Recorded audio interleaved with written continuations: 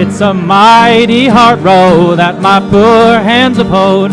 My poor feet have traveled a hard, dusty road. Out of your dust bowl and westward we rode, and your desert was hot, and your mountain was cold. I've worked in your orchards of peaches and prunes.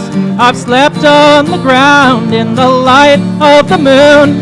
At the edge of the cities you'll see us, and then we come with the dust, and we go with the wind.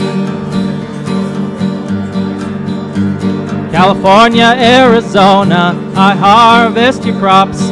Well, it's north up to Oregon to gather your hops. Take the beets from your ground cut, the grapes from your vine, to set on your table your light, sparkling wine.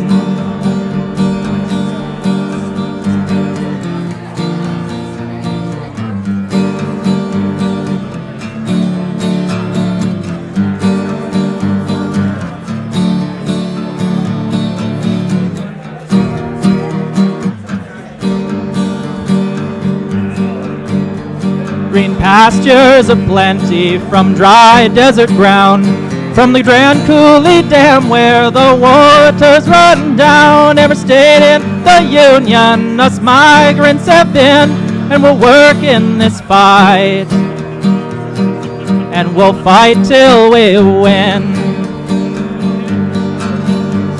It's always we've rambled that river and I, all along your green valley. I'll work till I die.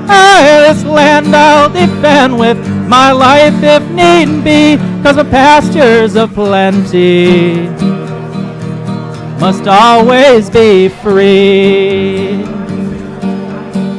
It's a mighty hard road that my poor hands have hoed. My poor feet have traveled a hot, dusty road. Out of your dust bowl and westward we rode, and your desert was hot, and your mountain was cold.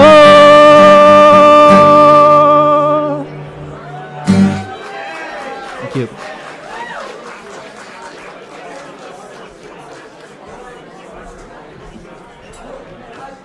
All right, everybody. Let me get this out. I'm gonna get it. There we go. Can everybody hear me okay? I'm your MC tonight, yo. All right, here we go. We're gonna start, to get everybody to know we're getting started, we're gonna start with Dare to Struggle. Dare to Struggle. Dare to Struggle. Dare to Struggle. Dare to Struggle. That's right. I love it. All right. So, I'm going to ask you guys, we're going to do something that we start off every CPI event with. And it's a moment of respect. I'll tell you a little history where it comes from. It comes from the Soviet Union, but hear me out, libertarians. I think you'll like it. Stick around. It was written by the World Democratic Youth Federation, and it came out in 1947 as a way to bring the youth of the world together against war. So anytime we have a meeting, we recite the Pledge of Unity. We put up our right hand, and you don't need to know it because I'm going to say it, and you can repeat it, all right? And we've replaced youth with people, so here we go. The CPI Pledge of Unity. Hold up your right hand. Everybody stand up if you wouldn't mind. Get involved. Come on, do me a solid. All right. Are you ready? Solidarity for the working class. Here we go. We pledge that we shall remember this unity. Forged at the end of the Second World War. Not only today, not only this week. This year, but always. Until we have built the world we have dreamed of and fought for.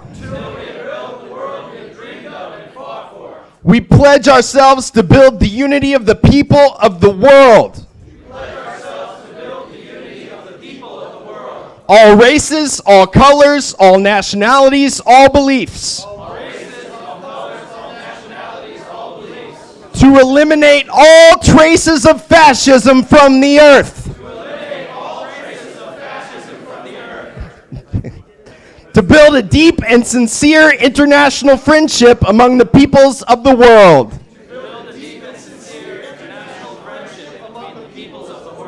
To keep a just and lasting peace. To eliminate want, frustration, and enforced idleness. We have come to confirm the unity of all people. To salute our comrades who have died. And pledge our word that skillful hands, keen brains, and bold enthusiasm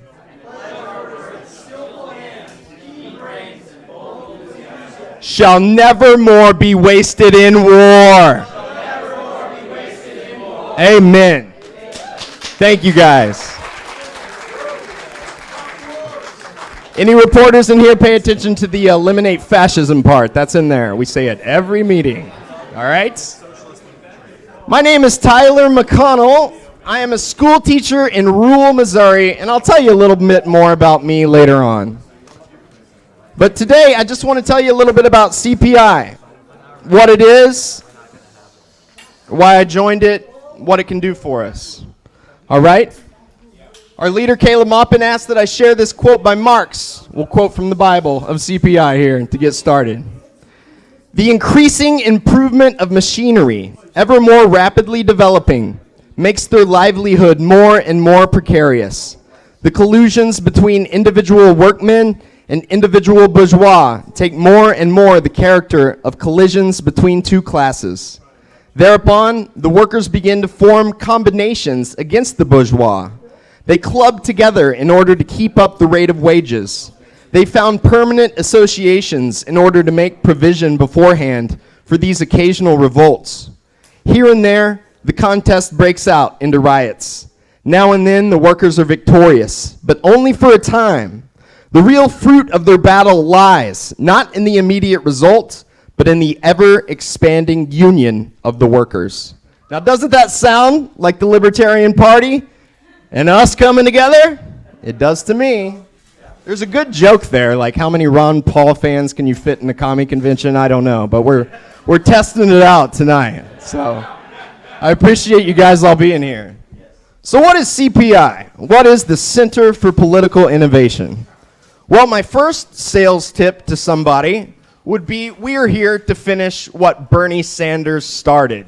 He failed to do it. He sold out at the 0 hour, okay? This is us on the left. We are the anti-cancel culture left.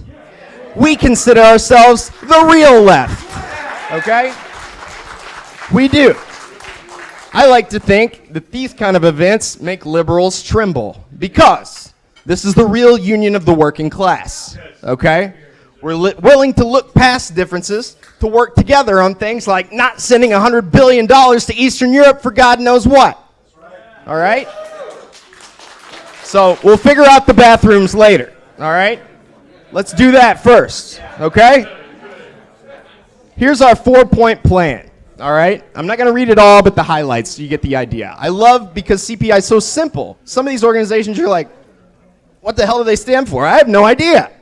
CPI, you can go to the website, 1, 2, 3, 4. There it is, all right? All right. You know, every single day, $18 million of our tax money goes to fund the criminals in that building over there and in occupied Palestine, the Israeli regime. Every single day, $18 million. And I have a copy of today's issue of the Wall Street Journal, and it says here that 1 in 4 bridges in the United States are not secure. It says here that urban highway congestion costs over $100 billion annually. The United States is crumbling. People are unemployed. They are closing hospitals and they are closing schools, but yet they have more and more money for the murderers in Tel Aviv. That's unacceptable. As the U.S. becomes more and more of a police state, and the civil liberties the U.S. government is always bragging about get stripped and stripped away, you can't help but admit that the U.S. is starting to look more and more like Israel. The cops who choked Eric Garner to death, the New York City Police Department is trained in Israel.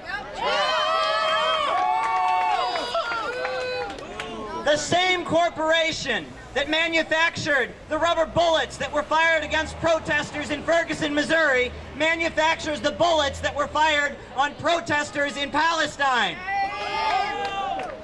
The struggle against Zionism, the struggle against the Israeli criminals is not just a struggle in one part of the world, it's a global struggle. It's a struggle against the bankers in London and the bankers on Wall Street who are destroying the world, and it's a struggle against global capitalism. Thank you very much. From the river to the sea, Palestine will be free. From the river to the sea, Palestine will be free. Really there to promote Russian and North Korean foreign policies. She may not understand that, but she's being used by people like Dennis Kucinich and others to do that. She also has some connections to the Center for Political Innovation, which is a very pro-Russian outfit run by a man called Caleb Maupin, who used to be in the Workers' World Party. She's on the... My name is Ramiro Funes. I'm originally from Honduras. I was born and raised in New York. My family's from Honduras. I moved to LA, but I actually got to know Caleb a few years ago in New York. We did a lot of work together, organizing and doing protests, and also doing media work. Caleb is a really good friend of mine, and I'm so glad to have helped bring him out here to do this very important talk. And I wanted to bring Caleb out here because I think the solutions that he's talking about building and constructing, is what the socialist movement needs to hear. Because a lot of times, everything is focused on destruction, destroying, destabilizing. And as socialists and communists, we have to have a vision of what we want to create. Right, we have to have a vision of what we want to build. Socialists should be seen as builders and constructors, and not just people tearing things down as edgy teenagers. And if you go anywhere in the global South and you see revolutionary movements, that's what they're talking about. They're talking about building. They're not just talking about destroying. So I wanted to, bring Caleb out here. His talks are really great. I'm sure you all follow him on YouTube. For those of you watching this on YouTube, thank you for watching this and supporting Caleb's work. Caleb has taught me a lot about politics, and I'm sure he's taught all of y'all a lot. Without further ado, I just want to introduce Caleb, a political journalist, commentator. He has produced for RT, Press TV. He's written for tons of websites all around the world. So thank you, Caleb, for coming out.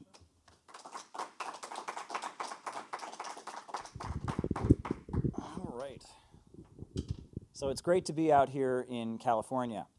I was a little bit worried when I flew in that maybe Kamala Harris might have a few people to meet me at the airport. But then again, I knew Ramiro was picking me up and he'd have my back and he could handle them. And I also knew that Ramiro has a friend named Ophelia and she would have Ramiro's back. So I was in really good hands, so I was safe, so I had nothing to worry about there. But, it's quite interesting. We're out here, we're in California, we're talking about politics, and, I've known Ramiro for a while. I knew Ramiro back when he was in New York City as a college student, and I think it's from Ramiro that I first heard a phrase that is very important. And Ramiro quoted to me the Greek philosopher Heraclitus, who said, "You never step into the same river twice. You never step into the same river twice." Meaning, of course, that the world is constantly in a state of motion. Things are constantly changing. Nothing is the same, just as much as today, being a Saturday, is most likely going to be followed by a Sunday. It'll be unlike any Sunday that has ever taken place in the entire history of the world. And That Sunday will be followed by a Monday. But that Monday, that next Monday, will be unlike any Monday that has ever taken place in the history of the world. The world is constantly in a state of motion. Things are changing constantly. I often use the phrase that I like to articulate this with. I'm sure if you've watched on YouTube, you know the phrase that I'm about to say, but I used to talk about, put the mic down for just a second.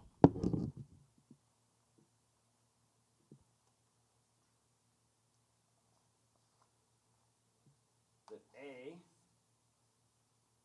does not equal A. Right?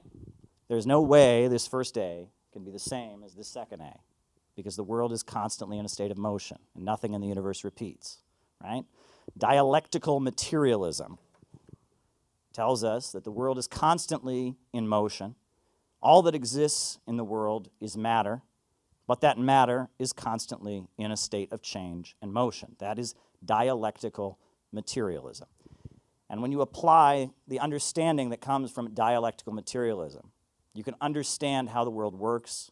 You can make predictions about how things might change. You can understand the nature of contradiction, that every thesis produces an antithesis, that every antithesis then clashes with the thesis to produce a synthesis, and then that synthesis becomes a new thesis that clashes with yet another antithesis, resulting in yet another synthesis.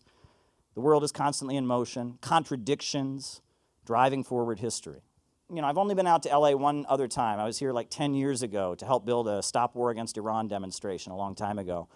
But, I never really had a chance to do any tourism when I was out there. So this time when I was out here, I decided I wanted to visit a place called Griffith Observatory. And, it's a beautiful place out here in LA, and it's in one of my favorite movies, and that movie is not La La Land. And it's in one of my favorite movies, an old movie, a 1955 film called Rebel Without a Cause. Has anyone here ever seen Rebel Without a Cause? Classic movie, James Dean, Natalie Wood, Sal Mineo. 1955 movie about juvenile delinquents.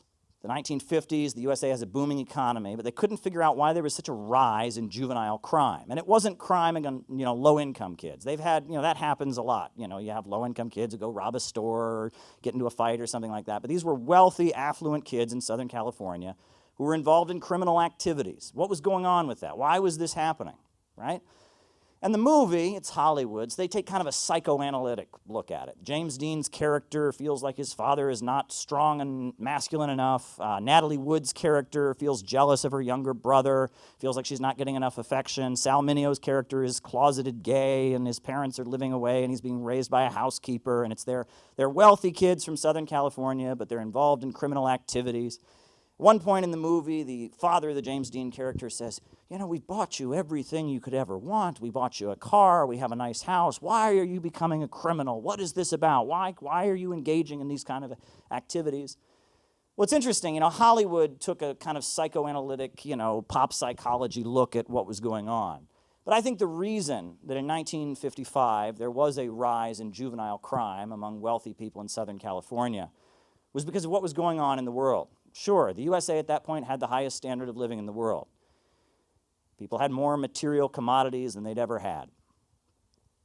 But all those houses, all those cars, all those hula hoops, all those 45 records were all dripping in blood. It was the blood of the Korean people being bombed and killed, 4 million killed when they tried to reunify the Korean Peninsula. It was the blood of people in Africa that were facing slaughter and attack when they tried to throw off the chains of colonialism. It was the blood of people in South and Central America who were also facing ugly coups and military dictatorships imposed by the United States. It was the blood of people in the southern United States living under Jim Crow segregation. It was the blood of the Chicano people who were also facing horrendous treatment in their own land after it had been stolen from Mexico. And that ugly reality was hanging over everything going on in the U.S. society at the time. It's funny, he died, but I had a racist grandfather in Missouri. I remember one time I was in the house with my racist grandfather, and he was like trying to shut the screen door, and the screen door like popped out and broke. And I remember he said, "God damn it, this house must be built on top of an Indian graveyard." And I was a kid, and I thought, what in the world does that mean? You know, and I found out this was an old racist expression, right? It was a belief that the ghosts of Native Americans would like come into houses and make things break, right? That's an old racist expression. You know, this house must be built on top of an Indian graveyard. It was a racist expression. I'd never heard it, but as a kid, but my grandfather being an older guy who said these kind of things. But if you think about it, the United States, the entire United States is built on top of an Indian graveyard. And it's not just an Indian graveyard, it's an African graveyard. It's a Vietnamese graveyard, right? It's a graveyard of people from the Middle East, a graveyard of people from Latin America, US imperialism. And when we talk about being socialists and revolutionaries, what separates us from those who might be reformists is that we're not looking to just kind of adjust the way things are. We want the country to be completely reborn, right? In the Islamic tradition, I learned when I was in the Middle East that they have a concept called haram, right? And they explain that if you steal some food and you eat it, it might make you sick. Or if you take out a usurious loan to get a house, that house will fall down or catch on fire. That when things are acquired in an impure way, they become corrupted, right? They talk about fruit of a poison tree in legal terms, right? When the origin is corrupt, the result is also corrupt. And that's why, as socialists, we represent a different current in U.S. history. We represent, the current of John Brown, Harriet Tubman, Susan B. Anthony, William Z. Foster, Gus Hall. We represent the revolutionary traditions of struggle, which have always battled against the ugly side of America, of colonialism, racism. We represent a call for refounding the entire country based on new systems of egalitarianism, compassion, human reason, and not greed and brutality. We call for a whole new America to be built based on an entirely new foundation. And it's a long tradition of socialists. And I remember when I was first getting involved in socialist politics, I was a college student in Ohio, and somebody who was in the organization I was in, they were driving from Michigan, and they picked me up from my university in Ohio, and we drove up to Buffalo, New York. And we went to the home of a woman who was well over 80, maybe even 90 years old. We sat in her living room, and she got out the photo album, and she showed us pictures from the 1950s, from the bad old days. And she told us about her life, about how in 1948, she was living in Buffalo, and the steel mill in Buffalo, belonging to Bethlehem Steel, fired every worker who was a member of the Communist Party USA for being a communist. So she and her fellow activists, they protested outside the steel plant and said that, steel workers have the right to be in whatever political party they want. The Communist Party, the Democratic Party, this is an attack on their civil rights. And across the street from the demonstration was the FBI. And they were taking pictures of everyone who was there. And the next day, in the newspaper, it printed the name and address of every single person at the demonstration. And then she was a high school teacher at the time, and a couple days later, she got called down to the principal's office. She was there at the principal's office. There were 2 FBI men there with photographs of her at this demonstration. The principal said, "Is this true? You were at a communist rally, a communist demonstration?" She said, "Yes, that's me." And he said, "Well, you're fired. You're not going to be teaching at this school." So a couple months later, she got another job at an elementary school.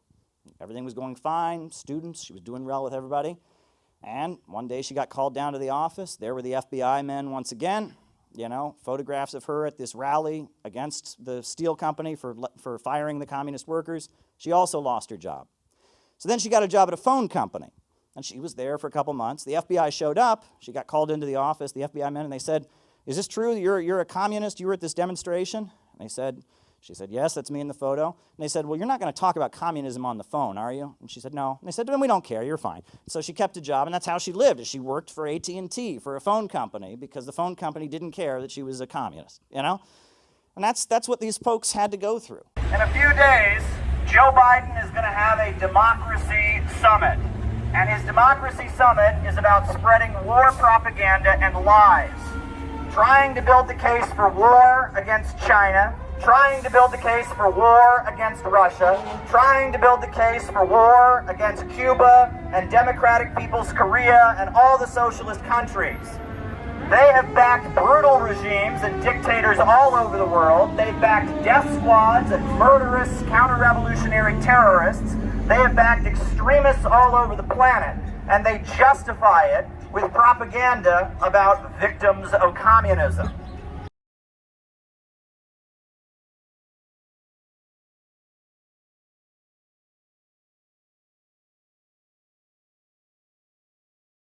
Dare to struggle. Dare to win. Dare to struggle. Dare to win. Dare to struggle. Dare to win. Welcome, everyone.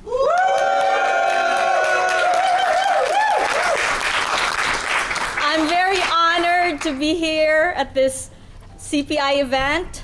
The opening plenary is going to be about the peace movement that we urgently need. So it got me thinking about peace. So I have a question for you guys. How do you make peace with a squirrel? You gotta act like a nut. So when you look at that phrase, you'd think, am I gonna act crazy? It sounds like that's what our government is doing, right? It's trying to make peace by fomenting war, acting crazy around the world.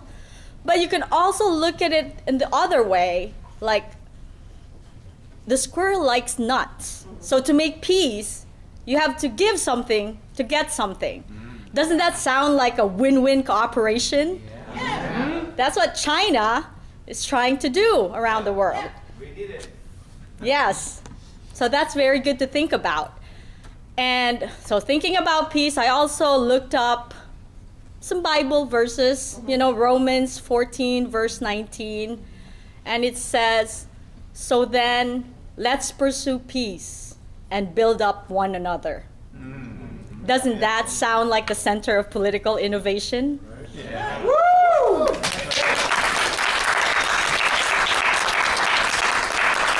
We are for a peace movement, but we are also for building each other up, for building cities, building up communities.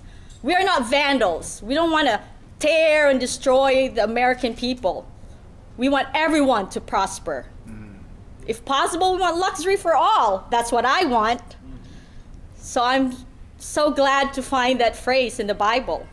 And lastly, I saw this quote about peace in the Course in Miracles, and it says, peace is impossible to those who want war, but peace is inevitable to those who want peace.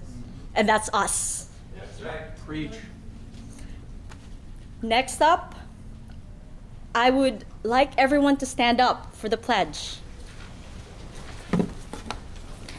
Raise your right hand and repeat after me. We pledge that we shall remember this unity.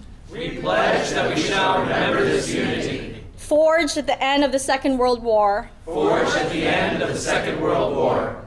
Not only today, not only this week, this year, but always. Not only today, not only this year, but always. Until we have built the world we have dreamed of and fought for. Until we have built the world we have dreamed of and fought for. We pledge ourselves to build the unity of the people of the world. We pledge ourselves to build the unity of the people of the world. All races, all colors, all nationalities, all beliefs. All races, all colors, all nationalities, all beliefs. To eliminate all traces of fascism from the earth. To eliminate all traces of fascism from the earth. To build a deep and sincere international friendship among the peoples of the world. To build a deep and sincere international friendship among the peoples of the world. To keep a just, lasting peace, to eliminate want, frustration, and enforced idleness. To keep a just, lasting peace, to eliminate want, frustration, and forced idleness. We have come to confirm the unity of all people, to salute our comrades who have died. We have come to confirm the unity of all people, to salute our comrades who have died. And pledge our word that skillful hands, keen brains, and bold enthusiasm. And pledge our word that skillful hands, keen brains, and bold enthusiasm shall never more be wasted in war. Shall never more be wasted in war. Put your hands down and remain standing for the flag ceremony.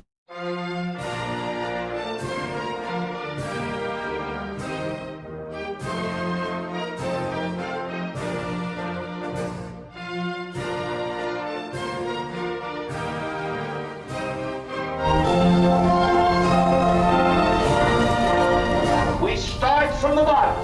American families shall have a homestead, a home, none in poverty, none in pestilence, none in want, but in the land blessed by the smile of the Creator. We will continue every effort to end monopoly in business, to support collective bargaining, to stop unfair competition, and to abolish dishonorable trade practices. And for all these, we have only just begun to fight.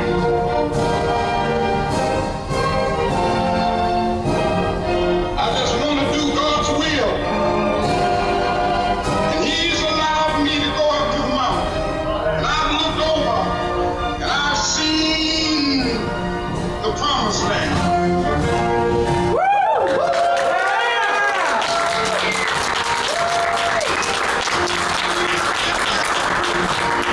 I want you to know tonight that we as a people will get to the promised land.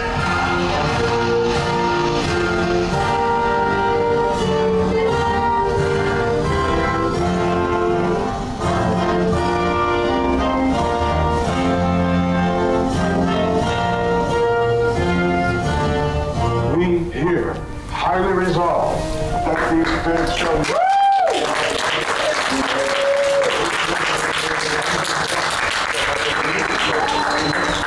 government of the people, by the people, for the people, shall not perish from the earth.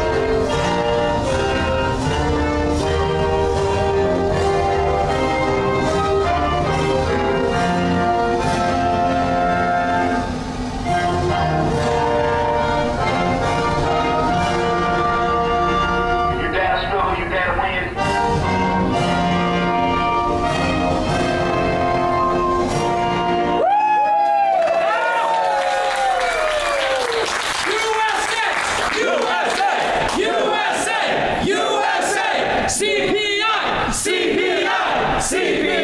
CPI! Dare to struggle! Dare to struggle!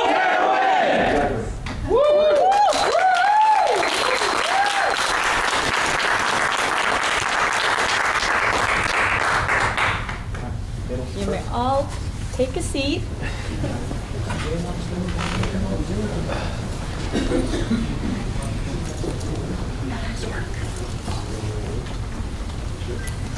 My name is Jeddah. I'm one of the board members of CPI, and I'm here to report the CPI's accomplishments so far this year.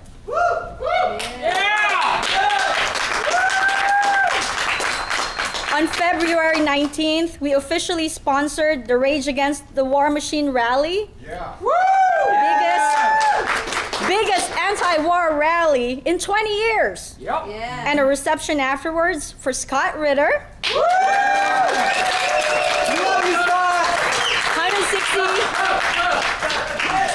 160 people attended. And then on March 5th, we published the book, Where is America Going? Marxism, MAGA, and the Coming Revolution. The book was featured on the Kim Iverson show. The book has over 19 reviews on Amazon and sold hundreds of copies. A lengthy review was published on attackthesystem.com, so you should check that out. On March 25th to 26th, we held a two-day summit against hypocrisy in Washington, D.C. to counter Joe Biden's Summit for Democracy. Genocide Joe! Genocide Joe. 75 people attended. Peter Coffin produced a documentary about the event.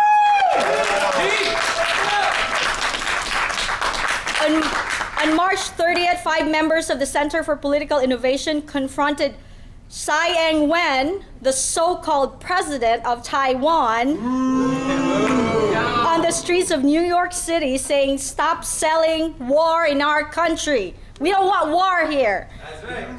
The clip went viral in Chinese media. China's Global Times featured the Center for Political Innovation in multiple articles, highlight American voices who want peace with China. That's right. No war with China. No war. All right.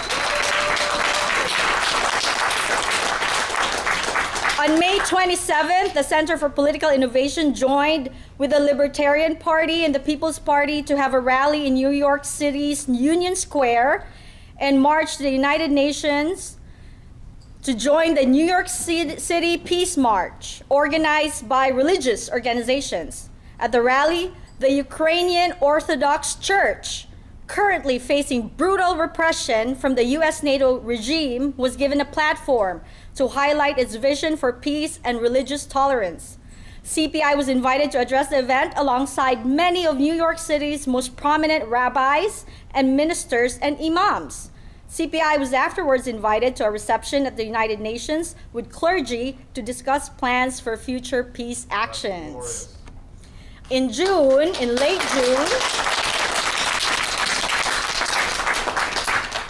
June, the Center for Political Innovation held a weekend workshop in Missouri. 40 people gathered for 3 days of socialist education, group bonding activities, discussion, and strategy. July 10th, the Center for Political Innovation held an event called Money and American Justice in New York City, critiquing the U.S. legal system. The guests of honor were representatives of the People's Democratic Uhuru movement. Yes. Hands off Uhuru! Hands off Uhuru! Hands off Uhuru! Hands off Uhuru! Hands off Africa.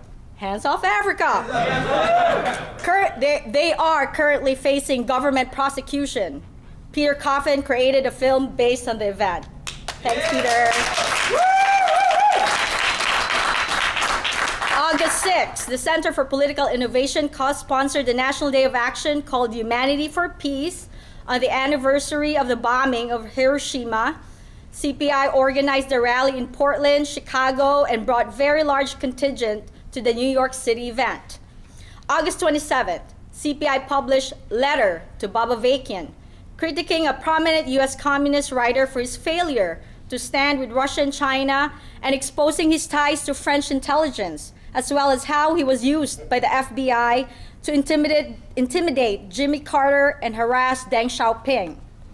September 20th, during the United Nations General Assembly, the president of the Islamic Republic of Iran, Ibrahim Raisi, reached out to RT News asking to conduct an exclusive interview with CPI's ideological leader, Caleb Maupin.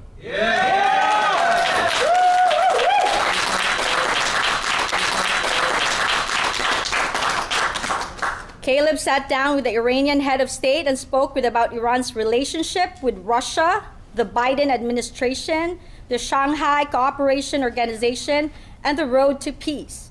The conversation was viewed by millions of people all over the world and translated into many languages. No war with Iran, end the sanctions! No war with Iran! No war with Iran! Next, in October, as Gaza faces a brutal bombardment at the hands of Israel, CPI members in Chicago and other major cities have attended anti-war rallies. Free Palestine! Free Palestine! Free Palestine! Free Palestine! Free Palestine! Free Palestine! From the river to the sea! Palestine to the sea! From the river to the sea! Palestine will be free! From the river to the sea! Palestine will be free! From the river to the sea! Palestine will be free! On October 25th, the Center for Political Innovation was selected by the Russian Foreign Ministry's Youth Office to form the National Preparatory Committee for an American delegation to the World Youth Festival. Yeah! CPI. Russia! CPI. CPI! CPI. CPI! CPI! CPI! CPI reached out to the American Student Union and the Party of Communists, and the three organizations agreed to form the U.S. delegation to the 2024 Global Youth Gathering set for March in Sochi, Russia. Yeah! Very exciting. Caleb Maupin attended the International Council of the World Youth Festival. On November 4th, CPI was a co-sponsor of the Black People's March on the White House in Washington, D.C., highlighting the Uhuru movement and the persecution by the U.S. Department of Justice. CPI member John McCarthy, where are you? Was invited to speak at the rally.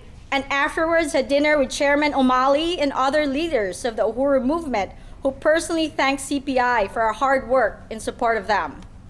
November 19 to 20, CPI President Elizabeth Young attends the 5th International Conference of the World Anti-Imperialist Platform in Athens, Greece.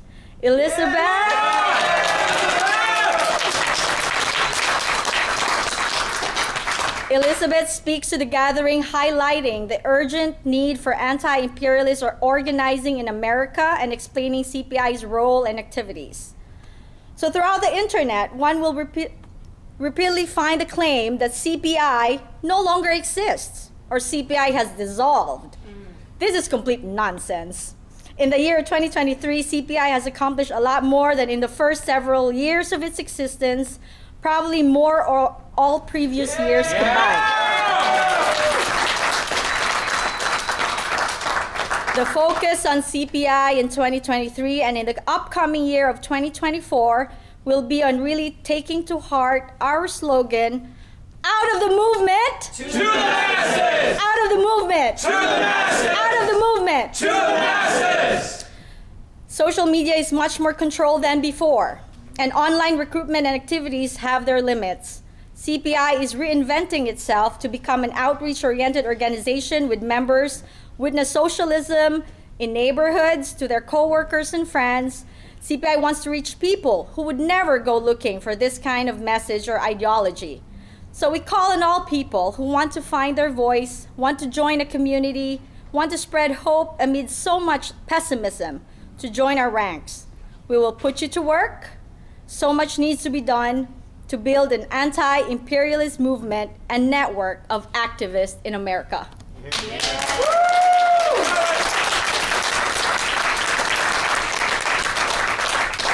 All right, next up is a greeting from a man I truly admire. He's the ideological leader of CPI. He's an RT journalist, wrote a lot of books. He inspires us every day. He's such a good friend.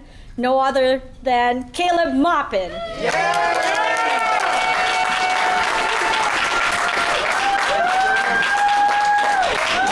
Really happy to look out at this audience right now. I'm seeing a number of new faces, people that I have never met before, and that makes me smile. It makes me very, very happy. But I'm also seeing a lot of people that I know pretty well, a lot of people who have given their lives to come together to try and get something done. And they know the joy of being part of an organization, being part of a community. And they know what it means to take a tough stand and say things that are sometimes unpopular. But when we have our opening panel here this morning, we're not taking an unpopular position. What we're here talking about in this opening panel is a position in which the American people overwhelmingly agree with us. Poll after poll after poll has shown that the American people do not want more military interventions and foreign entanglements around the world. That's right. Stop the wars. We are in the majority. We have the majority position, and this has been the position of the American people for the last decade. During the Vietnam War, the anti-war movement had the difficult task of trying to convince the American public to turn against the war. We don't have that job. The public is already against these wars. They're against these foreign interventions. They're against spending billions of dollars around the world for death and destruction. However, our challenge is building the movement that can give expression to the anti-war sentiments that are already overwhelmingly there among the population. That's right. So why is it that the American people are against these wars? Well, I'll try to give you an answer to that question. You go to any gas station in this country, you stand there and you wait, you're going to see a car pull up eventually. And that car will have a mother in the front seat of the car. There'll be kids in the back seat. She will go to the gas pump. She'll very carefully take that gas pump out. She'll very carefully stick it into the gas tank. And she'll be watching the meter very carefully, and she'll put just $10 worth of gas into the car. Now, why is she doing that? because $10 worth of gas, that'll get her kids to school for a couple days. Right? $10 worth of gas will get her to the grocery store so she can get some food and feed her family. She's not filling up that tank because she can't afford to fill up the tank. She's just struggling to get by. She's budgeting. And when we think about that reality, what Biden inflation and what the gouging and driving down of living standards is doing to American families, there's millions of people in this country who are saying, we're tired of this shit. Say it with me. We're tired of this shit. We're tired of this shit. We're tired of this shit. When we see the situation in the country getting to the point that our roads and bridges are falling apart, we're saying we're tired of this shit. We're tired of this shit. When the next generation isn't offered good-paying jobs, just a life of student debt and opioids, we're saying we're tired of this shit. We're tired of this shit. When we have a situation where we're seeing relatives, family members, people from our communities coming home from overseas, scarred and traumatized for the rest of their lives for what they saw, we're saying we're tired of this shit. We're tired of this shit. And then, when we see our politicians get up and pledge allegiance to Ukraine and pledge allegiance to Israel while this country is falling apart, we say we are tired of this shit. Are we not tired of this shit? We're tired of this shit. Defund Ukraine. Absolutely. Defund Ukraine. Defund Israel. Yes. Israel. And rebuild America. Yes. That's right.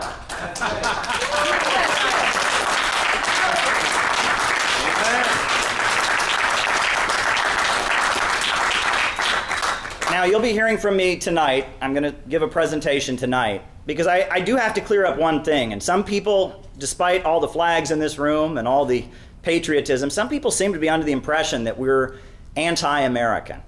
Well, they're wrong. We love America. In fact, we love America so much that we can tell the truth. If someone's really your friend, if someone really cares about you, they will tell you what you need to hear, what might not be easy for you to hear. And we are here because we love this country, but we know that there's a big group of billionaires and monopolists and corporations that don't love this country. And we think that if the American people could assert their will and their desire to end these wars, this country could be completely reborn. We could see a whole new country. I think there could be a vibrant civilization state right here on these shores. I think if we offered a hand of friendship to Russia and China and Iran and Venezuela and all the countries that are currently under attack, if we had an economy based on growth, not fictional profits for big corporations and bankers, things could get a lot better. And so that's what we're going to be hearing out throughout the day. But today, we have some of the best and brightest anti-war voices from this country and from other parts of the world that are here to speak to us. Peace with Russia. Peace with China. Peace with Russia. Peace with China. It's time to stand for peace here at the United Nations. We are marching up to the religious rally. Russia and China are not our enemy. Peace with Russia. Peace with China. Peace with Russia. Peace with China. Peace with Russia. Peace with China. Peace with Russia. Peace with China. Peace with Russia. Peace with China. Peace with Russia. Peace with China. Peace with Russia. Peace with China. Peace with Russia. Peace with China. So next up, we'd like to welcome up the founder of the Center for Political Innovation. We're here today to do something that brings us all together.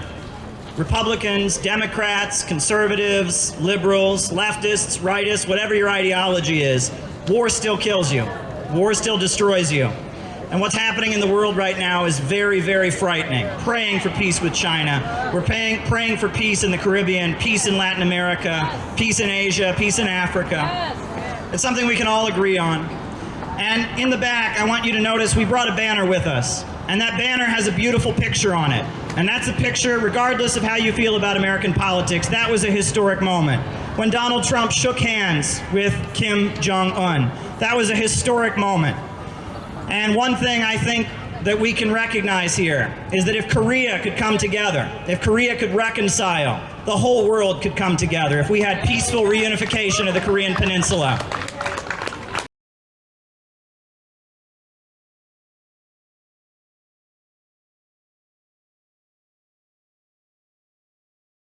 I'd like to take a minute to really appreciate who this man is and all that he has done, not only for me personally, but for all of us. I know that without the light and the optimism that Caleb and the Center for Political Innovation offers and that perspective, I really don't know where I would be. I might be lost, I might be confused. That's the general picture. But I think sometimes when you're involved in anti-imperialism and you're involved with the kind of work that we do as anti-imperialists, for as long as someone like Caleb has, you tend to rack up a bit of a resume. So let's take a second and let's just go over a few of the things that he's accomplished in his years as an activist. In 2010, 2 black activists were acquitted because Caleb went to their court case and he showed footage that he had of police brutalizing them and showed that basically, they were being charged with assaulting a police officer. He showed that they didn't do it. That was in Cleveland. During Occupy Wall Street, he was the official media spokesperson for the great anti-imperialist former Attorney General Ramsey Clark.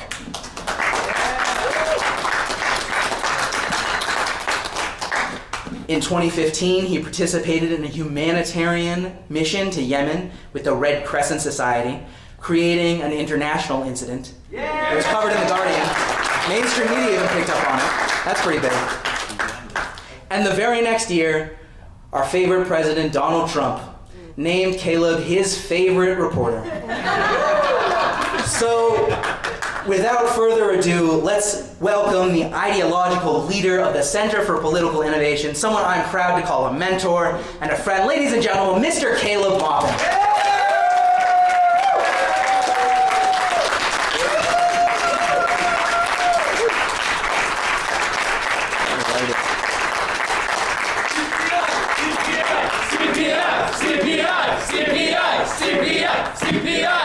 So stay standing, and stretch a little bit, because we're getting near the end of our program.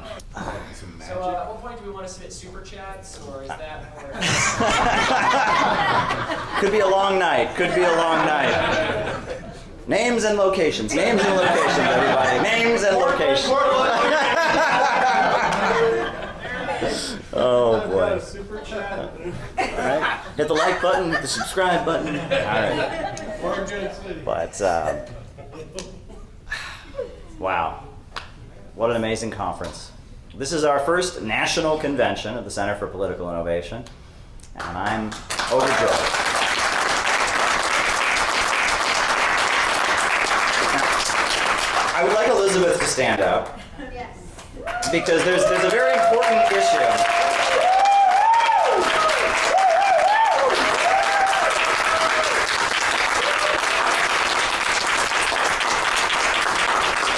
There's a very important issue that we've been discussing with the board of directors, and that is that we have determined, after intense debate and negotiation, that one does not have to have red hair in order to be in the leadership of the Center for Political Innovation. We will allow non-gingers into leadership. It is allowed. You're going to be careful, though, but it'll be allowed.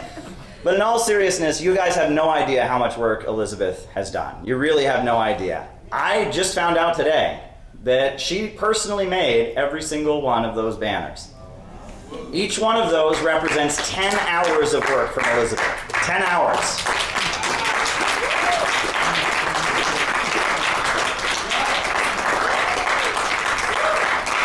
And we have had an amazing event. Elizabeth found this venue. She organized this. She did so much. So we are in deep, deep appreciation to all that she has done. Not just for this convention, but for this organization. We are proud to call her our president. This is the leader of the Center for Political Innovation right here, Elizabeth Young. Thank you, Elizabeth.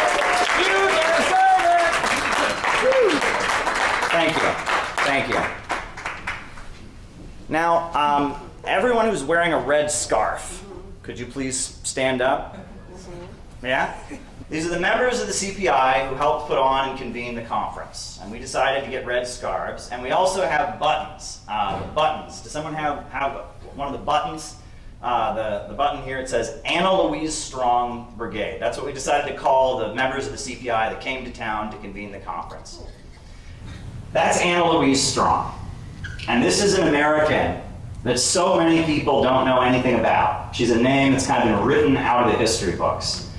But she's been pivotal, not just in the history of this country, but in the history of the world. Anna Louise Strong was from this part of the country and was a key leader of the Seattle General Strike in 1919. She was the main journalist for the Union Record, which was the wobbly labor paper in Seattle. And then, after the strike was defeated, she heard about this new country that was created called the Soviet Union, and she went over there and saw what they were achieving, the amazing things that they were achieving. She came back to the United States and wrote books about it and went on speaking tours about it. And eventually, she moved to Moscow, and she was the editor of the Moscow News, which was the English language newspaper that they had in Moscow in the 1930s. So I like to say she was RT before RT. She's old school RT right here. This is old school RT. And Anna Louise Strong, eventually she moved to China, and she interviewed Mao Zedong. And it was in her interview with Mao that Mao first used the phrase paper tigers to describe the imperialists. She was not loved in this country due to McCarthyism, so she spent her final years in China. And in China, she was known as the Paper Tiger Lady, and Mao Zedong and Zhou Enlai and other key leaders of the Chinese Communist Party would come over to her house all the time to consult with her on politics, really comprehended economics and political theory. She was also deeply poetic. Her writing is deeply beautiful, and it was discovering her writing as a teenager. I discovered her autobiography, I Change Worlds, her memoir of living in the Soviet Union called The Stalin Era, her writing, The Soviets Expected It, about World War II. She wrote so much about the socialist movement and what it's about. And in everything she wrote, she brought with it a spirit of Americanism. She was not ashamed to be an American. She knew this country did a lot of evil things, but there was Americanism that just flowed through everything that she wrote. I'm going to read to you something that amazing woman who's been left out of U.S. history wrote. And this was at the time that great Seattle General Strike was happening. This is what she wrote. This is an editorial she wrote for the Seattle Union Record. She said, "We are undertaking the most tremendous move ever made by labor in this country. A move that will lead no one knows where. We do not need hysteria. We need the iron march of labor. Labor will feed the people. 12 great kitchens have been offered, and from them food will be distributed and provision trades at low cost to all. Labor will care for the babies and the sick. The milk wagon drivers and laundry drivers are arranging plans for supplying milk to babies, invalids, and hospitals, and taking care of linen for the hospitals. Labor will preserve order. The strike committee is arranging for guards and is expected that the stopping of the cars will keep people at home. Let them get this straight. It is not the withdrawal of labor power, but the power of workers to manage that will win this strike. The closing down of Seattle's industries, a mere shutdown, will not affect these Eastern gentlemen very much. They could let the whole Northwest go to pieces as far as money alone is concerned. But the closing down of capitalist-controlled industries in Seattle, while the workers organize to feed the people, to care for the babies and the sick, and to preserve order, this will move them. For this looks too much like the taking of power by the workers. Labor will not only shut down the industries, labor will reopen. And that is why they say that we are starting out on a road that leads no one knows where." That's Anna Louise Strong in 1919, talking about how the potential of the strike wasn't going to be from creating disorder, wasn't going to be from creating chaos. It would be about the new, beautiful order that emerged when working people stepped up and started taking responsibility and taking participation in the leadership of their society. That the strike would preserve and present a new order. That's what she was writing about. She was a city builder. Anna Louise Strong. And we live in an age where there's so much pessimism. And a lot has been said about this. I won't be the person to make this comparison. But The time period we're living in is a lot like the lead up to the First World War, because war brings out the worst in people, and it makes people hopeless about humanity. It makes people question what it's all worth. And there's a poem that they used to make boomers memorize in school. They don't do that anymore. That's the thing they used to do, is they used to make kids memorize poems in school. And there's one poem they used to make kids memorize, and because it was so widely taught in school, people make fun of it a lot. So you've probably heard people reference it. And it goes like this: I think that I shall never see a poem as lovely as a tree whose hungry mouth is pressed against the earth's sweet flowing breast, a tree that looks at God all day and lifts her leafy arms to pray, a tree that may in summer wear a nest of robins in her hair, upon whose bosoms snow has lain, who intimately lives with rain. Poems are made by fools like me, but only God can make a tree. You ever hear that poem before? Yeah. Well, that was written by Joyce Kilmer, and Joyce Kilmer was shot in the head during World War I. And that poem expressed the pessimism of the age. It expressed the belief that all this technological advancement, all this progress, wasn't really leading to a beautiful new world. Instead, it was just giving us new weapons with which to kill each other, new technology with which to gun each other down. And it was looking to nature, looking with defeat at humanity. Only God can make a tree. Looking at human progress, looking at the idea that we can advance as a species with pessimism and cynicism and hopelessness. It's a cry of defeat. And, as I said, war brings out the worst in people. You know, my grandfather, he fought in the Second World War, and he went into the U.S. Marine Corps. He was from a small town in Missouri, and he and all the other young men from his small town in rural Missouri, they went into the U.S. Marine Corps. And my grandfather hated the U.S. Marine Corps. And he would see a billboard for the Marines, or he would hear the Marine anthem, and he would get angry. He would be visibly angry. He hated the basic training that they went through. It was very brutal. And he went through basic training, and they gave him an IQ intelligence test, and he tested pretty high, and so they switched him into the U.S. Navy. And he was an officer in the U.S. Navy. So then after the war, he went to meet up with all the young men who had fought with him in the U.S. Marines. But he couldn't meet with them because they were all dead. All of them had died except for one. And he met with the one surviving member of his unit in the U.S. Marines. And the guy was visibly not well. And in the conversation they had when they had dinner, he bragged to my grandfather about all the gold that he had pulled out of the teeth of Japanese corpses during the war. And my grandfather heard that, and he was just hurt by that. But my grandfather was in the U.S. Navy. He was a Navy officer during the war. And he also told us the story of how one day he was getting his hair cut. And he was getting his hair cut, and a torpedo hit the front of his ship, blew the front of the ship off. And then, as he was right there getting his hair cut, he gasped as a torpedo came through the wall and didn't explode. Right there as he was getting his hair cut, and it didn't go off. And in that moment, he thought he was going to die, and a couple men had died when the torpedo hit the front of the ship, and he survived. And my grandfather, the visceral hatred he had for the U.S. Marine Corps, that was a result of seeing the very same things that motivated Joyce Kilmer, the very same things that Rosa Luxemburg wrote about and was describing when she wrote about socialism or barbarism. She said that imperialism, left unhinged up to its natural capacity, would lead to desolation, degeneration, depopulation, and a great cemetery in Europe. It would lead to civilizations coming apart. She was describing what Friedrich Nietzsche talks about when he talks about the blonde beast, and how by becoming a colonizer and an imperialist, the Western man was losing any pretense of being civilized, any moral code. And it was becoming the law of the jungle once again. Might makes right, cruelty, the thriving of the most sadistic and vicious elements. That's what imperialism was leading to. And in imperialist wars, we see that ugliness come out. And that's what drives a lot of the pessimism that we saw in the lead up to the First World War.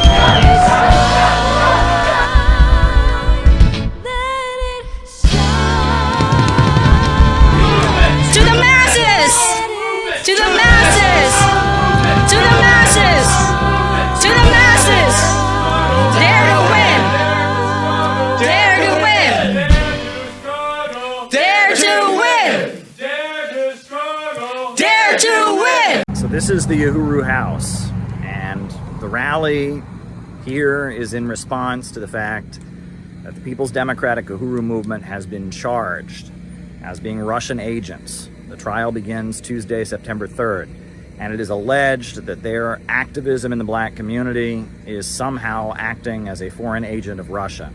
It's a very dangerous case with very extreme implications for freedom of speech, freedom to protest, freedom to be anti-war here in the United States. It was a beautiful rally that was held. Here are some of the highlights of that demonstration. Come on, put your hands together and stomp your feet. Come on and praise the Lord. Yeah, we've been messing with each other for a very long time.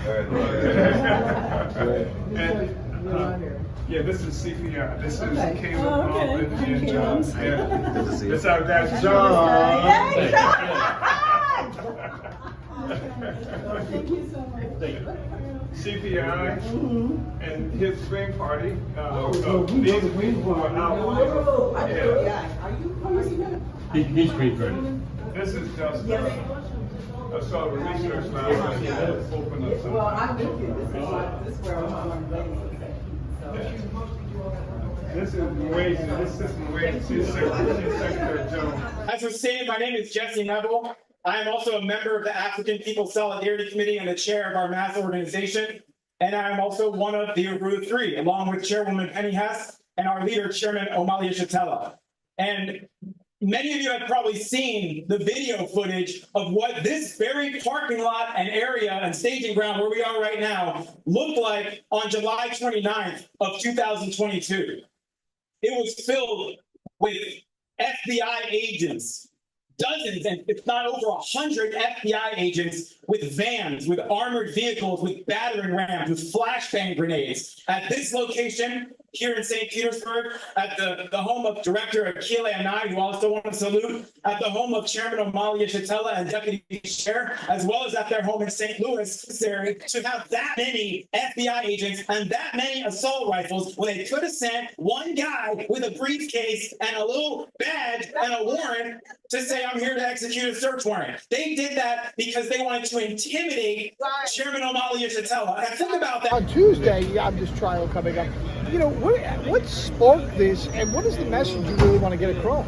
The message is that black people have agency, that we don't require anybody to tell us that we are oppressed. We are not employees of Russia. And I think the big problem is that the U.S. government has is that we won't be employees of the U.S. government. We are free people. We are fighting for the freedom of African people. There's only one interest for imperialism and colonialism, and it's seated right in Washington, D.C., whoever is sitting in the White House. So we got to understand that. So we just came to be here with y'all, and to be here with Comrade Omali, and the party, and the movement, and the supporters, because this is where we needed to be. This morning you oughta clap your hands. Come on, put your hands together and stomp your feet. So we got to find out what's happening. So they made me read Marx. They forced me to read Lenin. They forced me to look at Trotsky and all the others who represented what was characterized as scientific revolution. And it was helpful. I read Marx. And having read Marx, I came to damn different conclusions about so much using the science that Marx provided. Because Marx told us, he said, you have to have an understanding of how capitalism came into existence. He said, in order for there to be capitalist production, there must be accumulation of capital. He said, but how do you get an accumulation of capital if there's no capitalist production? He said, the only way we can get out of this is to presuppose that there was an accumulation of capital that preceded the production, capitalist production. He said that accumulation of capital came about as a consequence of turning Africa into a warren for the commercial hunting of black skins. He said it came and turning the indigenous people in this land into the mines, bringing up gold and silver and what have you for the Europeans. He said it had to do with the attack that was going on at what they call East India at the time. We're talking about the India in that particular area of South Asia. Hell, he just described a mode of production. That is a mode of production for the first time in history with the enslavement of African people, with the attack on Africa, the Portuguese. 600 years we've been fighting this struggle. 600 years ago, 1415. I have a question. If Jesse and Penny and the chairman are foreign agents, then who are the elected officials who are receiving money from AIPAC? Are they not foreign agents also? Why aren't they going after them? The hypocrisy of this government is absolutely, it makes you want to toss your cookies, to coin a phrase, okay? People understand what this means in terms of the threat to free speech of everybody. So that's why people are here, and that's why we are here. So we expect many, many more people to arrive here, and people like Charles Barron, who you may know for years and years was on the City Council in New York and on the State Assembly in New York. Turning 50 plus years old, I can't keep singing outside on the street corners. And then someone told me there was a new radio station called Black Power. I said, they called my name. Black Power. They called my name. I'm black and I got power. So I wanted to go out, and I came and I said, I want to be a DJ. And I never forget the person that was here, manager at the time, say, you want to be a DJ? And I said, yeah. He said, aren't you blind? I said, yes, I am. He said, well, I don't know if you can do it. I said, well, give me a chance, man. Give me a chance. And he said, okay, I guess I'll give you a chance. And Deputy Chair, she urged me on. And next thing you know, I was playing music and I was DJing and I was finding love for my community. And they was finding love for me, most importantly.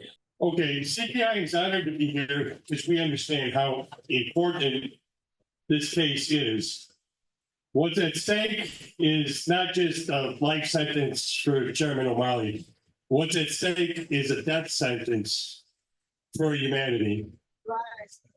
Because imperialism has pushed us to the brink of a world-ending nuclear war between the United States and Russia.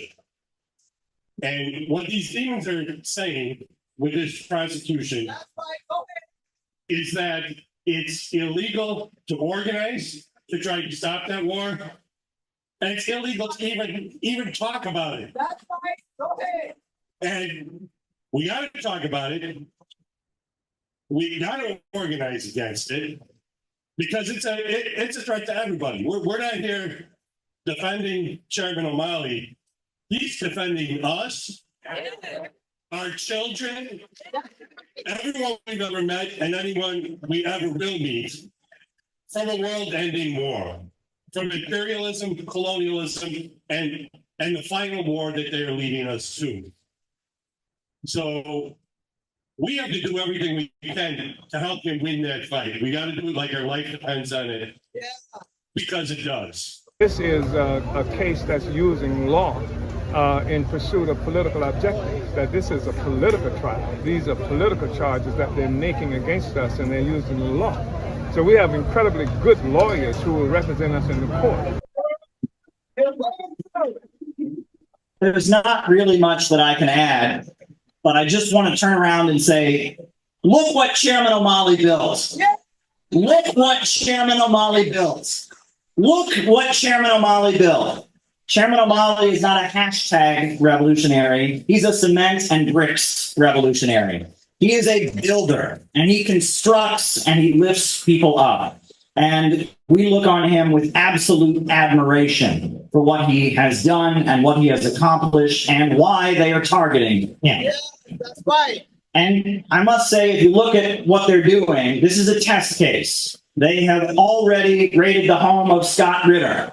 They just recently targeted Danny Shaw, the journalist, at the airport when he was coming back to the United States. And they have gone as far as to prosecute Sue Mi Terry, the top Korea scholar, a longtime shill, just because South Korea won't go along with the provocations against North Korea that the United States is demanding. There is all kinds of abuse and efforts to impose and utilize the Foreign Agents Registration Act in the works. There have been calls to prosecute organizations that march for Palestine under the Foreign Agents Registration Act. And this is a test case. And that is why standing up and taking this to trial and saying that you will not surrender is so important. It's really important. And we should all look in absolute admiration to Chairman O'Malley, to the Uhuru Three, and all that they are doing. And I must say that Chairman O'Malley is a builder. And that's why he has been targeted, is because he has built and he has constructed. And if you look at what their system is doing, monopolistic capitalism is in a wrecking, destructive period. But we are builders. We are people of the land. We are fighting back. We are resisting. We resist their global system based on fake wealth and usury and global domination of world markets. And we stand for building and construction and popular power. Thank you very much. And if, in fact, this trial is based on law and the Constitution, we'll win it, hands down.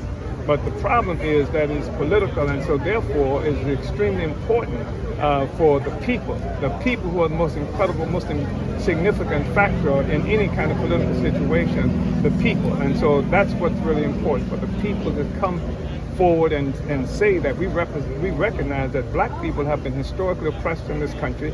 The Russians didn't have to tell us that. The party, the chairman has stood with every struggle. We recently found a photograph of Janeva's father, the incredible Biko Lumumba, speaking at a rally in support of Leonard Peltier in San Francisco in about 1983, 84, the party stood with Leonard Peltier for his freedom then, who has been in prison for 50 years on his own stolen land. So I just want to say we are confident. We want everybody to be there who can. The trial starts next Tuesday. It is powerful to see the people. And it's just, we will win. We will win. Only the people can win this. Salute to Chairman O'Malley. Deputy Chair on this nation, tell the African People's Socialist Party. And I'm saying this as somebody who's a communist. I'm as Comrade Charles Barry knows. I'm a materialist. You understand? I'm a materialist. But saying I'm a materialist does not keep me from appreciation of what we've seen here today. Because African people came to Christianity for different reasons. African people came to Christianity because it was the religion of the oppressed. Right. That's why there's go down, Moses, way down in Egypt land, tell Pharaoh, let my people go. You weren't hearing that in the white church. You were hearing that in the church of the oppressed. And that's the thing that brought us to this relationship with these wonderful people who bring the culture, African culture. We've had to learn how to even sing songs and express our feelings in ways that's not necessarily obvious to the oppressor. When Harriet Tubman come in the middle of the night to get the people, what she say? Steal away, steal away. And Africans understood exactly what that meant. It's time to bounce. You understand? And so people got together and did exactly that. So that's our relationship. That's a different Christianity than what Trump is talking about. That's a different Christianity than what Biden is talking about. That's a religion that's facing resistance. That's the way we approach that. I go to the movies and I go downtown. Somebody always telling me no. Also, did I say anything about the Center for Political Innovation? I want to, because these comrades were some of the first out of the gate. When this attack happened, they were first out of the gate. They didn't ask any questions or anything like that. They were the first out of the gate, and not only in words. They began to take actions everywhere they were located. We can see the actions they were involved in, defending the Uhuru 3 and opposed to what the FBI was doing to us, trying to do to us. And they understood the relationship that it had to the whole question of free speech for everybody. In Brooklyn, New York, the first tribunal on reparations for African people, the first world tribunal where we use international law, including the Genocide Convention. This is so wild because they charged us with being under the leadership of the Russians around genocide. And Comrade John had a splendid response to that. He said the guy who, the Russian we're supposed to be working for, was only 7 years old when we had that conviction, so they've done some time trial, in Russia to be able to make that, that claim. But I just wanted to say that the CPI, John, and then Caleb and John, Center for Political Innovation, I saw Caleb in this video, Comrade Caleb, and he was on a Vladimir Putin, President Putin was on the stage, and Caleb was in the audience, and he raised his hand and was recognized, and he said that what was happening with the Uhuru 3, and that they were using the Russia kind of thing as the basis for that, and he put it before them, and I thought that was really powerful and really great. Things between our two countries are not good at this point. Before we left, we had to have a press conference at the United Nations. We are concerned about being prosecuted. There are 3 Americans that have already been charged and are facing prosecution, possibly 15 years in prison, simply because they attended a conference like this in Russia, the Uhuru movement, they're called. And we are concerned because I know that I speak for the majority of the American people when I say that we do not want our tax money dumped into this conflict in Ukraine any longer. We do not want our country to continue to deteriorate internally while our leaders waste money on prolonging this war. I'm frightened by what the Biden administration is doing, not just in Ukraine, but also on Taiwan and on the Korean Peninsula. And I really do see gatherings like this as a potential road to peace. I don't want to say too much. I spoke earlier, but I just want to tell you that Tara Reid, the journalist who was sexually assaulted by Joe Biden and is currently living in Russia, wanted me to send her greetings to today's rally and to express her support. And I want to also say that, 2 years ago, I live in Brooklyn, but I was in Chicago, and we were going to have a conference, and we were going to honor Tara Reid at our conference. And it was 2 years ago, and I was in Chicago helping prepare for the conference. And then my phone started blowing up because everyone started telling me from around the country about what was happening here in St. Petersburg and in St. Louis. And we heard about what was happening, and we immediately thought we need to do everything we can to support the Uhuru movement. And so we were all over social media raising the case and raising awareness. And we made a phone call, and we decided we were going to dedicate the opening of our conference to the case. And members of the organization drove from St. Louis to Chicago, and we opened our conference honoring the Uhuru movement in the aftermath, in the immediate aftermath of those raids. And Tara Reid was there, and she had not heard about the raids and what had happened, but she heard about it, and she was able to speak with many of her associates and people that she's known through her efforts to expose Joe Biden. And we were able to make some connections, and that's something we're very, very proud of. We have from the beginning seen how dangerous this case is. And I have yelled at many people that I know that are anti-imperialists, many people that are claiming to be anti-war, claiming to be against the FBI, about how dangerous this case really is. And we have seen one of our roles as an organization of just highlighting the importance of this case, because there are many people who just don't seem to grasp how serious this case is. The attitude of the anti-imperialist movement, the attitude of the anti-war movement and the labor movement was an injury to one is an injury to all. And if they come for one of us, they have to deal with all of us. And that is the attitude of solidarity that we've been trying to bring from the beginning about this case. And so I want to urge people to go to their networks and demand people take a stand around this case, explain to them why it's so important, and don't let the issue go. Don't let them drop it. Don't let them just put out one statement, okay, we support them, and then move on and do something else. Explain to them how all of our rights are on trial here today. That's what I want to make clear. So thank you very much. Well, thank you so much, Caleb. Now more than ever, it's time to get organized. You and I both know that institutions like the African People's Socialist Party are crucial in advancing our struggle for liberation. That even the First Amendment that the prosecution has attempted to prevent us from using as a defense, even that First Amendment was not ratified by the United States Congress until 1791.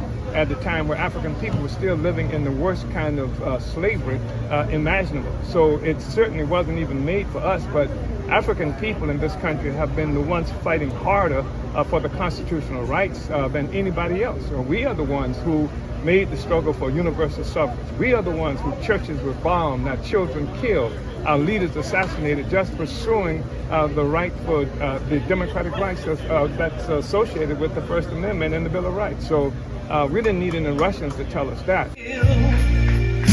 I go to the movies and I go downtown. Somebody always telling me no. This government and its ruling class wants us to hate China. They want to send, I'm a high school teacher, they want to send 17 and 18-year-old poor boys and girls from rural America to go die in a war for Taiwan. Taiwan's a long ways away, all right? China has created a system that's raising up its poorest people, its peasants, raised out of poverty. They're creating a system that gets to the base of the economy and recreates it so that the working class can rise. Unlike in this country, where homeless people sleep a block from the White House. What is that about? You want American boys to fight and die? For what? In China? In Taiwan? No. Let's fix our government right here at home to provide for working people before we go 7,000 miles away to waste young, precious lives over something as dumb as anti-communism. That's right. Communism will save America. The greatest lie ever told in this country, the greatest conspiracy theory ever told in America, is that communism is bad for work. Hello, everybody. My name is Madeline Wester, and I would like to welcome everyone to this important conference of the Center for Political Innovation.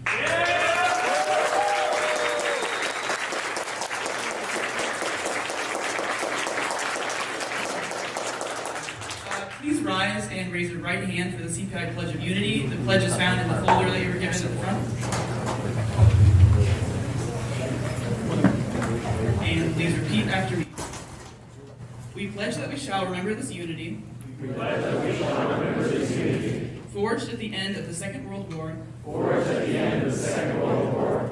Not only today, not only this week, this year, but always. Not only today, not only this week, this year, but always. Until we have built the world we have dreamed of and fought for. Until we have built the world we have dreamed of and fought for. We pledge ourselves to build the unity of the people of the world. We pledge ourselves to build the unity of the people of the world. All races, all colors, all nationalities, all beliefs. All races, all colors, all nationalities, all beliefs. To eliminate all traces of fascism from the earth. To eliminate all traces of fascism from the earth. To build a deep and sincere international friendship. To build a deep and sincere international friendship among the peoples of the world. Among the peoples of the world. To keep a just, lasting peace. To keep a just, lasting peace. To eliminate want, frustration, and enforced idleness. To eliminate want, frustration, and enforced idleness. We have come to confirm the unity of all people. We have come to confirm the unity of all people. To salute our comrades who have died. To salute our comrades who have died. And pledge our word that skillful hands, keen brains, and bold enthusiasm. And pledge our word that skillful hands, keen brains, and bold enthusiasm shall never more be wasted in war. Shall never more be wasted in war. Thank you. Please remain standing for the Internationale, followed by the U.S. National Anthem.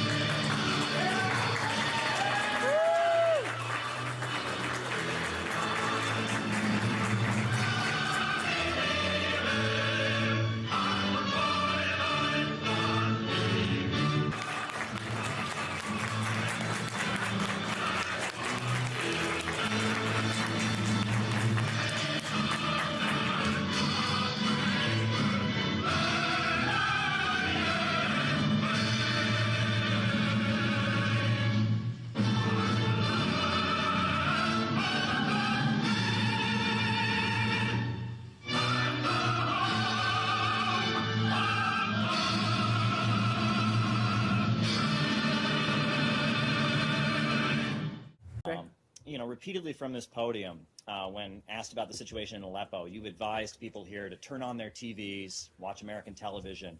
Do you stand by that? Do you still recommend people do that if they want to learn credible reports about what's happening in Aleppo? Oh, I think you're grossly mischaracterizing my comments.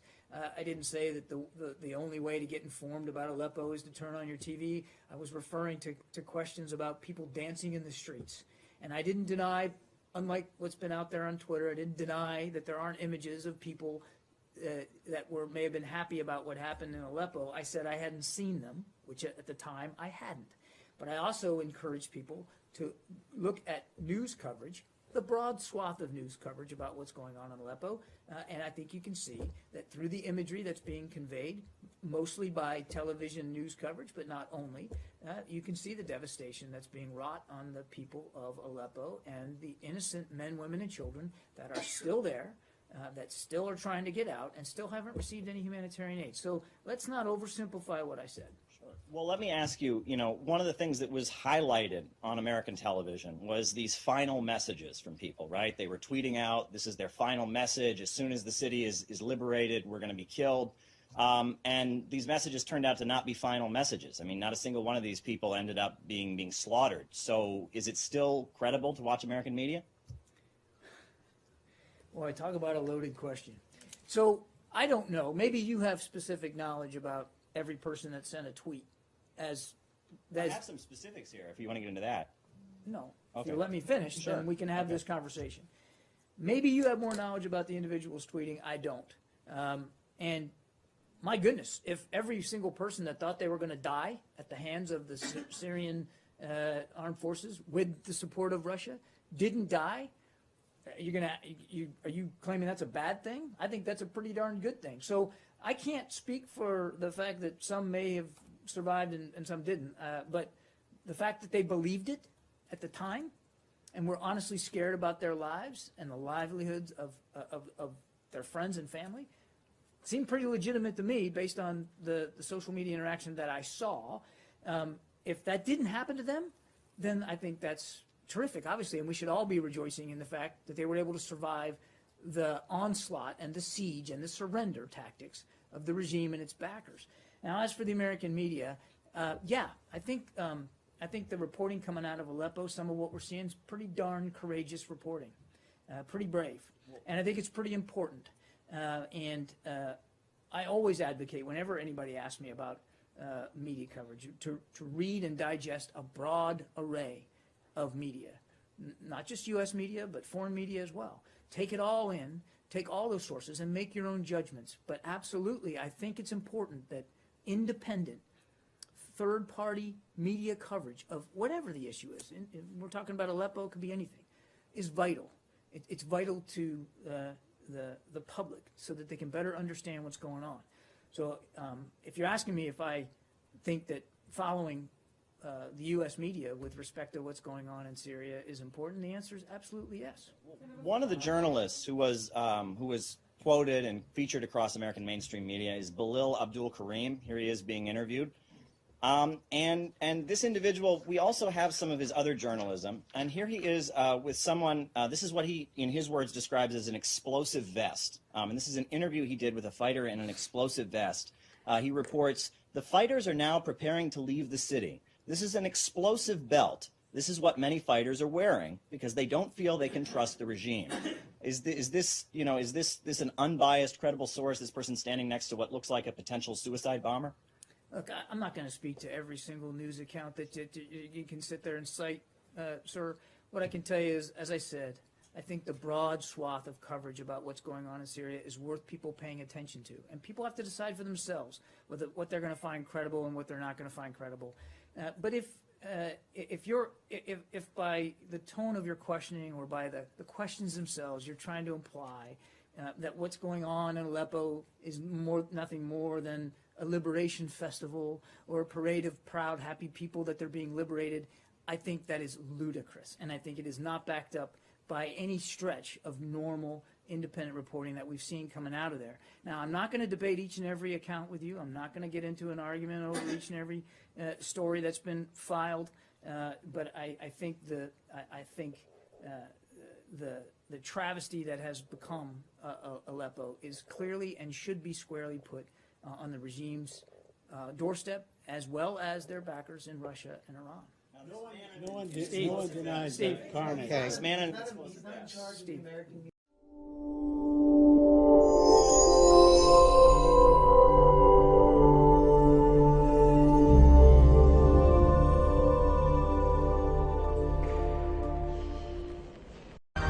It's really a privilege to be here at this very important conference, and I thank you for giving me a few minutes to just make some brief remarks. It's not enough to simply be against racism or to say that you are against racism. Token anti-racist statements in the modern United States are everywhere. Though Martin Luther King Jr. was shot down and killed for his brave, dedicated work, after his death, he has been reduced to a harmless, patriotic icon. Even though the FBI tried to destroy him, school children throughout the United States are now taught that MLK is proof that the United States is, quote, the greatest nation in the world. Well, the truth is, as most people here are aware, the United States is not a nation. The U.S. is a country, and within its borders are oppressed and oppressor nations. African Americans brought to this country in chains constitute an oppressed nation within U.S. borders. A lot of people in the U.S. like to say they are revolutionaries these days, Bernie Sanders and others. I say you're not a revolutionary unless you recognize that black people constitute a nation, and that as a nation they have the right to self-determination, to choose separation or integration for themselves. Every time I come to this part of the world, I meet so many young people who have a completely delusional portrait of the United States. What young Iranians see on satellite television, this image of the United States as a kind of rich paradise, this image of the United States is completely false. If you watch U.S. media, 90% of the time you're only seeing Southern California or New York City. But the United States is far bigger than that. In the heartland of the United States, what Sarah Palin demagogically called the real America, there are millions of young people who are very unhappy. The U.S. economy has been wrecked by deindustrialization. The steel mills, auto plants, and other good-paying industrial jobs have been eliminated. The public sector in teaching, libraries, post offices, and such has also been gradually eliminated. Young Americans in service sector jobs are stuck in a low-wage economy, making a mere fraction of what their parents made in the much heralded American middle class that once existed. Young Americans watch the same garbage propaganda that is as what is broadcast into Iran, and they see how Kim Kardashian, the Real Housewives of New Jersey, and other wealthy people on American television live, and they then contrast it with their own lives. The rates of suicide, mental illness, and drug addiction among young Americans are rising. Young people in the United States are told that unless they are rich, they are worthless. And then they look into the future and see that they're going to spend their lives with a much lower income level than their parents and possibly spending it poorer than they expected. U.S. society, born in racism, slavery, and the slaughter of the indigenous people, is now entering a deep political and economic crisis. Now, what's true is not always obvious, but in some instances it is. And this is very obvious. The United States, in which there seems to be another mass shooting every time you turn around, is not a healthy, moral society. It's not a model or an ideal that any country should aspire to become. The most hopeful period in the history of the United States was the direct aftermath of the Civil War. The Civil War was really the Second American Revolution. Abraham Lincoln led a beautiful coalition. It included Christian abolitionists, labor unionists, industrial capitalists, and most importantly, the enslaved African people themselves. When the war broke out, enslaved African people stopped working in a general strike all throughout the South. Harriet Tubman became the first woman to lead U.S. soldiers into battle as she organized guerrilla bands freeing slaves along the Combahee River in South Carolina. The slaveocracy, aligned with the British Empire, was also supported by the Wall Street financial elite. They saw cotton exports from slave plantations as a way to make profits. But Wall Street, the British Empire, and the slave-owning aristocracy was defeated, and they were defeated by an amazing alliance. The Republican Party during the 1860s, far different than what it is today, was a revolutionary party. It took its name from the French Revolution. It represented the small farmers, the African Americans, and the labor unions. After defeating the slave owners, they continued to move ahead as a coalition. And for a brief period in the South, there was even land redistribution, where the land of the slave owners was being redistributed. Calling themselves the populists, the small farmers and free blacks called for public control of railroads, guaranteed education for all, and the overthrow of the monopolists, the wealthy bankers that have so much power. The progressive coalition that came out of the Civil War was broken apart by Wall Street. What did they use to destroy the progressive anti-capitalist mass movement that emerged in the aftermath of the Civil War? They used racism. The Ku Klux Klan used terrorist tactics very similar to what the Israelis are doing, very public, violent acts of terror with brutal violence, forcing the formerly enslaved persons out of political process. U.S. troops were pulled out of the South, and it was handed over to the racists. Since that time, the white people of the United States made a deal with Satan. As the big bankers have plundered the world, using bombs, sanctions, and cruise missiles to beat down those who assert their independence, we went along with it. We waved flags, we were loyal and obedient, and in exchange we got houses, cars, and TVs. We were taught to identify with Wall Street and to look at the people of the world, as well as the black and brown people within the United States, as our enemies. But the devil does not keep his promises. The middle class, the bribe given to white Americans to buy their obedience and loyalty to empire, is gradually being eliminated. The standard of living in the United States is rapidly dropping. The civil liberties often bragged about by U.S. leaders are being stripped away as the U.S. is gradually transitioning to becoming a low-wage police state. The U.S. economy has become centered on destruction. Prisons for profit, police on every corner, empty foreclosed homes, rampant aggression, and war around the world. As we face the ruins of U.S. society, now it is time for white people to change how they see themselves. We need to understand that the satanic cabal of bankers that has committed so many crimes around the world is also our enemy. The people of Iran, Venezuela, Russia, China, Palestine, Yemen, and anywhere else who are standing up and trying to break free from their system of global usury are our friends. A new revolutionary coalition must be forged, an alliance of those within U.S. borders who reject the rule of the globalist bankers and can function almost as a U.S. division of the global, gradually emerging axis of resistance. Every day, the U.S. government provides $18 million to the Israelis as they escalate their genocidal crimes and provocations. A mass people's movement could demand that the money instead be spent on providing health care, education, and jobs for the next generation of youth within the United States. The U.S. currently has thousands of troops stationed in military bases throughout this region. A mass people's movement could demand that instead these soldiers be brought home and put to work rebuilding the crumbling bridges and roads throughout the United States. The United States is currently facing very hard times. However, as has often been said in the past, hard times are fighting times. The moment is approaching when a real people's movement against the racist Wall Street financial elite, their wars, their racism, their police state, and their global system of usury and poverty can broadly expand within U.S. society. Such a people's movement will require unity of political forces, concrete political demands, and a clear vision of an entirely new society on the continent of North America. And as I end, I just wanted to touch on, we're constantly told in the U.S. to think of people who are fighting for their independence around the world as terrorists. But there's a real difference between a revolutionary and a terrorist. If you want to know what a terrorist is, go see the next Hollywood superhero movie. Right? What is the most American movie genres, these ideas of superheroes? What is it? It's a white man, usually, who thinks the police aren't doing enough. So what does he do? He puts on a mask and he goes out to fight the bad guys with isolated acts of violence. What is this? This is the Ku Klux Klan. That's what that is. That's the mentality that comes out of it. What the Israelis are doing, their violent attacks the settlers are carrying out, what ISIS is doing, what the police of the United States are doing, this is the terrorist method. Extreme acts of violence designed to terrify people. The Supreme Leader, Khamenei, when he says that they oppose the crimes of both Daesh and the police of the United States, that they're both the same, he's pointing to the fact that they're both using the terrorist method. But what's a revolutionary? A revolutionary is completely different than a terrorist.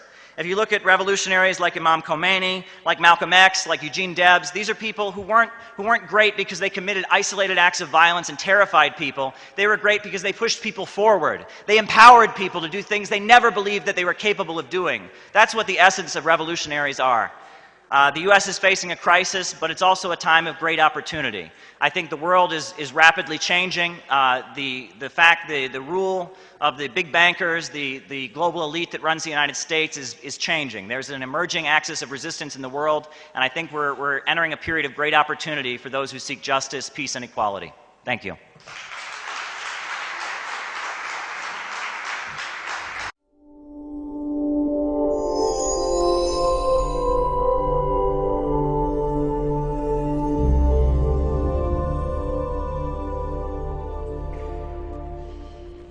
So I'm going to introduce my boy, Caleb Maupin. He's going to be our final speaker. He's the leader of our organization CPI, and I'm going to tell you why he's important to me. These are 7 things that Caleb taught me, okay? If you haven't watched Caleb, he's got a YouTube channel. He teaches mainly history, and he broke apart some ideological ideas in my head that I couldn't find the answer to anywhere else. Nowhere else. And that's why I'm here today. One of the things we're always told is that the only way to get rich is capitalism. It's the only way to make any money. Socialism just leaves everyone starving in a rice field. That's how it works. Caleb actually wrote a book. It's back there, called Getting Rich Without Capitalism. I find it very interesting that Americans seem to know in the back of their mind that the Chinese economy is about to surpass the American economy. And then they do mental backflips to explain that that's because of capitalism. Capitalism led by the Communist Party of China. I don't wrap your mind around that. I don't know. You also heard growing up, communism never worked anywhere. Caleb taught me that is the greatest conspiracy in American history. That is brain poison. It's a great way for you to never link up with your fellow workers. Never realize that there's 99 of us and there's one of them, because that would be communism. And communism never worked anywhere. Well, those bullet trains in China are pretty interesting. I think they're mining helium-3 on the dark side of the moon. That's weird. How'd they do that, since they're so poor? Maybe a slingshot or something. A balloon. There you go, a balloon. Well, I also find it really interesting that we're all here today pretty much to not go to war with Russia and China. And, just sit down and brainstorm for a second. What's something in the past 100 years that Russia and China have in common with each other? That? Karl Marx, communism. We believe those same ideas, the same that has risen China from a complete backwater, same with Russia, to putting satellites into outer space, to mining helium on the dark side of the moon, could also be used to set the working class free here as well. Yeah. Okay? Caleb taught me that. CIA hasn't hacked my phone yet, so I appreciate that. Thank you. So this is interesting. Caleb taught me. You always hear about communism, they're a dictatorship. Okay? Well, imagine if our government was honest. Imagine if they were like, hey, we don't give about you at all. We're going to take your tax dollars, and we're going to funnel them through the Ukraine FTX grift, okay? We're going to send it back to certain Democrats, and we're going to give it to military defense contractors, of which we all own stock right over there. And it's going to go in our pockets, and we don't care. And I would say, like Donald Trump said, we're in Syria for the oil. I'd go, well, at least they're honest. But that's not what they tell us, is it? They tell us they're for us. Well, if you read the Chinese Constitution, I believe it's on the first page, it says, we are a dictatorship of the proletariat. What's that mean? That's scary language. It means our government is for the people, for the vast majority of the people, and we are willing to put the ultra-wealthy in their place, prison if need be, to keep the poor from sleeping next to the White House. You are right now living in a dictatorship of the bourgeoisie. You are living in a dictatorship of the richest people in this country, and they don't really care about you. We want to flip that around, okay? It appears until we hit communism and you can buy a Tesla for a penny, scarcity is going to force us to have a government, and it's kind of going to be like that dictatorship word, which I think is just a way to never do anything, okay? So if we're going to have a dictatorship, let's have one of the working people, the 99%, okay? And if the 1% want to fight it, they can organize and fight it. Well, they just bought off the media and everything else. School system. This is a big one Caleb taught me. A movement open to my Christian faith. I didn't really want to be a communist or a Marxist because I thought I had to rebuke Jesus and God and very important things to me. What is spirituality to me? However you define it. It's what gets you out of bed in the morning and makes you think you can make the world a better place. If you don't have that, like Camus said, kill yourself, right? I'm not going to do that. So spirituality is whatever gets you out of bed in the morning. CPI will give you something to believe in and build. Marxism to me is a tool, okay? And I can feel the Holy Spirit in this room tonight. If you don't like that language, I can feel dialectical materialism in this room tonight, okay? Whatever works for you. To me, Marxism is a tool, and Jesus Christ is what makes me willing to die for the people. That is simple. Caleb taught me that, and he taught me I can own that and be that, all right? No one can tie it together like Caleb. Caleb Maupin, I've searched the depths of the internet. No one can explain it as clearly as Caleb Maupin. Have you seen Vosh? Well, Vosh is pretty good. Vosh does have a better man bun than Caleb, so. So Bernie sold me out. I gave Bernie a lot of money. And imagine in 2016 if when Julian Assange put his freedom on the line to expose that Hillary Clinton and the Democratic Party were stabbing Bernie in the back. Imagine if Bernie said, to hell with this, we're marching on Washington. Every single one of my supporters, we're going to Washington until we get a free and fair election. And we're not leaving. Well, he didn't do that for some reason, did he? Twice he didn't do that. And the second time I go, there's only one way. It's to build a party of the working class. This guy's going to help us do it, and I hope you'll be a part of it. Finally, you guys all coming together with me. I'm not even joking. This is one of the best nights of my life. All right?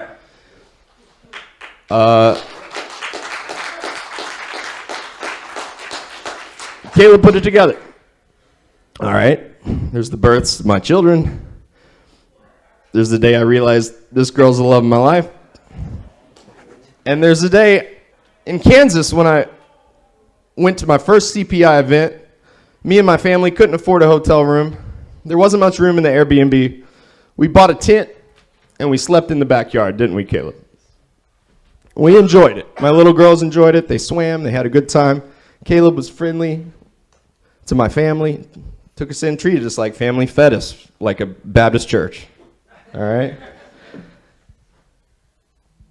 And now look at me, man. Okay? Most people, you'll join an organization and they'll just waste your time. All right? Caleb understands there's two things we got to do. It's not that complicated. Educate people, organize people. What's that second part mean? We find out what gifts they have. Maybe they're good at speaking. Maybe they can capture an audience. And we put them to work. And if you join CPI, Caleb Maupin will do that for you too. So come up here and say a few words, my brother.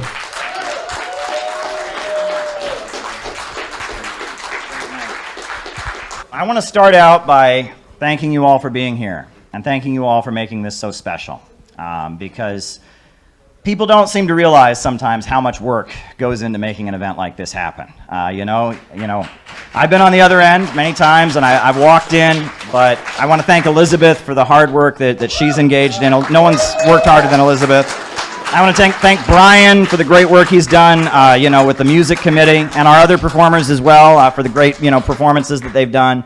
I want to thank the other folks who coordinated and helped us set up and do everything. This took a lot tonight, but it happened, and it was a challenge, and it's really great that we're here. It's really, really great that we're here. Now, if you watch my live streams, you'll be familiar with this little mathematical formula. 100 years or so before Ayn Rand said A equals A, Frederick Engels, in a book called Dialectics of Nature, explained dialectical and historical materialism with this phrase: A does not equal A. And what does this mean? Well, this means that this first A can never be exactly the same as this second A, because the world is constantly in a state of motion. The world is constantly moving. The past is never the same as the present is never the same as the future. We are constantly in a state of motion. The world is changing. The philosopher Heraclitus, he said, you never step into the same river twice. And it's this understanding that the world is constantly changing and in motion, and that things have the ability to reinvent themselves rapidly. That's what gives us the ability to be optimistic, because there's so much darkness and so much evil all around us. But when we realize that things can change and that our lives can have an impact on changing the world, that gives us the ability to see through the nightmare of the present. John Steinbeck, the author of The Grapes of Wrath, it's a very radical book if you actually read it. I don't know why they let us read it in school, because if you actually understood The Grapes of Wrath, he wrote, if you could separate causes from results, if you could know that Thomas Paine and Karl Marx and Thomas Jefferson and Vladimir Lenin were results, not causes, you might survive. But that you cannot know, for the quality of owning freezes you into I and forever cuts you off from the we. That's from The Grapes of Wrath. And he's explaining how it is the material conditions of the world that actually drives the changes that happen. Individuals emerge and they give voice to sentiments that exist already among the population. But they did not invent those sentiments. It is the conditions of the world that give birth to great heroes. People like Che Guevara, people like Hugo Chavez, people like Mao Zedong and Fidel Castro. They emerge as a result of material conditions, and they give voice to the sentiments that already exist. Now, there's a couple people here from Missouri tonight. Tyler's from Missouri, and Simon's also from Missouri. Is there anyone else here from Missouri tonight? Oh, very good, very good. All of you from Missouri have a special place in my heart because my grandfather was from Missouri. And I used to go out and visit my grandfather in Missouri. And I'm sure, as our Missouri residents can attest, it is one attribute of older men in Missouri is they're not always politically correct in the way that they speak. I think that's a fair way of putting it, right? They're not always, totally PC in everything they say. I remember one time I was over at my grandfather's house, and the screen door popped out. Right? And he said, "God damn it, this house must be built on top of an Indian graveyard." And I was a kid. I did not know what that meant. It's kind of scary if you think about it. I'm like, there's ghosts in the house? What is this? What is this? So my parents had to explain to me that this is an old superstition. It's like the movie Poltergeist, right? It's like the movie Poltergeist, this belief, and it was just an expression. My grandfather was using an expression. But I think about that moment where my parents were trying to explain to me what my grandfather meant when he said that. I think about that moment. I really think about it, and it strikes me how much America is cursed. Because it's not just one house in Missouri that's built over top of an Indian graveyard. It's a whole country that's built on top of an Indian graveyard, and a Vietnamese graveyard, and a Korean graveyard, and the graveyard of the African people in the transatlantic slave trade. And that in many ways, even in the good times in America, that you could feel this curse hanging over U.S. society. You go back to the 1950s when there was a booming economy, there was still something evil beneath the surface. All those cars and all those houses and all those hula hoops and refrigerators, we know they were dripping in blood. And there was some kind of evil that hung over U.S. society. And I think a lot of the younger folks that get caught up in the wokeness, what they're trying to do is they're almost trying to engage in some kind of magical ritual. They're convinced if they say the right magic words, if they say systemic racism, if they say check your privilege, that somehow that curse will vanish. Somehow that curse will go away. They're engaging in a kind of magical thinking, like where if we just do the right, politically correct kind of thing, everything in U.S. society will be corrected. But that's an illusion.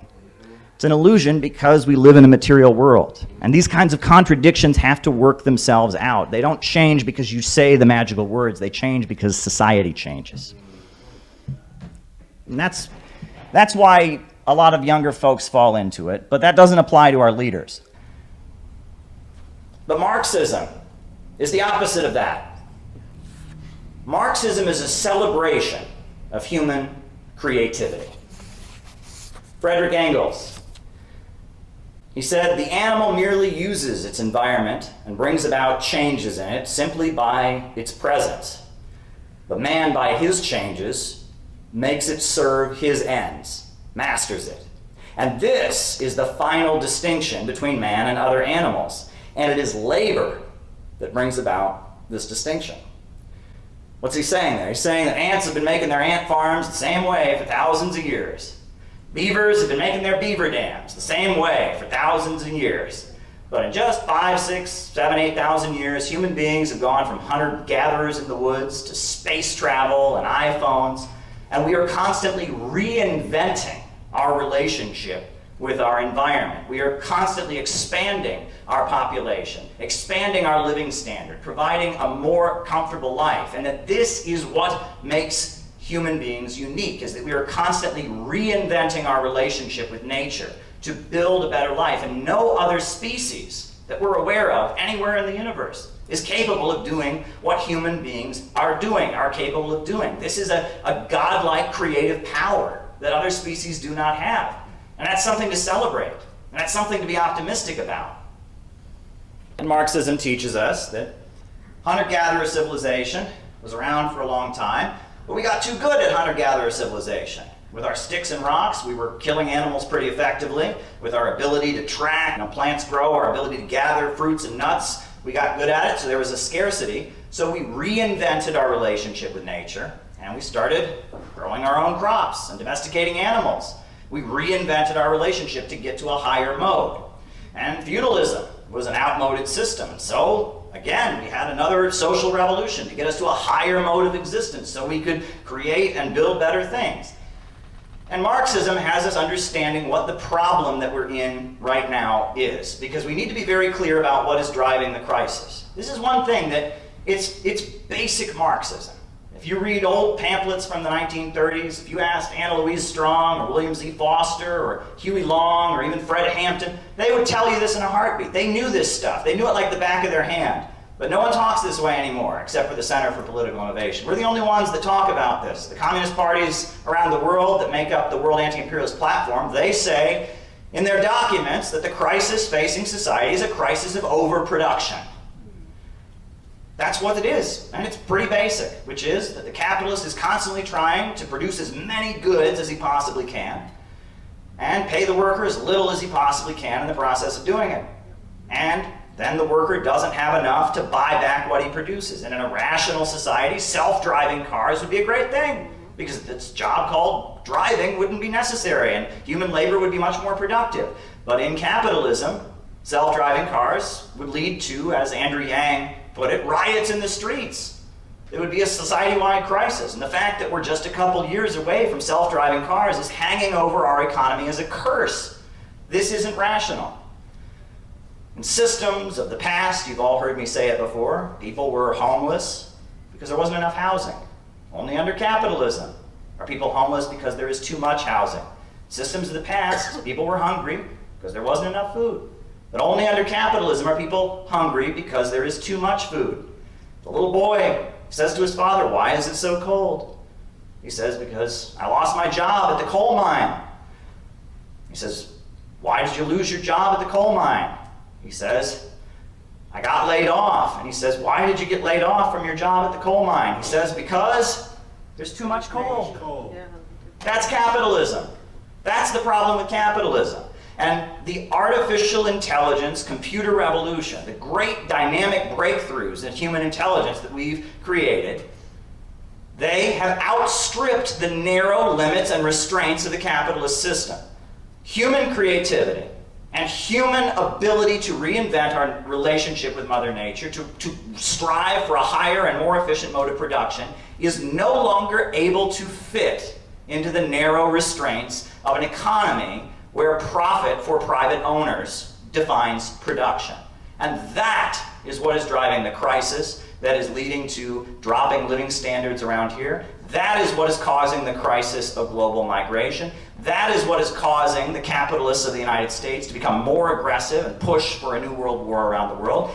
That is what is causing the capitalists of the United States to fight with each other like they've never fought before in generations. It's all rooted in this problem of overproduction and the tendency of the falling rate of profit. And the answer isn't degrowth. The answer isn't to go backward. The answer isn't to say there's something inherently wrong with human progress. The answer is to say that we need to liberate the creativity of the next generation from the artificial restrictions and the narrow restraints of the profit system. One thing that we see a lot of now is frustrated, creative youth. Young people, young men, young women, who know that they're capable of doing something great. There's probably a young person right now sweeping the floor at McDonald's or doing some other job where they're miserable, and they're saying to themselves, "I'm miserable because I know I could be doing something beautiful right now. I could be designing something, I could be studying engineering, I could be studying science, I have something to contribute. But all my society has given me is a low-wage, short-term service sector job. It's given me a phone to dazzle me. It's legalized all kinds of drugs that I can use and screw myself up with. And my potential is not being utilized." Exactly. And that is a frustration that so many young people have in this country right now. They say young people are lazy, they don't want to do anything. Bullshit. Exactly. When people are 19 years old, 20 years old, 22, 23, that's when they want to go out and do things. Yeah. But because some boss can't make a profit hiring them to do it, they don't get to do it. Exactly. And they exist in this state of frustration, going, "I'm capable of something more, I have potential inside of me, and my society isn't letting me get it out." And that feeling is all over this country. And if you want to talk about all the problems that we've got with opioids and suicide and shooters and all of that, you look at that frustrated creativity. When people want to go build and create and build into the future and they're told, no, just go the other way, it's the worst feeling in the world. I'm a little older now. I'm not officially a youth anymore. Did you know that? I'm going to be 36 in a few days, and I'm not officially a youth anymore, but I know what it's like to be a frustrated, creative young person. And that's how I found out about this guy. So, I was a frustrated, creative teenager in Ohio. I was 13, 14 years old, and I was bored, and so I got on the internet, and I thought that I would look and see if in the little town in Ohio that I grew up in, it's called Orrville, it's where Smucker's jelly comes from, you can look it up, right? Home of Bobby Knight, the basketball coach, that's the celebrity that we claim. I'm from Orrville, Ohio, and I just thought I would Google on the internet to see if there had ever been another communist from Orrville, Ohio.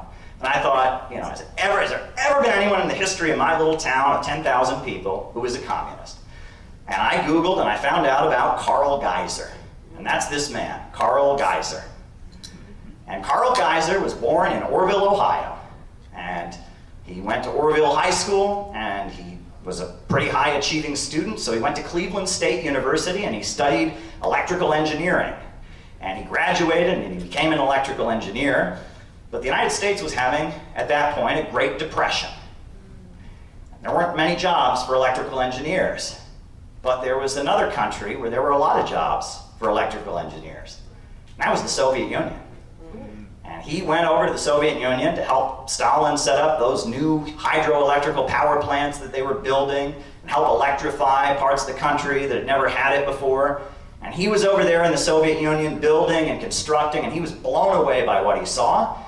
And he came back to the United States from the Soviet Union, and he joined the Communist Party of the United States of America. Carl Geiser joined the Communist Party. It's a guy from my town, because he saw what socialism was achieving. A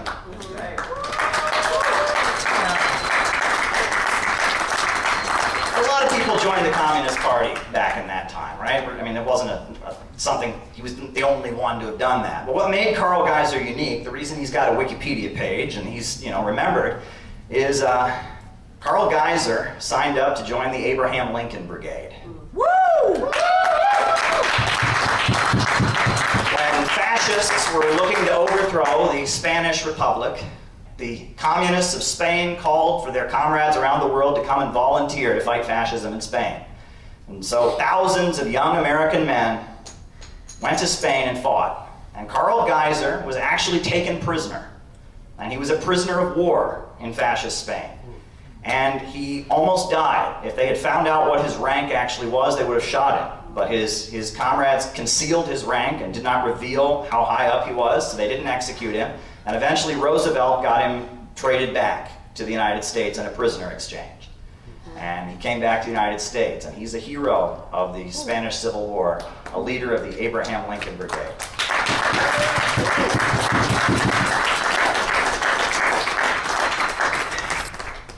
When you think about the Abraham Lincoln Brigade, that points to an aspect of our movement that it's really important to understand. There's a famous writer named Sherwood Anderson. You ever heard of Sherwood Anderson? He wrote Winesburg, Ohio. He was a novelist. And at one point, Sherwood Anderson was asked, what's the difference between a socialist and a communist? What's the difference? And he said, I don't know the technical difference, but it seems to me like the communists, they're the ones who mean it. And what he was pointing to was the fact that when we do something, we really do it. In the early 1930s, the understanding was that the Social Democrats and the Reformists, the sellout leaders who had sold out the revolution in Germany, that were leading workers to oppose the Soviet Union in the name of socialism, that they were the main threat. And it was necessary to expose the Social Democrats and the Reformists. And so when that was the line of the Communist International, we didn't just half-ass oppose the Social Democrats. We didn't just sort of oppose the Social Democrats. We went all in. We really opposed the Social Democrats because we understood that that was what was necessary. And so all over the world, communists went into class against class mode to expose the Social Democrats and build a united front from below because we understood that that was the correct tactic. And then we know that after the rise of Hitler, and as the situation changed, the line changed. and it became correct to align with the Social Democrats in a united front against fascism. And when that line changed, we didn't just half-ass align with them against fascism. What did we do? We built the Abraham Lincoln Brigade and went and fought in Spain. We had the Battle of Cable Street in London. We built huge anti-fascist mobilizations. We are the reason Roosevelt won the 1936 presidential election. When we do something, we do it hard. We do it hard. There was a labor leader who once remarked, he said, if it's 3 in the morning at your labor union hall and there's 2 guys running the mimeograph machine, you can bet at least one of them is a communist. And the people who criticize our movement, right, this is a really common critique from Trotskyites, is they'll say, well, they zigzag, you know, they're always reversing themselves. You know, they do this and then they do that. Yeah, if the situation changes in 24 hours, the tactics must also change in 24 hours. And sometimes what's correct on Monday is not correct on Tuesday, and it's not correct on Wednesday, and you have to change your tactics. And when you're as dedicated as we are, and when you never half-ass these things, when you take it very seriously, when you are fully committed to achieving what we aim to achieve, it can look a little strange to people who don't get it. And they can go, well, one day you're running this way, and the next day you're running this way. Yes, and every way that we run, we're running hard because we understand that it's necessary and that it must be done. And that brings me to a story or a bit of wisdom that was passed down to me. You know, we can be critical of different figures, but Sam Marcy, an important leader of communism in the post-war years, he would often talk about how at the anti-war protests that happened during the 1960s, where you'd have hundreds of thousands of people marching against the Vietnam War, there'd be these beautiful puppets that they would build. They'd have puppets of, you know, Richard Nixon with his money or whatever. They'd have puppets of the heroic Vietnamese people fighting for their liberation, these beautiful puppets. That there were whole communities of people, and they weren't members of any communist group, but they were against the Vietnam War and had a general leftist, anti-imperialist view, and they made it their mission that when there was a big anti-war rally, they would come together and they would make these beautiful works of art as their contribution to opposing the war in Vietnam. And there were whole communities that built these puppets. It was their project, their way of being creative, of building community and coming together. And there were couples who met each other through the process of making those puppets. And a couple of years later, they were there making the puppets with their little kids that they had just had. And there were whole communities of people, and they made it their mission. This is something that we can do. Imperialism is the enemy of humanity. The Vietnam War is horrible, and this is something we can do. We have a 9-to-5 job, we have a regular life, but this is something that we can do. And we can do it together, and we can bond, and that's beautiful. And what Sam Marcy would tell his followers is that that community that built those puppets, that's 1,000 times more valuable than some kid who thinks he's Lenin. Do you know what I'm saying? Yeah. A community like that has longevity. People are doing that their whole life and they're taking on a contribution. And that you know, if you've been doing this as long as I have, which is, you know, not that long, relatively speaking, but you realize that there are some people who come around and they see that they don't get the immediate result that they want. They see that they don't, you know, they don't fulfill their dictator fantasy that they have. You know, they see that they, you know, they see that this isn't exactly the way they want to resolve their parental issues or whatever. And then they go away after a year. They go away after a year. For a year, they know more than everybody. No one knows anything better. They can debate everybody, but they're gone. For those people who came together to build the puppets and build community around it and learn to work together, they keep going. And generation after generation, year after year, they build those puppets. And that is what we need to build with the Center for Political Innovation. We need a network of people who are committed to opposing imperialism, who learn to trust each other and rely on each other and carry out operations, build some beautiful puppets, some beautiful artwork, put on beautiful conferences, and keep this movement alive. That is what we need to build. We need a network of people who love each other and trust each other and can work together and can serve the purpose of representing the anti-imperialist movement in America. That is what we need. And that is what I want us to build with the Center for Political Innovation.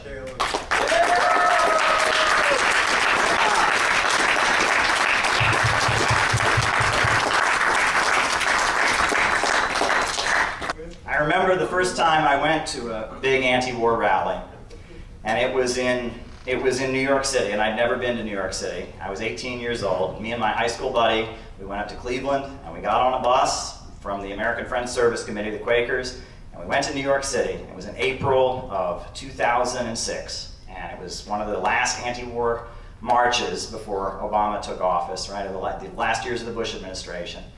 And we walked around, and it was a huge anti-war gathering. The Democrats were mobilizing people to march against the war in those days, and this huge anti-war rally. Me and my friend were just in awe. I'd never been to New York City, and I'm looking up at the skyscrapers, and I'm seeing this communist group over here and this communist group over here. And as we got towards the end of the march, I'll never forget, I will never forget, there was a group of old men in wheelchairs on the side of the march. Not a big group, probably only 5 or 6 of them, if that. They had a big banner. You know what it said? Veterans of the Abraham Lincoln Brigade against the war in Iraq. Hell.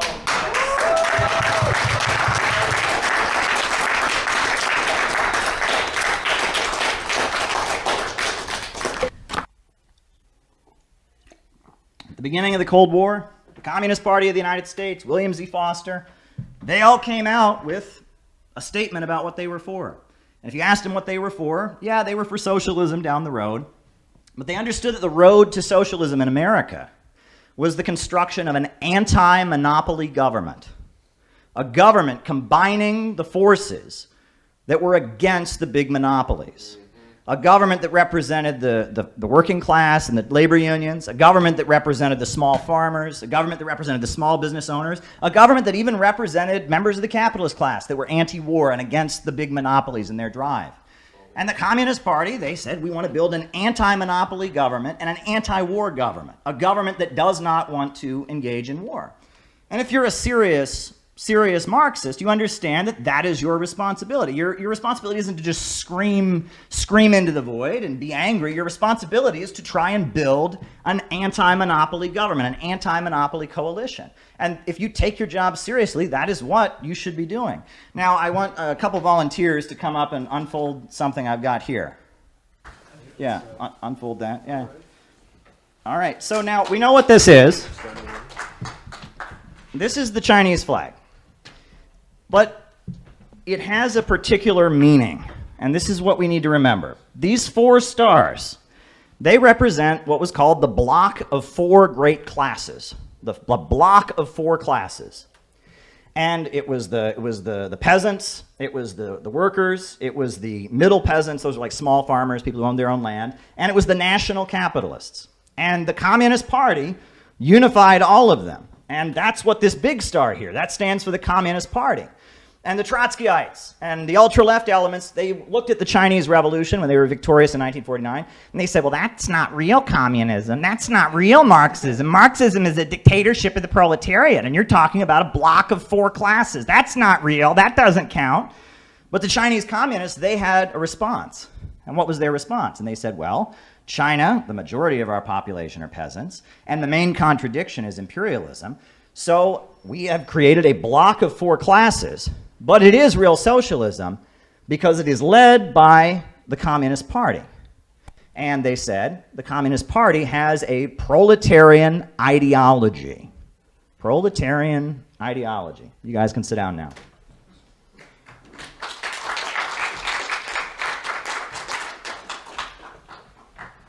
Where does the word proletarian come from? Well, we have to go back to ancient Rome, don't we? Does anyone know what the word proletarian literally means? It actually literally means one who has children. That is the definition of a proletarian. That's really what it means. The class, the ones who procreate. And the reason that was the term used for certain people in ancient Rome is in Rome you had slave owners and you had slaves, and the proletarians were neither slaves nor masters.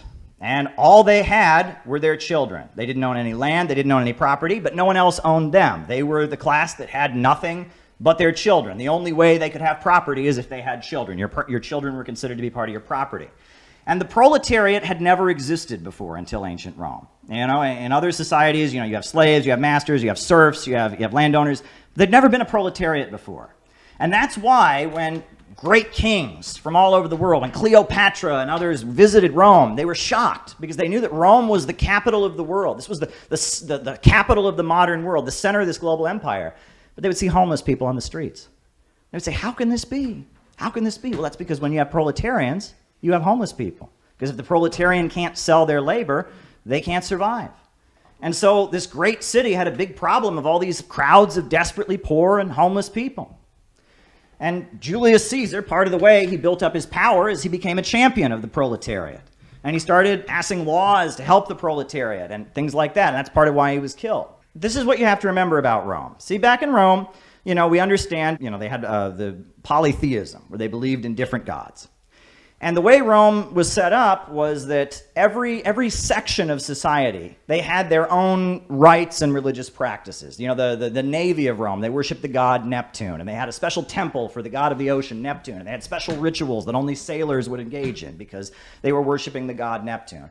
There were parts of the military that worshiped Mars, who was the god of war, and they had certain ceremonies they would engage in. And these were called the mystery cults, right? It was based on your profession. You prayed to a certain god. You engaged in certain rituals. There were certain teachings that you learned as you became, if you were a sailor for a few more years, you'd learn more about the legend of Neptune and his life. And these were called the mystery religions, or the mystery cults. This is how Rome was set up, as they had this. And as the proletariat in Rome started organizing and started withholding their labor and saying to the employers, the pipe fitters and the bricklayers, they started to develop their own mystery religion. A lot of them were from Greece. A lot of them were Jews from Palestine.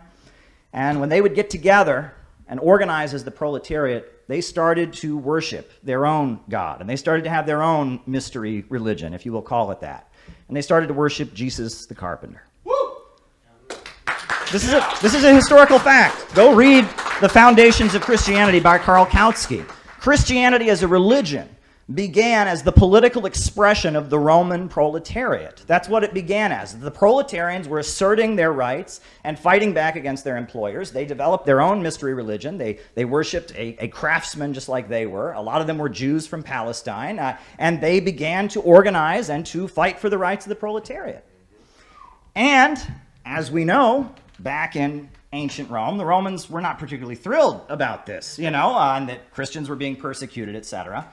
But after the Christians continued, and after so many of them had been fed to lions, and so many of them had been burned at the stake, and it still existed, there started to be some within the Roman ruling elite who started to say, well, maybe there's parts of this Christianity thing that we can co-opt for ourselves. We have this problem with homeless children. These Christians, they build orphanages. So maybe we could find some good Christians to build orphanages and deal with this homeless children problem, And all over the empire, we have all these people fighting against us. And when they rally against us, they always have their own God they rally around. But these Christians, they believe in only one God. So we could outlaw all the other gods and just have one God.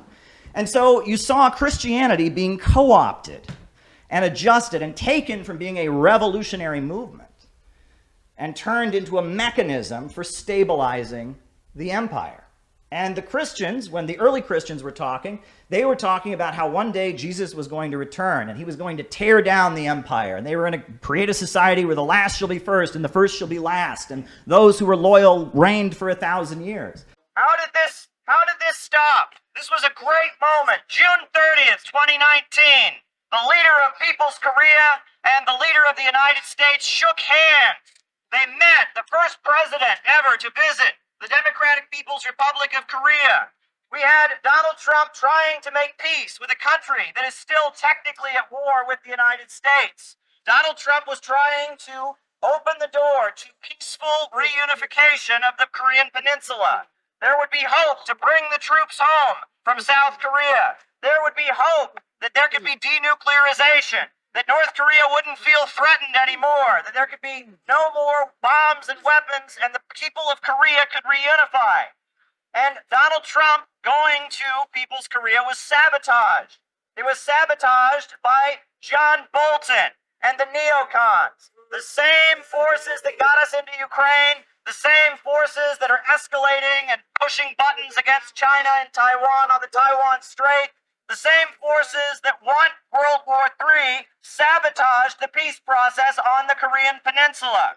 We're here to say, finish what Trump started. We want peaceful reunification of the Korean Peninsula. We want U.S. leaders and the leaders of People's Korea to sit down. We would like to see trade between the United States and People's Korea. We would like to see those railroads in South Korea that have been built. We'd like to see them in action and see the Korean people trading with each other. We don't want war. We don't want money wasted on international confrontations. And we also don't want a police state.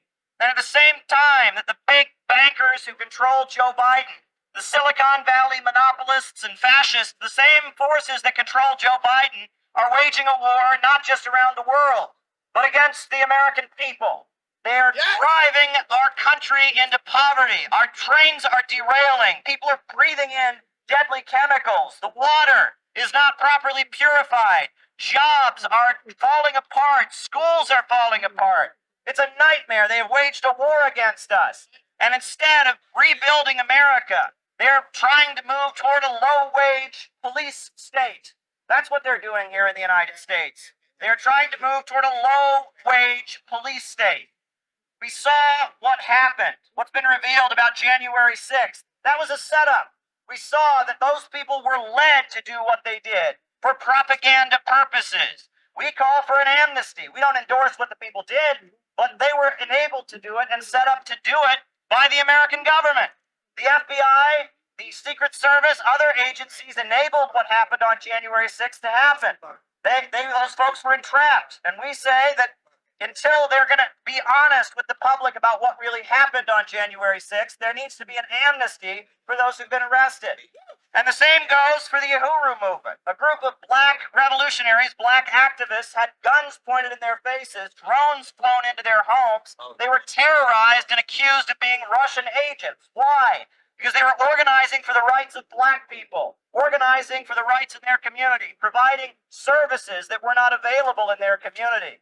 They're waging a war against us. At the same time, they're waging a war against China, Russia, Iran, Venezuela, Cuba, and any country that dares break out of their financial system. And it is our responsibility to oppose it and to join arm in arm with the people of the world against imperialism. They went through some real hardship. They talk about, I've also heard older folks talk about how they used to keep all the Marxist books at the public library behind the counter. And if you wanted to check it out, you could. But you'd go to the counter and you'd say, I'd like to get one of the Marxist books, and they would write down your name. And you'd check it out. And then a couple weeks later, the FBI would come to your house and say, why were you checking these books out? Are you involved in any subversive organization? Or, this was the McCarthy era. People forget how bad it is. People think it was all about Hollywood actors. They forget that it was ordinary people that were being persecuted. And our comrades went through some real hardship during those times. How do you think our comrades were feeling the night the Rosenbergs got executed? How do you think our comrades were feeling when their kids came home from school and said, Mom, Dad, they had us hide under our desks at school, and they said it's because the communists are going to send bombs and kill us all. And I got really confused because I thought you guys were communists. I thought you told me that Lenin and Stalin were good. I'm confused. What's going on here, right? These were hard times. But I think that our comrades probably weren't as demoralized as we would suspect. I think they probably weren't as downtrodden and upset by it as you might think. Because I think they knew pretty well that you never step into the same river twice. That A does not equal A. I kind of wish I could go back in time. You ever wish you could go back in time? I wish I could go back in time, back to that point. I could say to those FBI men, those witch hunters, Joe McCarthy, the House Un-American Activities Committee, sure, have your fun. Enjoy yourself. This is your time. Have your fun. But I've got a feeling you're not going to be feeling too good when Joe McCarthy is made into a national disgrace and people realize he's full of lies, he's exposed, and he goes and drinks himself to death in a bar. I bet you're not going to be feeling too good when Martin Luther King starts leading national protests and demonstrations for civil rights, an issue that the Communist Party has been talking about for a long time.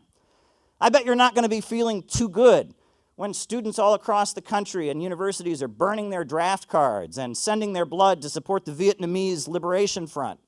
I bet you're not going to be feeling too good when anti-war rallies are taking place all over the country.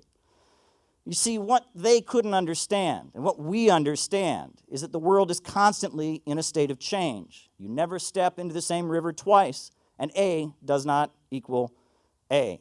And if you want to see proof of that, there's no bigger and greater example of that than the People's Republic of China. Go back a few decades, China was one of the poorest countries in the entire world, the sick man of Asia. Now, one of the biggest banks on Wall Street is called HSBC Bank. What does HSBC stand for? That's Hong Kong Shanghai Banking Corporation. This was a bank that was set up for the purpose of beating down China's economy and using opium to do it, right? Opium was flooded into China. There were 2 opium wars where the British Empire sent soldiers to die to make sure that they had the right to send narcotics into China, and not just narcotics, but all kinds of cheap products to make sure no Chinese manufacturers could arise, to keep that country in deep poverty. And what they call the Great Revival of Chinese civilization, it began with Dr. Sun Yat-sen. Now, Dr. Sun Yat-sen was the founder of the nationalist KMT movement in China. And that, what we call the Mao suit here in the USA, that blue suit, that was the Dr. Sun Yat-sen uniform. It was the common people's outfit. That's what he wore. And his first act was to go to a temple. The peasants in China, they would be kind of humiliated by their landlords, and they would have to make sacrifices to these ancient deities. They would have to kind of bow before these statues. And Dr. Sun Yat-sen, he went to a temple and he smashed these idols that they were forced to worship. And he said, don't do this. This is backwardness. This is primitive. We need to have science here. We need to be advanced. We need to have reason. And that was the beginning. Dr. Sun Yat-sen's movement in China was the 3 principles. The first was independence. The second was democracy. And the third was the people's livelihood. And what exactly did the people's livelihood mean? Well, it's understood commonly that it was some vague concept of socialism, some vague understanding that the government had an obligation to care for the people. And what people also don't know is that Dr. Sun Yat-sen was a good friend of Vladimir Lenin, and that he applied to join the Communist International. Now, he wasn't allowed to fully join the Communist International because he was not a Marxist, but he was a good friend of Lenin, and Dr. Sun Yat-sen was actually an observer of the Communist International. He was allowed to attend the gatherings of the Comintern. And when the Chinese Communist Party emerged, they had a very different orientation. You know, Trotsky wanted the Chinese Communist Party to be hostile to Dr. Sun Yat-sen and expose them as a non-communist, non-pure movement. But Lenin and later Stalin said that the communists ought to join Dr. Sun Yat-sen's movement, and that the approach that they ought to have is to say, you know, if you really want independence, if you really want democracy, if you really want to improve the people's livelihood, then you got to become a communist, and you got to use Marxism-Leninism to do it. And that was the approach. It wasn't a sectarian approach. It wasn't a hostile approach. It was this winning approach. And it's because of that that the Chinese Communist Party grew from 30 people in the basement of a women's dormitory to millions of people during the 1920s. But as we know, Dr. Sun Yat-sen died, and Chiang Kai-shek ended up taking over the KMT movement. And Chiang Kai-shek was in league with the American big corporations and with the British bankers, and he started killing communists. So the communists were forced to flee from the cities. Very famous. They fled from the cities, and that's where you get rural people's war and Mao and the guerrilla warfare out in the countryside, where they're going to isolated rural areas and leading peasants to overthrow their landlords and redistributing land. And they eventually liberated so much territory in the countryside, they established the Chinese Soviet Republic. You know, all these people that are like talking about being Maoists and all that, I bet they've never even heard the phrase Chinese Soviet Republic. Well, they established the Chinese Soviet Republic in 1931. But of course, you know, the rulers of the old system weren't going to tolerate that. So Chiang Kai-shek, he had some allies in Germany. There was a man named Hans von Seeckt, who was in charge of Germany in 1934. Think about that. Well, he sent a guy named Hans von Seeckt, a military general, to be an advisor to Chiang Kai-shek and how to put down the Chinese Soviet Republic. And they surrounded it, they subjected the Chinese Soviet Republic to a state of siege, and they moved in and they eventually crushed it. And Mao and his forces were forced to retreat up into the mountains. And that's when they talk about the Long March. That was the beginning of the Long March, as they were fleeing up into the mountains to get away from the crushing of the Chinese Soviet Republic. I wish I could have been there. Wish I could go back in time to say to Chiang Kai-shek, Hans von Seeckt, as they stand there and they watch Mao retreating up into the mountains, thinking, that's it, communism's over in China, we got him. Wish I could stand there and say to him, hey there, enjoy yourself. This is your time. Live it up. Enjoy it while you can.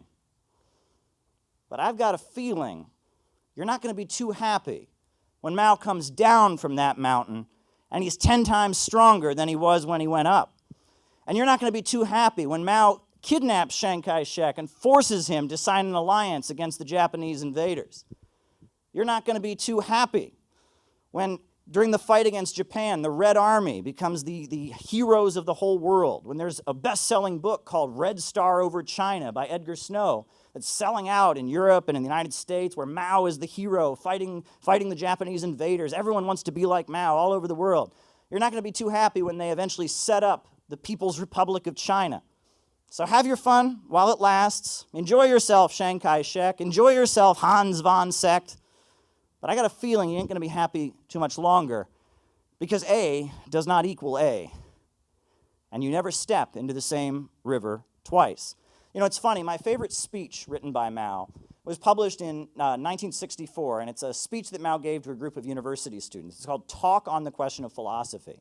So one of the anecdotes he tells in that speech is that in the cities that were controlled by Chiang Kai-shek during the Civil War, they had a song that they played on the radio all the time. And the lyrics translated to something like, when Mao appears burning and killing, what are you going to do? And that they played this song on the radio constantly. And of course, they forced all the kids in school to learn it as well. All the little kids had to sing it in school. When Mao appears killing and burning, what are you going to do? When Mao appears killing and burning, what are you going to do? And of course, you know how kids are, right? If you train them to sing a song every day, they're going to start repeating it. So everywhere, all over the cities, people were hearing it. When Mao appears killing and burning, what are you going to do? When Mao appears killing and burning, what are you going to do? And people hated this song. It was the most annoying thing ever. It was on the radio every day, and all the kids were saying, when Mao appears killing and burning, what are you going to do? When Mao appears killing and burning, what are you going to do? It annoyed the crap out of everyone.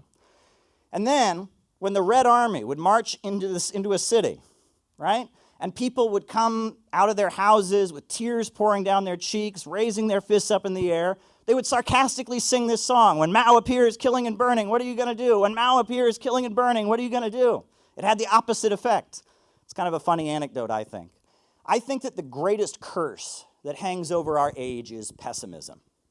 Pessimism is far more dangerous than anything, right? Ideologically, right? You can talk about people thinking capitalism is a great system, or you can talk about people, you know, having illusions about how the world works. But when people are pessimistic, when they don't believe that tomorrow is going to be better than the previous day, when they don't think that waking up in the morning is going to give them something hopeful to look forward to, that is the most dangerous feeling.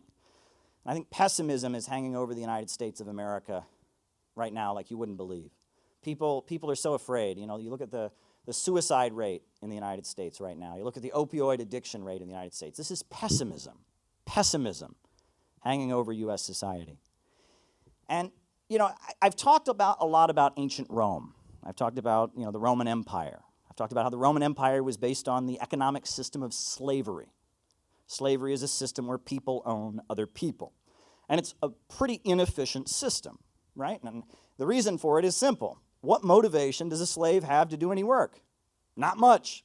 The master says, work harder or I will beat you, or work harder or I'll deprive you of food. But other than avoiding punishment, the slave really has no incentive to do anything. And the more slaves you get, the harder it is to keep making them work, right? And pretty soon you're going to have a slave who tells the other slave what to do. Then pretty soon you're going to have a slave who tells the slave what to do. It's a very, very inefficient way of doing things. And the Roman Empire, the bigger it got with its slave economic system, it became more and more inefficient. Their ability to grow crops vastly decreased. Their ability to produce goods and metal vastly decreased. Their ability to extract minerals from the ground, it vastly went down. The bigger the Roman Empire got, the more and more inefficient it became, because this system of slavery was outmoded. And there were a lot of countries that were popping up that had a more efficient system called feudalism. In feudalism, every peasant gets their little piece of land, and then they pay their obligation to the landlord, but then they get to keep what's left over. Far more efficient. They want to produce as much as they can so they can keep as much as they can. But the Romans, of course, were keeping their slave system, And the only way they could maintain it was going around to other peoples and other nations, plundering them and stealing what they had and keeping it for themselves. And so they were a reactionary empire. They were holding back historical progress. They were keeping intact an economic order that was no longer progressive. They were holding back history. It was a pessimistic empire. And among the Romans, there were two trends of thinking. Most Romans were what you could call hedonists. Now, a hedonist is somebody who, lives for pleasure. Most Romans, they would go to gladiatorial shows and bet, on the fighters. Most Romans would, they took pleasure in watching people being eaten by lions in the Colosseum. It was really common. They would have parties and stuff their faces full of food, and then they would have slaves with really long feathers to stuff them down their throats so they could vomit it all up and then go eat some more. This is at a time when most people around the world, were malnourished. So do you think people acting that way? That was most Romans. Most Romans were hedonists. But you got another trend of Romans they called the Stoicists. And the Stoicists did the opposite. The Stoicists, for example, they tended to starve themselves because they wanted to have less, and they wanted to have a spiritual experience by starving themselves. The Stoicists would take hallucinogenic drugs and mushrooms and try to space out. The Stoicists, they were famous for paying lots of money to see lectures by these philosophers who telling them that they should live less and have less. The Stoicists, they were known to whip and flog themselves. They were known to worship different gods from around the empire. And these were the two trends. You could be a hedonist, but if you were just smart enough to not just be purely living for pleasure, you could be a Stoicist. You could be a sadist or you could be a masochist. But it was all about destruction. And I've talked a lot about Michael Parenti's beautiful book about Julius Caesar and how Julius Caesar represented a completely different trend, the city-building tendency. Julius Caesar believed that the Roman Empire needed to completely adjust its relationship with history. He wanted to grant freedom to all kinds of different people that were enslaved. He wanted to give citizenship to people throughout the empire. I was reflecting on Julius Caesar and how he wanted to turn the various cities throughout the empire, like Alexandria and different capitals, in Gaul and elsewhere. He wanted to turn them into prosperous centers of trade. And I thought, it's funny. Julius Caesar was pretty much advocating a 73 BC version of the One Belt, One Road initiative. He was trying to transform the way the Roman Empire operated. He wanted the Roman Empire to be a force of progress around the world. He wanted to be lifting up people, empowering whole countries and nations, letting them be part, letting them have citizenship. He also wanted to empower the citizens within Rome. He was a champion of the proletarians. The proletarians, right? Who are the proletarians? Those are people that weren't slaves. They weren't owned by anybody else, but they didn't have any property. They had to rent where they lived. They were craftsmen. They sold their labor power. And Julius Caesar was loved by the proletarians. And Julius Caesar, of course, we know what happened. We learned about it from William Shakespeare. He was stabbed to death.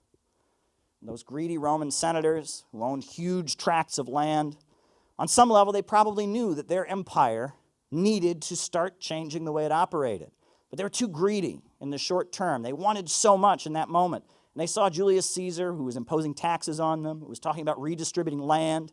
They saw him as a threat. So they stabbed to death the only person who could have saved their empire because they were in love with their own profits. There's the play by William Shakespeare. Michael Parenti in his book is very critical of that play. But it's interesting because if you read the play by William Shakespeare, Shakespeare, it seems in the play, is kind of dealing with the human relationship with power and authority. At the beginning of the play, Mark Antony, Brutus, they all get together and they kill Julius Caesar. But then they spend the rest of the play trying to figure out if they did the right thing. They spend the play trying to figure out if it was worth it or not to kill Julius Caesar. And they're debating it among themselves. They have the line about the fault is not in our stars, but in ourselves, who are underlings. And how on some level, Julius Caesar, despite the fact that they perceived him as a tyrant, was probably a good man. That's underlying it. And Shakespeare, of course, never went to Italy. He never lived in ancient Rome. He was writing about the human relationship with power and authority. And it's kind of the question of state power, right? We know we need a government on some level, but we all hate the government, right?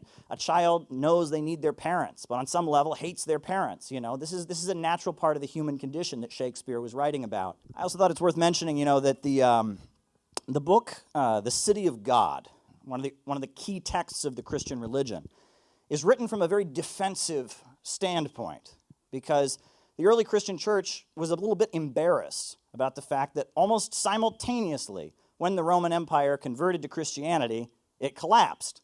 And that was a little bit of a hard selling point. If you're going around the world trying to convince people to adopt your religion, and some big, huge empire adopted your religion and then collapsed, it's not a really good selling point. But it's interesting, if you read The City of God, which is still a very important text, I mean, the development of Christian theology, if you look at it, you know, you kind of don't even, the book's not even necessary, right? Because if you look at the teachings of Jesus, Jesus was not advising people on how to go out and build mighty empires that conquer and destroy people. Jesus said the last shall be first and the first shall be last. So the fact that the Roman Empire would collapse, an empire based on slavery and exploitation and killing would collapse when they adopted the teachings of Jesus, makes kind of perfect sense. There's no reason to be defensive about it at all, I think. It's pretty amusing. The reason they don't like Russia is because after the Soviet Union fell, Russia's economy was a mess. It was in shambles, right? It was just a disaster. You know, all of a sudden they had mass unemployment, mass hunger. Capitalism, as we're told, it always leads to making everyone happy and all that. But for some reason, when the Soviet Union fell and they adopted free market capitalism, it led to a complete and total disaster in the country. I mean, their economy just shut down. They had to start buying all their food from the USA because their farm system, you know, shut down. It was a nightmare. It was a humanitarian crisis. Like, their top population actually decreased by like 10% during that time. People dying, people committing suicide, people, you know, using opioids, people fleeing and just moving to other countries. I mean, their population went down by 10% during those years. It was a nightmare, right? The USA was meddling to get Boris Yeltsin reelected. And, you know, the 1996 elections were very much, they bragged about how Bill Clinton worked very hard to make sure Boris Yeltsin won the elections.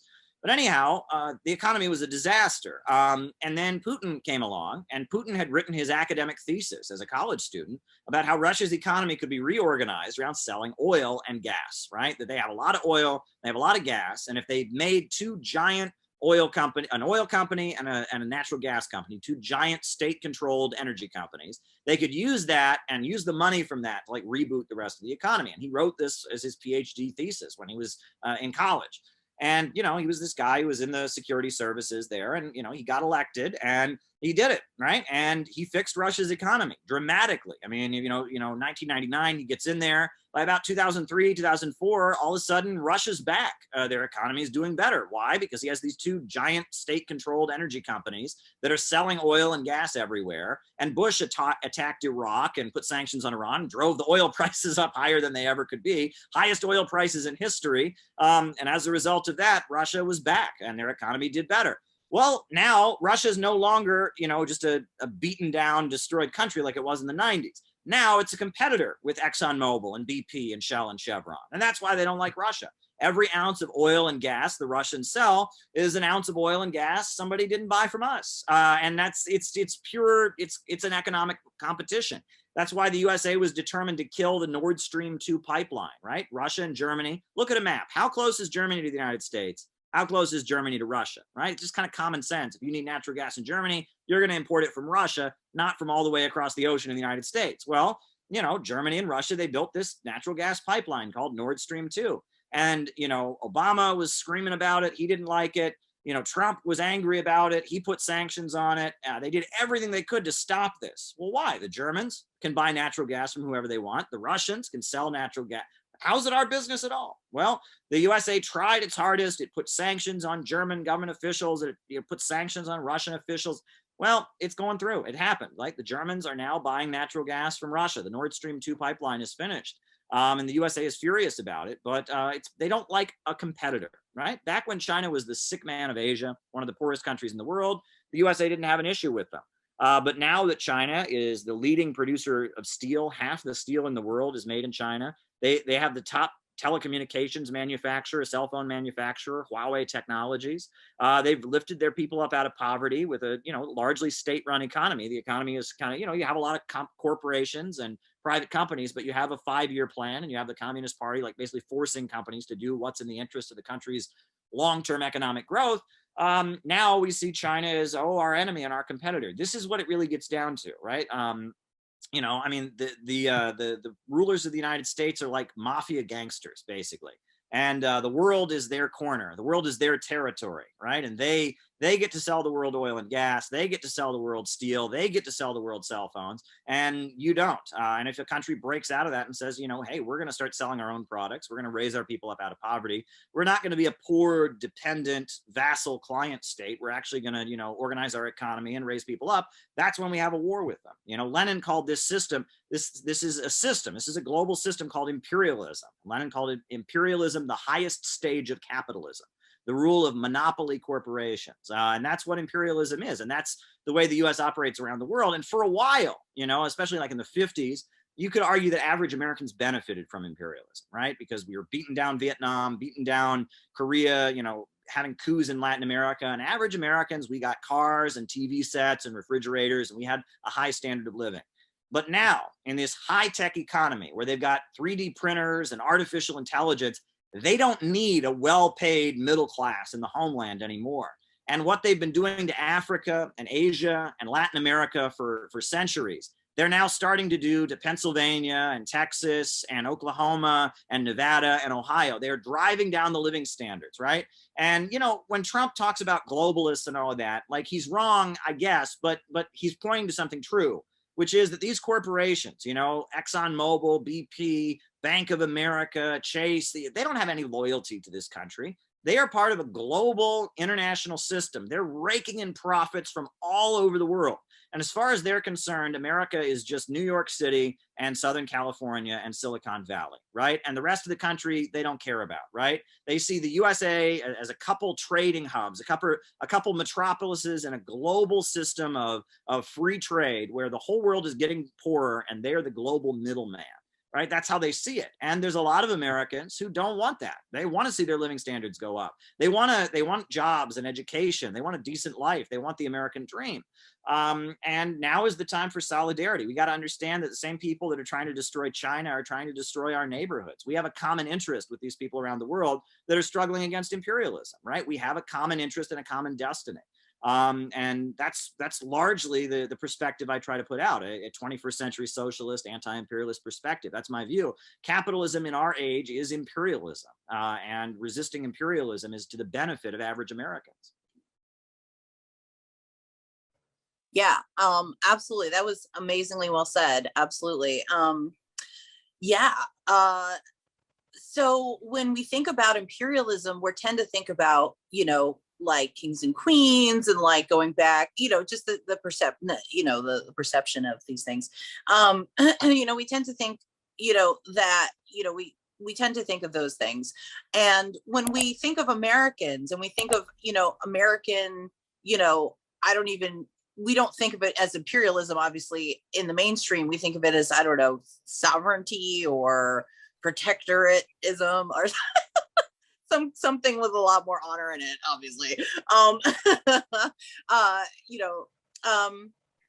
We tend to think of like, well, you know, the revolution to, you know, a monarchy system, the revolution, you know, democracy emerged because, you know, against the systems of monarchy, right? In the form of capitalism, right? That's the argument that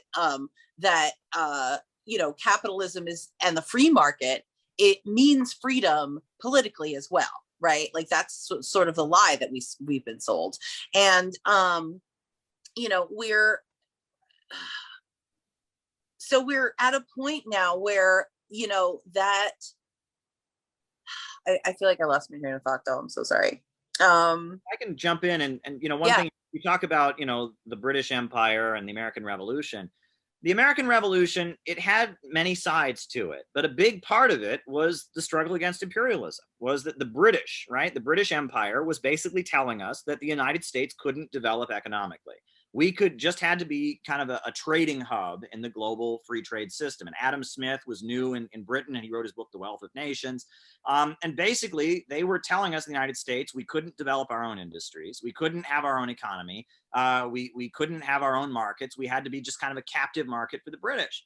And there were a lot of Americans like Alexander Hamilton, like George Washington and others who said, no, we want to develop the economy of the United States. And that was the basis of the disagreement. Now, unfortunately, developing the economy of the United States meant killing all the Native Americans and expanding westward and having slavery. So obviously that part we don't agree with.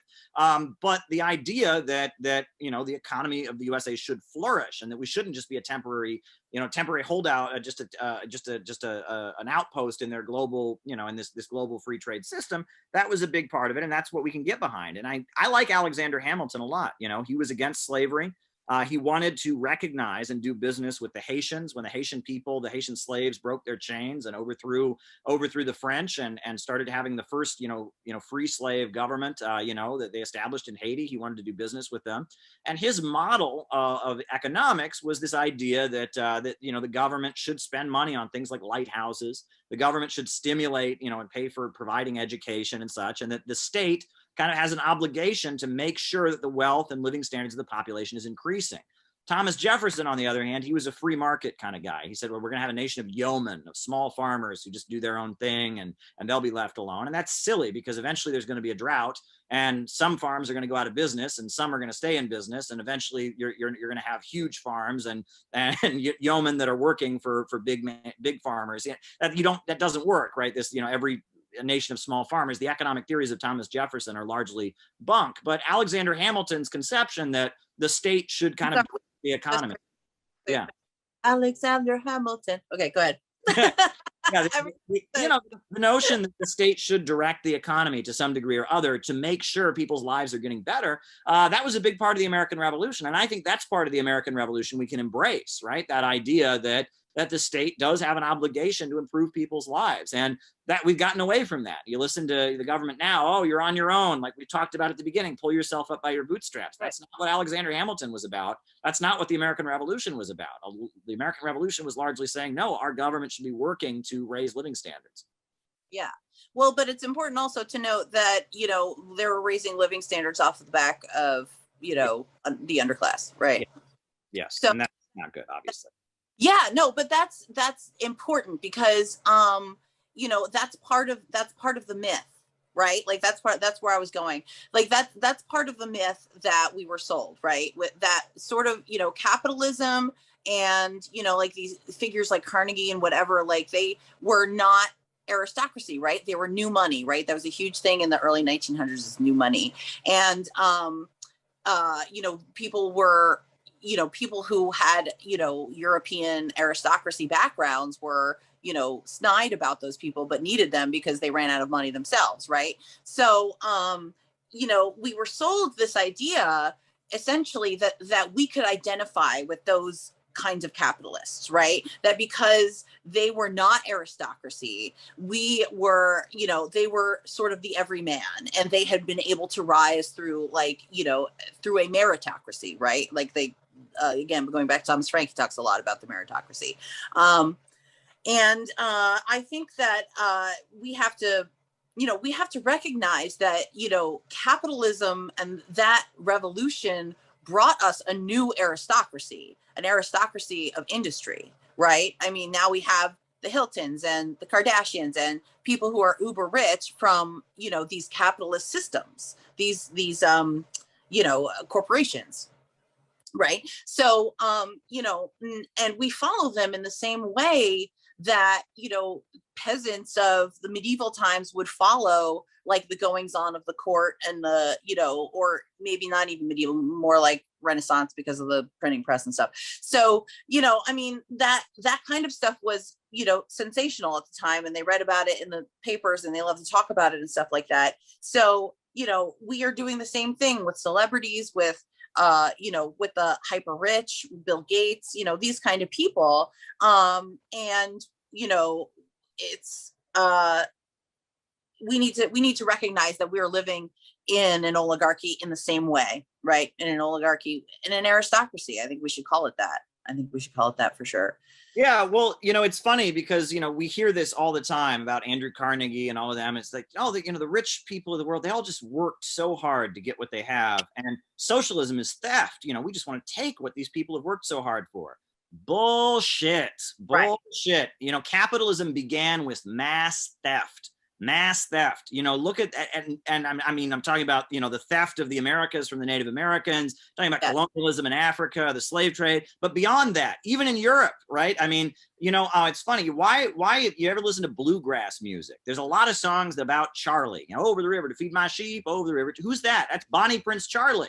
Because in Scotland, the Scottish Highlanders rose up against the English. Then after they were defeated, there was a mass genocide in Scotland where they cleared all the commons and they just drove all these people off their land, and a lot of them fled to the United States. That's why there's so many Southerners and West Virginians that have Scottish last names and all of that, because they were robbed of their land. As British and capitalism was emerging, they threw thousands of people off their land. Read about the clearing of the commons, you know, that went on, right? All over Europe. And when they would move toward capitalism, they would rip apart the feudal estates. These peasants had lived on this land for thousands of years, and they were, you know, basically semi-slaves and peasants. They didn't have any rights, but they at least had a place to stay. All of a sudden, the capitalist comes in and says, well, this land's my property. Unless you pay me rent, you're done, right?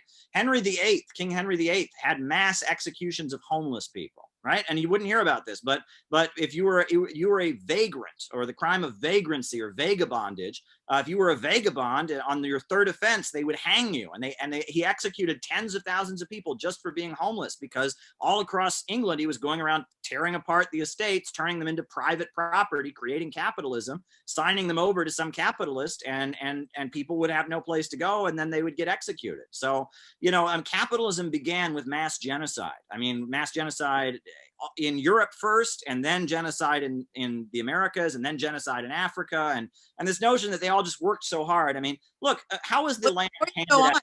Go on. Hear that instance, that Henry with the 8th instance. Yeah. Let's compare that to what's going on today, right? I mean, because literally, you just described the situation with, you know, banks repossessing houses in BlackRock, right? And like the idea that, yeah, oh my God, as you were describing that situation, I was just like, this is literally happening right now. Yeah. I mean, this is, yeah, I mean, called primitive accumulation. I mean, this is what Karl Marx wrote about. This is what Karl Marx called the rosy dawn of capitalism, right? It was not about free trade and some people just worked hard and got ahead. Nope. Look, the land of the United States, right? It was stolen from the Native Americans, but how did they divvy it up? Was it just a fair process where they just, oh, who wants some land? Oh, you want it? Okay, I guess it's your turn to get some. Of course not. The railroad monopolies and the big oil companies, they scooped it up and they got it all. And I mean, it's always been, capitalism has always been a system of mass theft. And it always has been. So this libertarian myth that socialism is theft, no, I mean, no, capitalism is theft. Socialism is the creators of the wealth, the working people. Black, white, Asian, Arab, you know, the working people of this country and of the world, taking back what their labor has created. That's what socialism is. Socialism is ending the theft and putting the people back in control of the wealth that they themselves have created. Yeah, absolutely. And let's not pretend that the government didn't have a hand in you know, essentially wiping out Native Americans, taking their land and then redistributing it to all of these private companies that we now laud as pulling themselves up by their bootstraps, right? I mean, these companies didn't just arrive out of nowhere. They were subsidized by the government. They're, you know, that's what, well, you know, when we talk about like white people having generational wealth, it's because they literally, you know, the government literally stole it from brown people and then gave it to white people as part of the Homestead Act, as part of many programs. Even after World War II, there were many programs for white veterans that there weren't for black veterans. You know, I mean, this is literally an ongoing thing. It's not part of history, it's current. And, you know, we are, yeah. Right. Yeah. And then socialism, I mean, you know, many Marxists have said socialism is the expropriation of the expropriators, right? The ruling class, they are expropriators. They've stolen everything they have, and we simply want to steal it back. I mean, that's really what socialism is. We want to steal back what's been stolen from us. Yes, absolutely. And now let me introduce Caleb Maupin.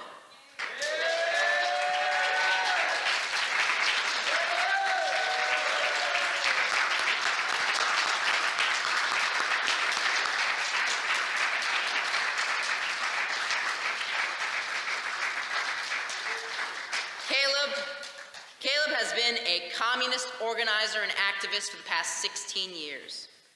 In 2010 in Cleveland, Ohio, students walked out of Collinwood High School to protest teacher layoffs. The police responded by violently arresting Destiny and Deasia Bruno. Luckily, Caleb was there to film what happened, and his video showing police brutality got one of the sisters acquitted in juvenile court. Caleb was also part of the planning of the Occupy Wall Street movement, and he was arrested during the protests there. Caleb was one of the few voices at Occupy demanding that they stand in solidarity with Libya against the NATO bombing campaign and with Gaddafi.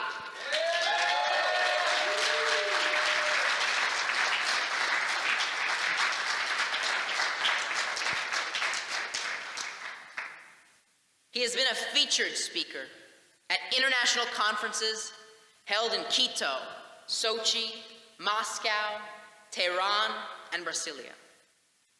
In 2015, he was part of a humanitarian mission by the Red Crescent Society attempting to bring aid to war-torn Yemen.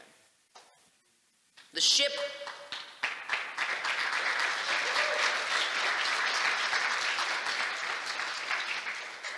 created an international incident, and Saudi Arabia bombed the port of Hodeidah 8 times in a single day to prevent the aid from being delivered. In 2017, Caleb debated white supremacist Augustus Sol Invictus, putting forward anti-racist, revolutionary patriotism as an alternative to Invictus's white supremacist ideology, demagoguery. Julian Assange was so moved by the debate that he tweeted it out and emailed it to thousands of friends and allies. As a correspondent for RT, Caleb has many heated exchanges with U.S. State Department spokespeople. And in March of 2016, Donald Trump accidentally called Caleb his favorite reporter.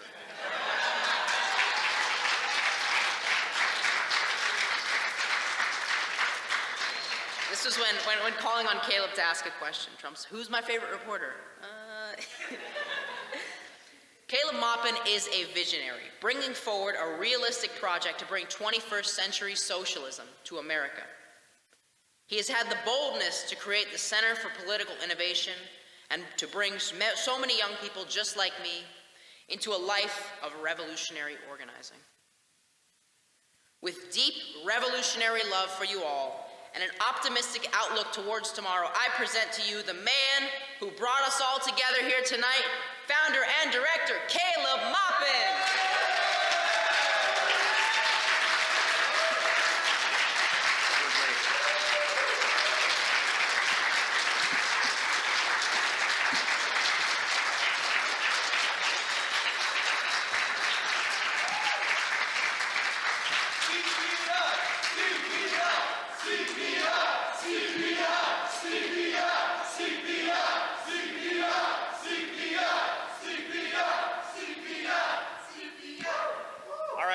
To stay standing and stretch. Just stretch as much as you can.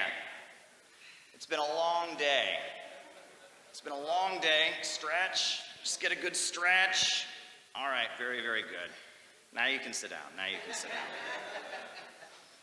I'm going to take this off of here. It's been a long day. We've heard a lot of speeches and a lot of presentations. We don't know how often we're going to have the opportunity to have conferences like this, so it's important that we get as much in as we possibly can. So thank you for being here. I know it's late. I'm going to try to not take too long because I know we've all got places to go. We're tired. We've been working hard. But I want to just point out, isn't it really a great thing that CPI is not an online organization?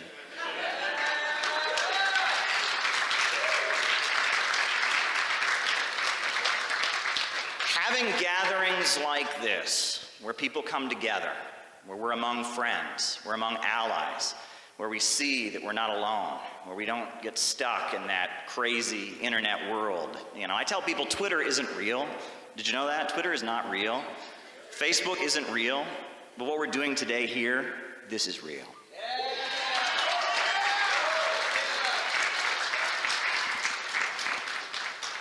So I want us all to now take a deep breath.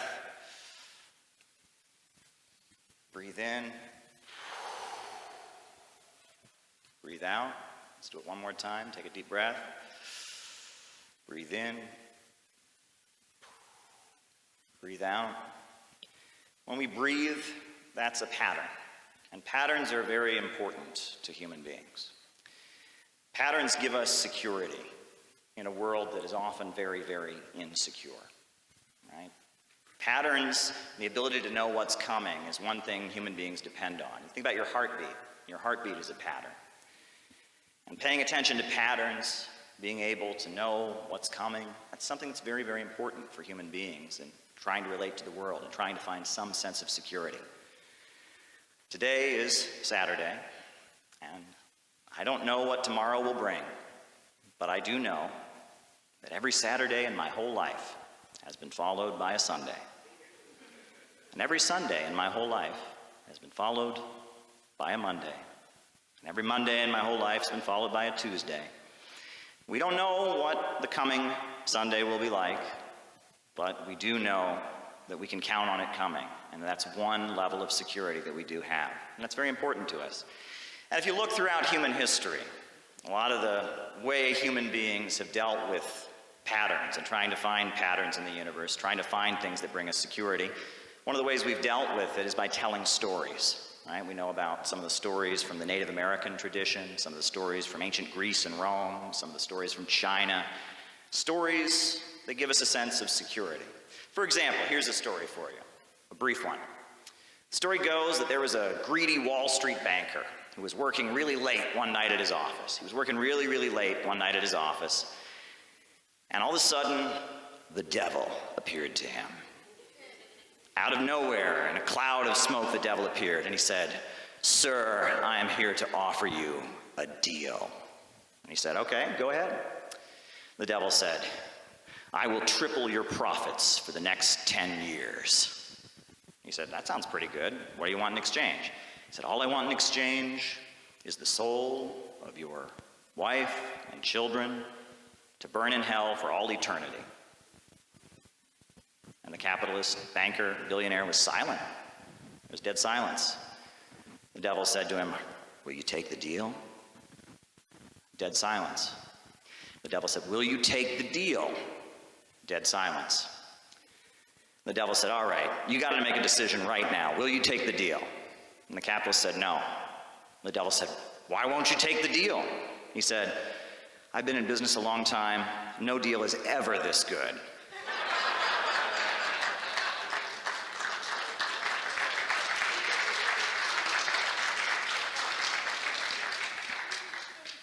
And why is that story funny?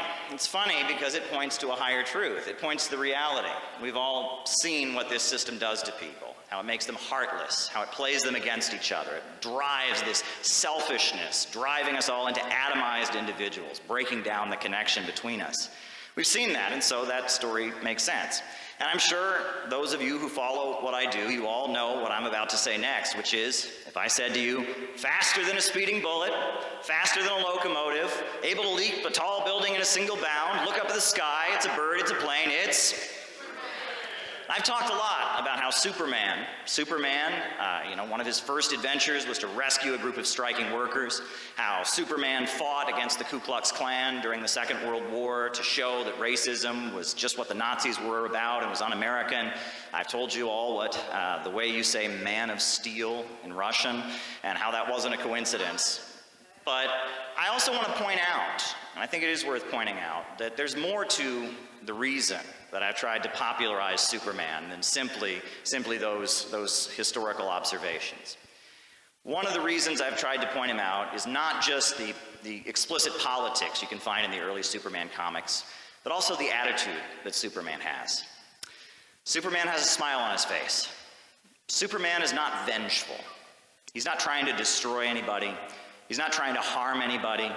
He's not trying to punish people. In fact, Superman doesn't even want to be famous. He lives a humble life as mild-mannered reporter Clark Kent.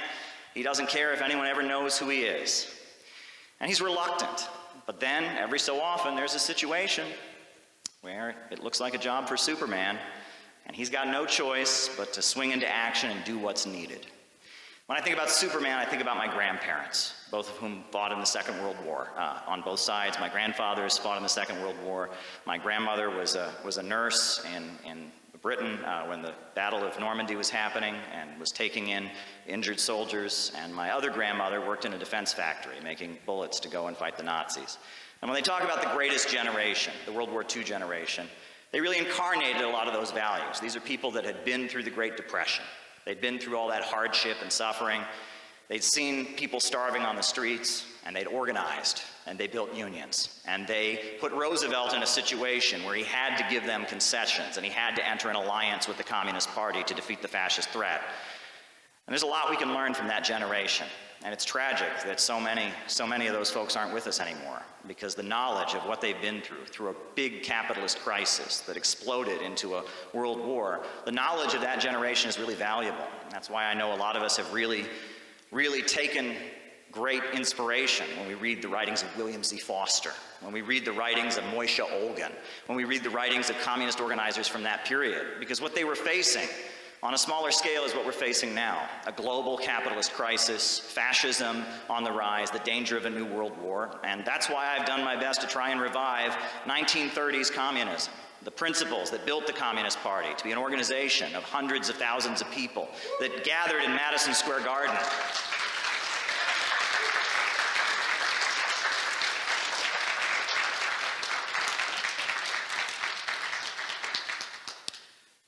But I actually want to refer to yet another story. And this is a story that any of us who grew up in the Christian tradition or the Jewish tradition or the Islamic tradition probably had hammered into our heads when we were kids. And the story is about a man named Noah. And the story is that Noah got a message from God that a giant storm was going to come. That storm would be so massive that it would lead to flooding. And so Noah heard this message about a flood, and he started building an ark, started building a ship so that his family and his people would be safe when the flood came. All right, we've heard this story. And I think it's pretty safe to say that this is a story that is very, very important to human beings. There's something in this story, whether you believe it's true or not, that really speaks to us, right? That he got this message, and despite the fact that nobody agreed with him, despite the fact that everyone wasn't going along with him, he started building that ark because it knew it needed to be done. That actually reminds me of a quotation you can find here in the Little Red Book. In the Little Red Book by Mao Zedong, they quote Mao's famous essay that he wrote in 1927. He wrote it in 1927. This is what he wrote. In a very short time, in China's central and southern provinces, several 100 million peasants will rise like a mighty storm, like a hurricane, a force so swift and violent that no power, however great, will be able to hold it back. They will smash the trammels that bind them on the road to liberation. They will sweep all the imperialists, warlords, corrupt officials, local tyrants, and evil gentry into their graves. And every revolutionary party and every revolutionary comrade will be put to the test, to be accepted or rejected as they decide. And there are three alternatives: to march at their head and lead them, to trail behind them, gesticulating and criticizing, or stand in their way and oppose them. Every Chinese is free to choose, but events will force you to make the choice quickly. Now that's Mao Zedong in 1927. What's he saying there? He's saying a storm is coming. A storm is coming, and if we don't take the correct action now, and if we don't put ourselves in the right position, when that storm comes, it's going to blow right all over us. But if we do the right thing, and we get prepared, when that storm comes, everything can change. Nothing to gain.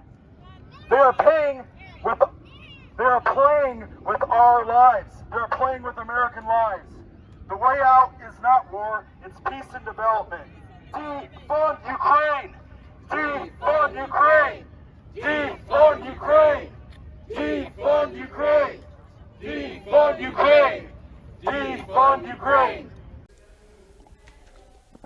Why is it that our leaders are doing this woke makeover of the United States? Why is it all of a sudden Kamala Harris, who locked up thousands of African-American men for victimless crimes, is suddenly kneeling for George Floyd? Why is it that CNN and MSNBC are now promoting wokeness? Well, the power structure in the United States is doing that because they are generals fighting the last war. Because it is a fact that during the Cold War, when Jim Crow segregation was still going on, the Soviet Union took a petition to the United Nations to expose what was being done to African Americans. That's why.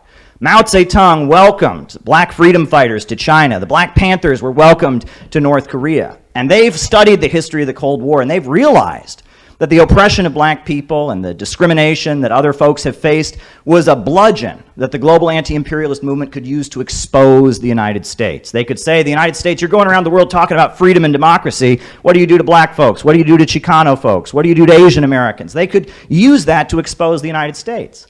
And so now, having studied the history of the last Cold War, in the new Cold War, what they're trying to do is they are trying to completely reinvent the image of the United States. To say, we are not the America of the Ku Klux Klan anymore. No, no, no. This is a completely new America. And with this new moral authority they want to give themselves, they feel that that will give them the justification to then attack Russia, or to attack China, or to attack Venezuela, or to attack Iran, because, oh, look, we are now the bastion of civil liberties and human rights. It is an attempt to wash and whitewash the image and the history of the United States in order to justify regime change around the world. And it's been a bit confusing for those of us who call ourselves leftists, because they have hijacked certain phrases and certain terms that we have used over the years, but they're using them for a very different purpose. And they're using them not to build working class unity, but to incite division. And they are using them to set sections of the population against each other so they can make us all poorer and grind us all into deeper poverty. And it was Rosa Luxemburg.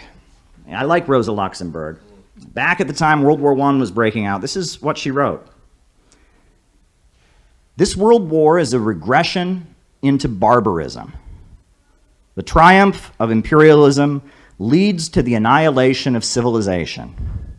At first, this happens sporadically for the duration of a modern war, but when we enter a period of unlimited wars, it begins progressing toward its inevitable consequences.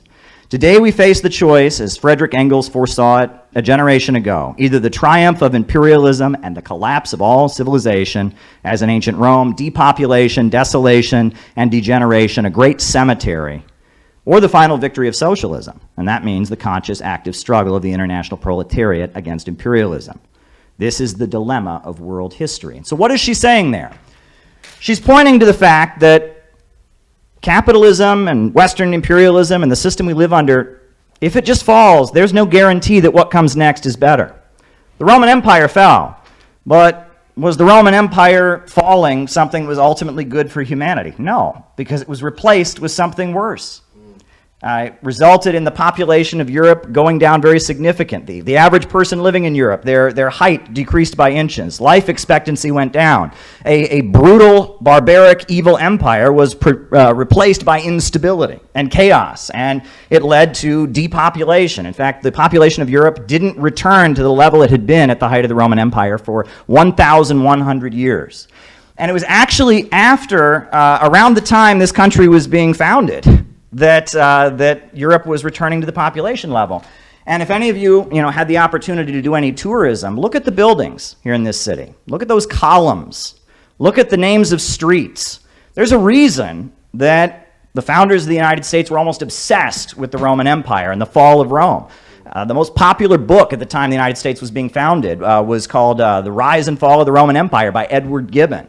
And, Thomas Jefferson and Alexander Hamilton and George Washington, they were obsessively studying what went wrong in Rome. They were thinking, we're building a civilization again. How can we do it differently so we don't experience what happened in Rome? And so in order to understand why we're in the situation we're here now, we have to explain why the Roman Empire fell. We ought to just look at this. Why did the Roman Empire fall? You almost don't want to ask the question, right? When you hear a politician get up and say, well, the fall of Rome, you almost want to run away because of what they might say. But why did the Roman Empire fall? Well, it fell because of the fact that slavery is not only a brutal, barbaric, evil system, it's also highly inefficient. If you think about it, what incentive does a slave have to work? Not much. Basically, the slave master says, you work or I will beat you, or you work or I will deprive you of food. They have really no incentive to work. And in a small scale, if you have 5 slaves, the slave master can stay on top of all 5 of them and keep them going. But when you got 10 slaves, it gets a little bit harder. And then when you get 100 slaves, it gets even more hard. And then when you have 1,000 slaves, it becomes even more difficult. And you have to have a slave whose job it is to tell the other slaves what to do. And he's going to be wildly popular with everyone. He's just going to be the most popular guy. So then you have to have another slave who tells the slave who tells everybody what to do. And you can see why it was a historical fact that the bigger the Roman Empire got, and the bigger their slave plantations got, the bigger their mines got, the lower their industrial output became, because slavery is a highly inefficient system. It was a historically outmoded system. And around the world, there were countries that had adopted feudalism. Feudalism is a more advanced system. A serf is different than a slave. A serf, he grows his own crops and he gives his obligation to the landlord, but then he gets to keep the rest. So it's a little bit more efficient. And there were kingdoms throughout Europe that were starting to move toward feudalism. But Rome was not going to move toward feudalism. And Rome was basically holding back history. It was going around the world, going to countries that had a more advanced system and holding them hostage at the point of a spear and extracting slaves and tribute from them. And that was the basis of the Roman Empire. And it was a deeply, deeply unsustainable system. And the bigger Rome got, the more unstable it became. And towards the end, the Romans couldn't even organize their own army. It got to the point when they were fighting Germanic tribes, the Ostrogoths and the Vandals, they couldn't even get their own citizens to go and fight the wars. So they had to hire other Germanic tribes to fight the Germanic tribes. And it got to the point that they couldn't hold their empire together. And this is kind of what Rosa Luxemburg is getting at, that imperialism leads to decay and collapse of a civilization. Now, I want to point you all toward a very, very important book, which is a book that was very, very meaningful for me in my political developments, by Michael Parenti, The Assassination of Julius Caesar, A People's History of Ancient Rome. This book is very, very important. And the reason that this book is important is because it tells the story of a Roman leader named Julius Caesar. Now, Julius Caesar was not a communist. He was not an advocate of the slaves, and he was very much a conqueror. But he had the understanding of what I just told you. He could see that the Roman Empire, the way it was set up, was not sustainable. And he, as a military man, from purely a military perspective, was sitting there and saying, okay, this isn't going to work. Having an empire centered around one city is not going to work. And so he came up with the idea. He said we ought to start developing places like Alexandria and Athens, and we ought to start building up cities throughout the empire that can be like trading hubs, right? And that we can give citizenship. He even wanted to give citizenship to the people in the various city-states so that they would have some say in it. And he also started building public libraries because he said we need the Roman population to be smarter, not dumber. And he was trying to think, how can we keep our empire from collapsing? How can we make it sustainable? Because he could see that the empire was coming apart. But the measures that Julius Caesar wanted to take in order to make the Roman Empire sustainable cut into the wealth of the wealthy Roman landowners, the senators. So we all know what happened. On the Ides of March 15th, 44 BC, he went to go give a speech at the Roman Senate, and they all lined up and took turns stabbing him in the back, and that was the end of the Roman Republic. From then on, Rome did not have an elected government. At that point, it had an emperor who claimed to be a god on earth. The Roman rulers said, we can't afford to have any of this democracy nonsense in elections. They had hereditary Senate, and they had an elected National Assembly. They said, no more of that. Now we just have an empire. And it was that moment where Rome as a society came together and said, we are not going to adjust. We will not allow our own backward, regressive tendencies to be corrected. We will not move towards some kind of multipolarity in our empire. That was a decisive moment in setting the stage for the eventual downfall of the Roman Empire. It was economics and the failure to address deep-seated economic problems that led to the fall of the Roman Empire. And as many other speakers have articulated tonight, we have a similar situation here in the United States. The problem with capitalism is not that capitalism creates growth. That is not the problem with capitalism. The problem with capitalism is that the more wealth they produce, the poorer we get. That's the problem. That's right. Self-driving cars would be a great thing in a rational society. It would mean this chore called driving, that's done by cab drivers, it's done by Uber drivers, it's done by truck drivers, traffic courts, all of that could be gotten rid of. And all this human labor that's expended unnecessarily in driving could be moved on. But under capitalism, self-driving cars would mean mass unemployment and riots in the streets. I many times have repeated, if you want to explain to someone the problem of capitalism, talk about the coal miner's riddle. The little boy says, "Father, why is it so cold?" And he says, "Because we can't afford any coal to heat the stove." And he says, "Father, why can't we afford any coal?" He says, "Because I lost my job at the coal mine." And he says, "Why did you lose your job at the coal mine?" He says, "Because there's too much coal." That's capitalism. That's the capitalist system, where the more you create, the greater poverty you have. And that when you have a big technological leap, it exacerbates this problem. And we're living in the period where the computer revolution has sped forward our ability to create with iPhones and iPads and 3D printers. They're doing things that they never could have imagined before. And in a rational society, that would be great. But we don't have a rational economic system. We have an irrational economic system. And under capitalism, your only value is your ability to sell yourself to a boss. And so because of that, this huge technological leap is leading us toward a bigger and bigger economic disaster. And so there's one faction in the ruling class, the ultra-rich, and they have a solution. And you know what their solution is? Degrowth. Grind us all into poverty. And they've been doing it around the world. Iraq used to be a prosperous, independent country selling oil in the international markets. And what did they do? They ground Iraq into poverty. They bombed it and destroyed it. Libya used to be the most prosperous country on the African continent. And now it is in ruin and destruction, and they export about 10% of the oil that they used to export. Afghanistan was kept in chaos for 20 years. The USA didn't stabilize Afghanistan. The USA kept Afghanistan unstable. They kept the drug lords operating. They helped the terrorist groups continue to do what they're doing. They were not trying to stabilize the country. And this degrowth, which is really what imperialism is. Imperialism is about holding back economic development. It's about keeping the world poor.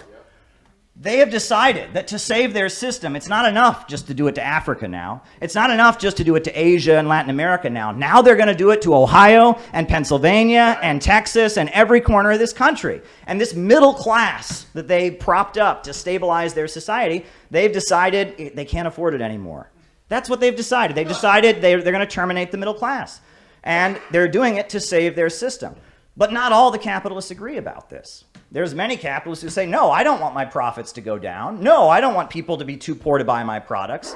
It's the ultra-rich, the bankers, the oil monopolists. They're the ones that have this degrowth agenda. They're the ones at the World Economic Forum. But there's a lot of lower-level capitalists who don't want to go along with it. They just want to make money.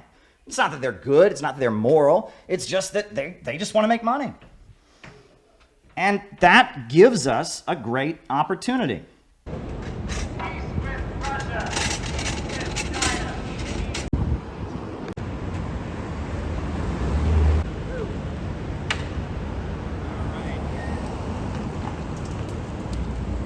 Russia, peace with China, peace with Russia, peace with Russia, peace with China, peace with Russia, peace with China, peace with Russia, peace with China, peace with Russia.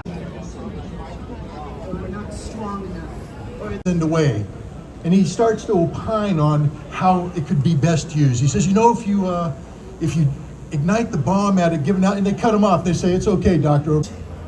Go between 130,000 to 250,000 people dead because of these bombs, but we don't know. And they did use it. 78 years ago today, the United States of America dropped. And now I will turn things over to the founder and director of the Center for Political Innovation, journalist and political analyst, Caleb Maupin.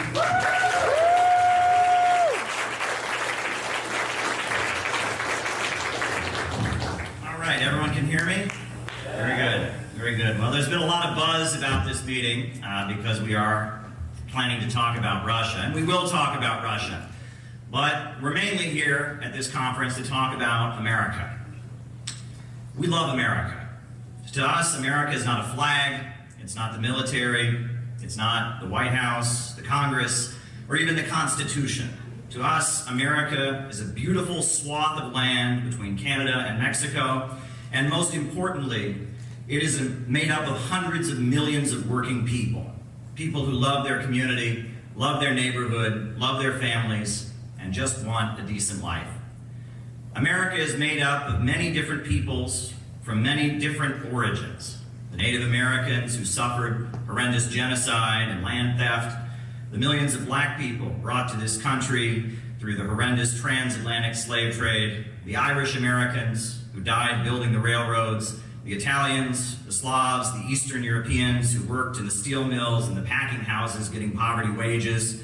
We have Latinos and Chicanos, the Arab Americans who came here looking for a better life, the Asian Americans, Pacific Islanders, the Southeast Asian community. America is not a nation. A nation would be a group that has a common territory, a common language, and a common culture. America is not a nation, it is a country. And it was a country that was synthetically created by the emergence of capitalism. The global imperialist system and its hunger for better profits and international trade brought hundreds of millions of people from every corner of the world to one landmass in the northern part of the hemisphere. And despite the hardships and the bigotry that has gone on, we can see in America some of the hope of human beings overcoming the deep-seated divisions, seeing what they have in common. And that's why the wave of anti-Russian hysteria that is currently taking place right now, banning Dostoevsky, banning the Disney movie Anastasia, is so horrendous and disturbing. And the same for the anti-Asian hate crimes that we've seen in the aftermath of the COVID-19 pandemic. This is not who we are as a people. And this isn't coming from average Americans. This is the result of propaganda from CNN, from Fox, from Twitter. Deep down, we the American people are better than this. And when I say that we love America, I can't say this without pointing out something that really should be obvious.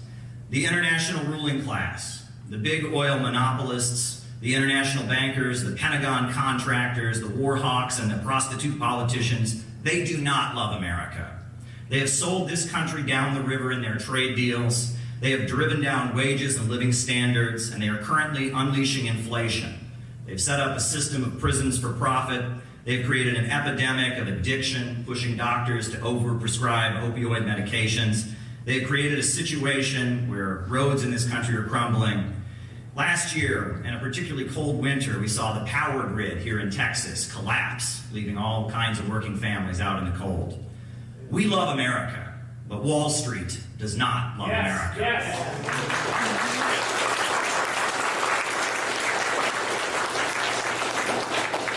We at the Center for Political Innovation, we represent the interests of America's working class, the people who do the work that makes this country turn every day, and the people who have been stabbed in the back over and over again by both Democrats and Republicans.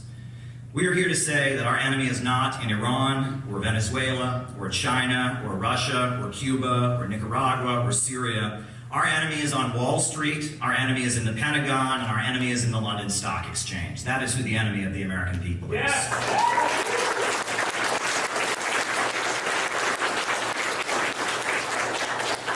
These forces of wealth and greed have created a global financial system, raking in super profits, keeping the world poor so that they can stay rich. And sure, for a long time, America had a comfortable middle class. For some of us who were white, there was a certain amount of opportunity. But now, in the age of high-tech artificial intelligence, they've decided that they no longer need the American dream. The United States is being dropped down to third world conditions. Life expectancy is falling, infant mortality is up. We've seen so many communities filled up with empty, boarded up, foreclosed homes. Water is not being properly purified. This poverty is being created by abundance. In systems of the past, people were hungry because there were food shortages. People were homeless because there were shortages of housing. But only under capitalism, the system of profits in command, do we have this problem of poverty created by abundance. People are homeless because there are too many houses. People are hungry because there is too much food. We, the American people, the multinational, multiracial working class, who have built this country, are now being told that we no longer have a seat at the table. We stand outcast and starving amid the wonders we have made. We built this country, but it no longer has a place for us. We are expected to just sit back and starve, die from opioids, commit suicide, get locked up in the world's largest prison system, spend our lives in low-wage, short-term service sector jobs, watch our brothers and sisters come home in body bags in foreign wars. Well, today at this conference, we've come together to reject their high-tech dark ages and say very loudly, we will not be canceled.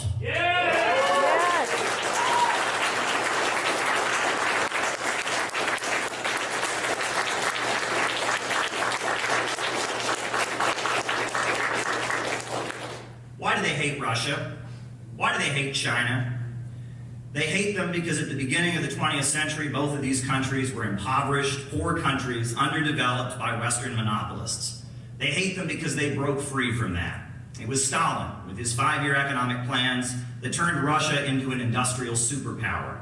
The Soviet Union saved the world from fascism, wiped out illiteracy, electrified the whole country, invented LED lights, invented space travel, and had tremendous achievements in science and technology. And the Chinese Communist Party has led China to become the second largest economy in the world, 800 million lifted out of poverty, the fastest high-speed railway in the world, the biggest telecommunications manufacturer in the world's largest hydroelectrical power plants, and amazing achievements on the road to fusion energy. They did this by breaking out of the global capitalist system, and they did this by organizing the economy to serve public good and not the profits of a wealthy few. In the 1990s, when the Soviet Union fell, the USA loved Russia. Russia's economy was in collapse, and people were starving. Boris Yeltsin was Bill Clinton's buddy, and the USA meddled in the 1996 elections to make sure that Yeltsin got reelected as he was wrecking the country with austerity and shock therapy neoliberal economics. Directed, of course, by George Soros. But things in Russia started changing in 1999 when Putin came into office. He restructured Russia's economy to be centered around government-controlled oil and natural gas resources. He used the energy revenue to rebuild the industries of Russia, and he made Russia once again a strong economy. And that is why US media demonizes Russia. That is why the US government toppled the government of Ukraine in 2014 with the Euro-Maidan coup and installed a fanatically anti-Russian regime in Kiev. That's why the US government backed Ukraine as they killed over 14,000 Russian-speaking people in Donetsk and Lugansk over the past 8 years with drone strikes, with a food blockade, and other crimes. And that's why they now portray Russia trying to bring an end to an 8-year war as somehow some kind of criminal invasion. And I brought this picture with me because people need to see this. Because, I saw a CNN reporter claim that Ukraine was a peaceful country until now. Well, this is the monument in Donbass to all the children who have died of the shelling and the bombing being carried out by the US-backed regime in Kiev. 14,000 plus people dead, children who have died. It hasn't been a peaceful country. The people of Donbass have been subject to 8 years of bombing, 8 years of shelling, 8 years of a food blockade. And Russia is now moving in to protect them and bring an end to this. The Wall Street money sharks hate Russia. They hate China, Cuba, Venezuela, Iran, and many other countries because they have governments that stand up to the international bankers and their monopolistic corporations. They have governments that control the banks, factories, and industries and force the economy to work for the good of the nation. With central planning, these countries have made sure that growth is not held back by the irrationality of greed and the imperialistic policies of neoliberalism. What we need here in the United States is not more privatizations, not more cutbacks, not more austerity, not more culture wars and symbolic woke makeovers of empire, and definitely not more warmongering and hatred for the peoples of other lands. What we need in America right now is a government of action that will fight for working families. I charge the government of the United States with dereliction of duty, with criminal neglect, with failure to serve the people and provide for the general welfare.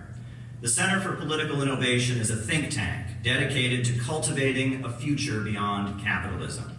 We have a 4-point plan to rescue the country from the disaster. We want a mass jobs program to rebuild the heartland of America, new high-speed railway, new schools and universities, new power plants, new roads, and new bridges. We want this country's oil and gas and coal and timber to be public property and organized and managed for the good of the country, so that the profits from our natural resources go back into the public budget, not into the pockets of Wall Street bankers. We want a banking system that's under the control of the public. No more Wall Street ripoffs, no more Federal Reserve schemes. The purse strings of the country's credit should be in the hands of local communities in the federal, state, and local level. We want an economic bill of rights, the right of all Americans to jobs and education and health care. And this is what Franklin Delano Roosevelt, one of our greatest presidents, called for in his final State of the Union address, an economic bill of rights. And let's be clear, there is nothing un-American about socialism. Behind me we have Abraham Lincoln. Abraham Lincoln had a communist general in the Union Army, August Willig.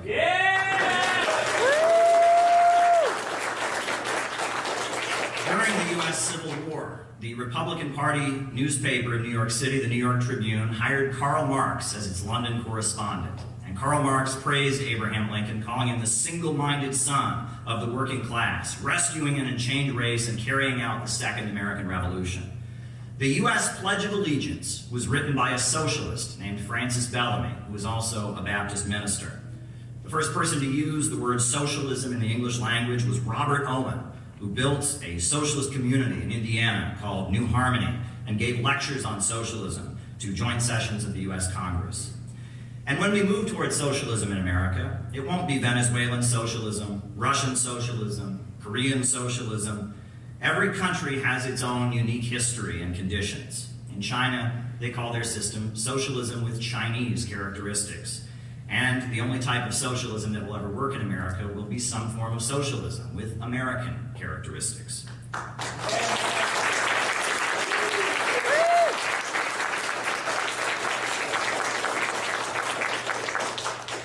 American socialism won't be pessimistic. It won't simply be a welfare state. It won't be depressed. It won't be a resentful complaint of screw this, give me some free stuff. American socialism will be about unleashing human creativity, growth, innovation, hard work, and restoring the boldness and courage that once enabled this country to have great achievements despite the injustices that have gone on. Socialism in America means capturing the optimism of Dr. Martin Luther King Jr., Frederick Douglass, Harriet Tubman, Cesar Chavez, Elizabeth Gurley Flynn, Gus Hall, William C. Foster, Joe Hill, Eugene Debs, and so many great revolutionaries who have always stood against injustice on our soil. We, the progressives, the radicals, the anti-racists, and the anti-imperialists have always been a part of this country. And we will not surrender the entire history and legacy of America to Donald Trump and Joe Biden. We are the true patriots, because only socialism and dismantling this global imperialist system can save America. And it is this vision and this tone that I open up our very important conference today. We have a great panel of speakers who are going to give us messages. You'll be hearing from me again in our second panel. But before we have our speakers come up, we're actually going to have a performance by the great classical pianist, a member of the Center for Political Innovation and part of the Students and Youth for a New America organization, Daniel Sajeda. So Daniel Sajeda is going to play some music.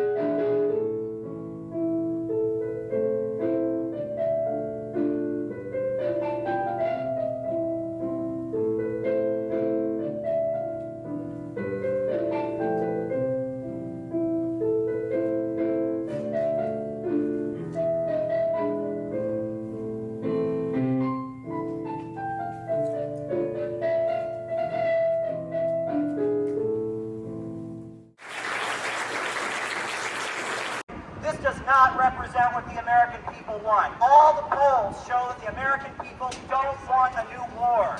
The American people are sick and tired of our money being wasted on bombs and weapons and destruction, provoking a war with China, provoking a war with Russia, while our trains are derailing, people in the United States are suffering, our water's not being purified, our railroads are falling apart, our power grids are falling apart, and yet we pour more and more weapons and money into some stupid confrontation with China. China is not our enemy. Wall Street bankers are our enemy. No more provocations against China. China is not our enemy. China is not our enemy. China is not our enemy. China is not our enemy. Get out of our country. Stop trying to sell war in our country. Stop trying to sell war in our country. We don't want a new war with China. We love America and we don't want a new war with China. China is not our enemy. Stop trying to sell war. Get out of our country. Stop trying to sell war. China is not our enemy. I'm a patriotic American. I love my country and I don't want World War III. Everyone in the United States thinks they're an expert on communism. You know what I'm saying? Isn't it really annoying? Everyone in the United States thinks they're an expert on communism. I'll never forget a conversation I had one time. I was in Cleveland. I was selling a newspaper. Somebody walked up to me and he said, I have read every word that Karl Marx has ever written. I have read every word that Karl Marx has ever written, and I know that it doesn't work. I have studied it more than you have. You think you know it, but I read every word that Karl Marx ever wrote. I was kind of, wow. I mean, that's a lot of reading you did, you know. And I said, well, you know, I know you think Marx was wrong about socialism, but do you think he was wrong about dialectical materialism? And the guy looked at me and said, what are you talking about? I said, you read every word of Karl Marx? You never heard of dialectical? He's like, you're using fancy words trying to look like you know more than I do, but people don't know anything, right? You know, people always say, you know, socialism does not work. Well, somebody should have asked Yuri Gagarin, the first man in outer space, how he managed to get into space with something that didn't work. How did the shuttle that didn't work get him into space? Somebody should have asked the people living in Germany toward the end of the Second World War, how an army that didn't work managed to drive in, defeat the Nazis, and unfurl the hammer-sickle flag. If it didn't work, right? You know, people should ask, why half the steel in the world today is made in these state-controlled industries of China. If socialism doesn't work, all this steel, how are they doing it? I mean, it just doesn't work, right?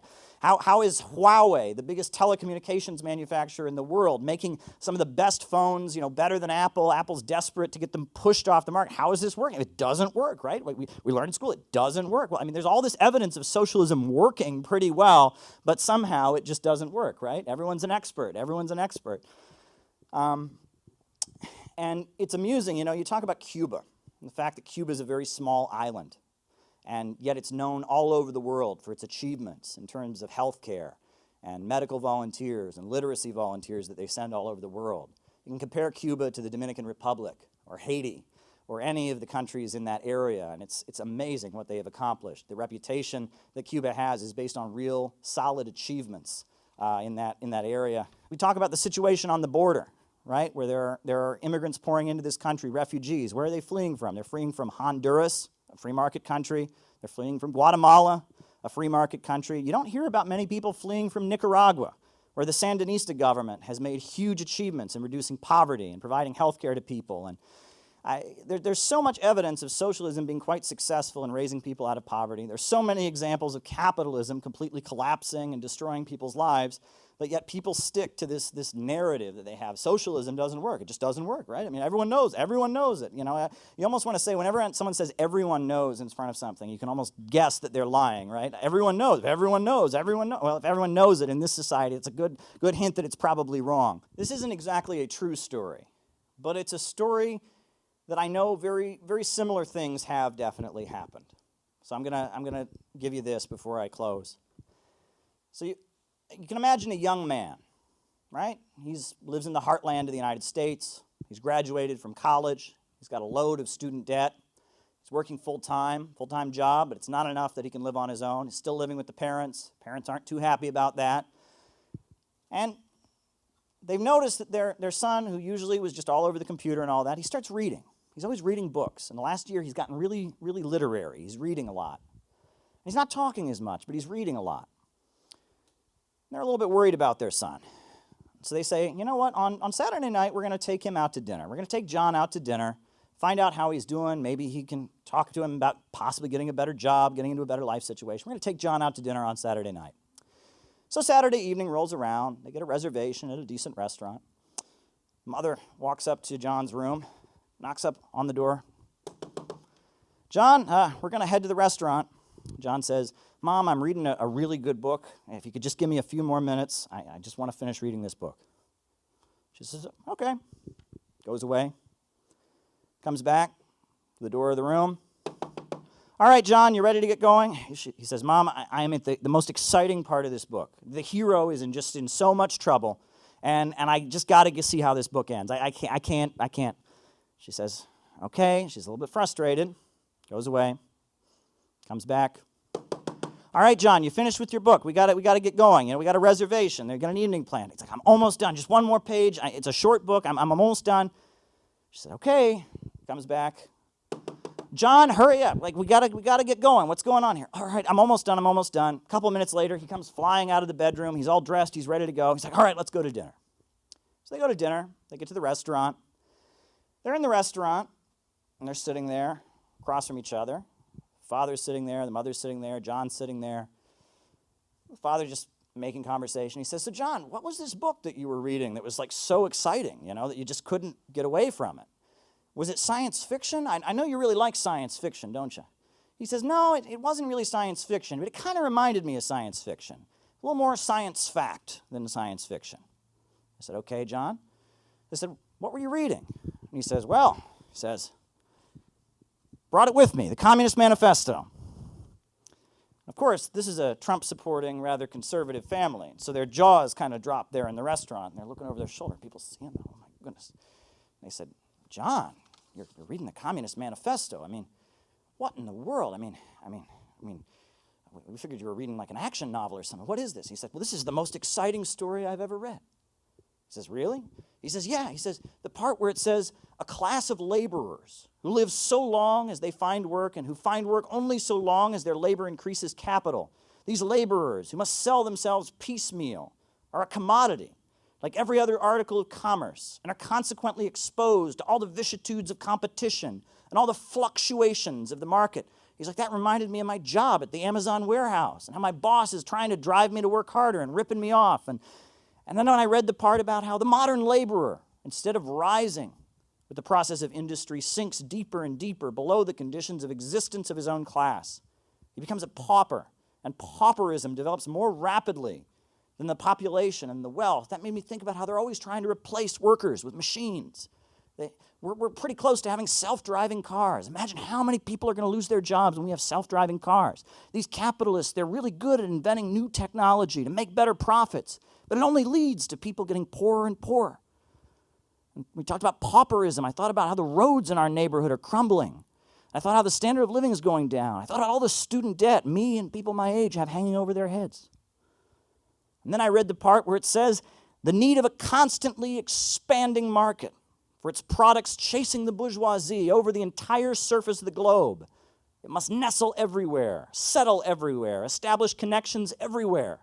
I thought about how Uncle John lost his job in the factory because they sent it to another country where people were working for less, and how they've got us all competing all over the world. Who will work for the lowest wages? Who will accept the worst conditions? I read about how it compels all nations, on pain of extinction, to adopt the bourgeois mode of production. It compels them to introduce what it calls civilization into their midst, to become bourgeois themselves. In one word, it creates the world after its own image. And when I read that part, I thought about how people are pouring into this country from Honduras. People are pouring into this country from Guatemala. People are pouring in from Haiti. Why? Because the same thing that they're doing to us now, impoverishing and deindustrializing our country, they've been doing to people all over the world for years, driving people into poverty to create one giant global economy. And that's why I couldn't put the book down. This is a book about us. This is a book about our community. I couldn't put it down. I had to get to the part where it said the first step in the revolution by the working class, the proletariat, is to raise itself to the position of the ruling class and win the battle for democracy. And that meant that we're going to have a government someday that fights for us and not for the billionaires. We're going to have people in Washington, D.C. who fight against the billionaire bankers and fight for working people like us. And I read the part where it said the proletariat will use its political supremacy to wrest by degree all capital from the bourgeoisie, to centralize the instruments of production in the hands of the state, of the organized proletariat as the ruling class, and to increase the total productive forces in society as rapidly as possible. I thought about what that could mean. Finding all the young men like me that are stuck in low-wage jobs, stuck in, living like a teenager into your adulthood, humiliated by student debt, degraded all the time. Talked about what it meant to mobilize us and get us working, get us making new breakthroughs in science, get us building high-speed railways. In China, they got these trains that are amazingly fast. They can go from Los Angeles to New York City in a couple hours. We could have that here if it weren't for the capitalists, right? I read about how we shall have an association in which the free development of each is the condition for the free development of all. I will have a government that will not see us simply as tools to make profits for corporations, but see every single person in the country as an asset, someone who could be unleashed to build a better country. Every person could be put to work to build a better society. And that's why I couldn't stop until I got to the last paragraph, where it said the communists disdain to conceal their views and aims. They openly declare that their ends can be attained only by the forcible overthrow of all existing social conditions. Let the ruling classes tremble at the communist revolution. The proletarians have nothing to lose but their chains, and they have a world to win. And it might be a long shot. It seems like a long shot, right? People in the United States have heard nothing from the time they were little kids up until adulthood that communism is evil, communism doesn't work. But Joe McCarthy drank himself to death. And Mao came down from the mountain. And A does not equal A. And you never step into the same river twice. And this is the best book I have ever read. And maybe I'm putting it down for now, but I will never put this book down. This is the most beautiful story I've ever read, and I am going to fight and die to make it come true. That's a story, like I said, not a true story, but things like it have happened, I am sure, I know for a fact. I want to just end with a story from when I was in college. I was in the university, and I was always distributing socialist newspapers. People thought I was a little bit of a quirky guy. Why are you always talking about socialism all the time? I remember, there was a friend of mine whose name was Mary Beth, and she went to the university that I went to, and the way she went there is her mother worked in the cafeteria, so she got free tuition because her mother worked on the campus. And I would see her around, and she was in some of my classes with me, political science and all of that. So one day, I'm sitting there in the cafeteria, and Mary Beth walks over to me. She said, "Caleb, I just want to let you know, my mom and I, we've been reading those newspapers you leave around. We think you're right. We think socialism is probably the better system. We think that we need a socialist society." My jaw dropped, because people never said that. She said, "But, our dad disagrees with us." And I said, "Well, why is that?" She said, "Well, he thinks it might be a good idea, but he's pretty sure that there won't be a leader who's strong enough to make it happen." Now think about those words. Not a leader who's smart enough, not a leader who's politically savvy enough, not a leader who is an effective enough orator, but a leader who's strong enough to make it happen, right? Strength. Strength is a very important thing. And if you look at the politics in the United States, the relationship to strength says a lot. I feel like a lot of people on the right, on some level, they perceive themselves as weak. They have a fear of being weak. And so, as a result, they kind of are attracted to people who present themselves as strong, right? They want to be strong. They like billionaires. They like big corporations. They like wealthy people. They like powerful military people. They want to be strong, and they have this fear that if they show any empathy or any compassion to someone that they perceive as weak, it's like an infectious disease. Like they're going to become weak if they do that. So they hate, they hate people that are low income. They hate immigrants. They hate anyone who's weaker than them, because it's this fear that if they have any empathy or any sympathy, that they're going to become like them, right? And they're attracted to those that are powerful based on this inner feeling that deep down they feel like they're quite weak. But unfortunately, I feel like there are some forces on the left or the ultra-left or the synthetic left that have the opposite problem. They seem to be very attracted to anyone or any person or anything they perceive as weak, but they have opposition to anything that looks strong. If it looks strong, well, that's triggering, that's authoritarian, that's repressive, they're against it, and they're acting out some kind of rage. But there are millions of people in this country who are suffering right now. We know that. And they want someone to help alleviate their conditions, help get them into a better situation. And they want someone who's strong, that'll be capable of doing it.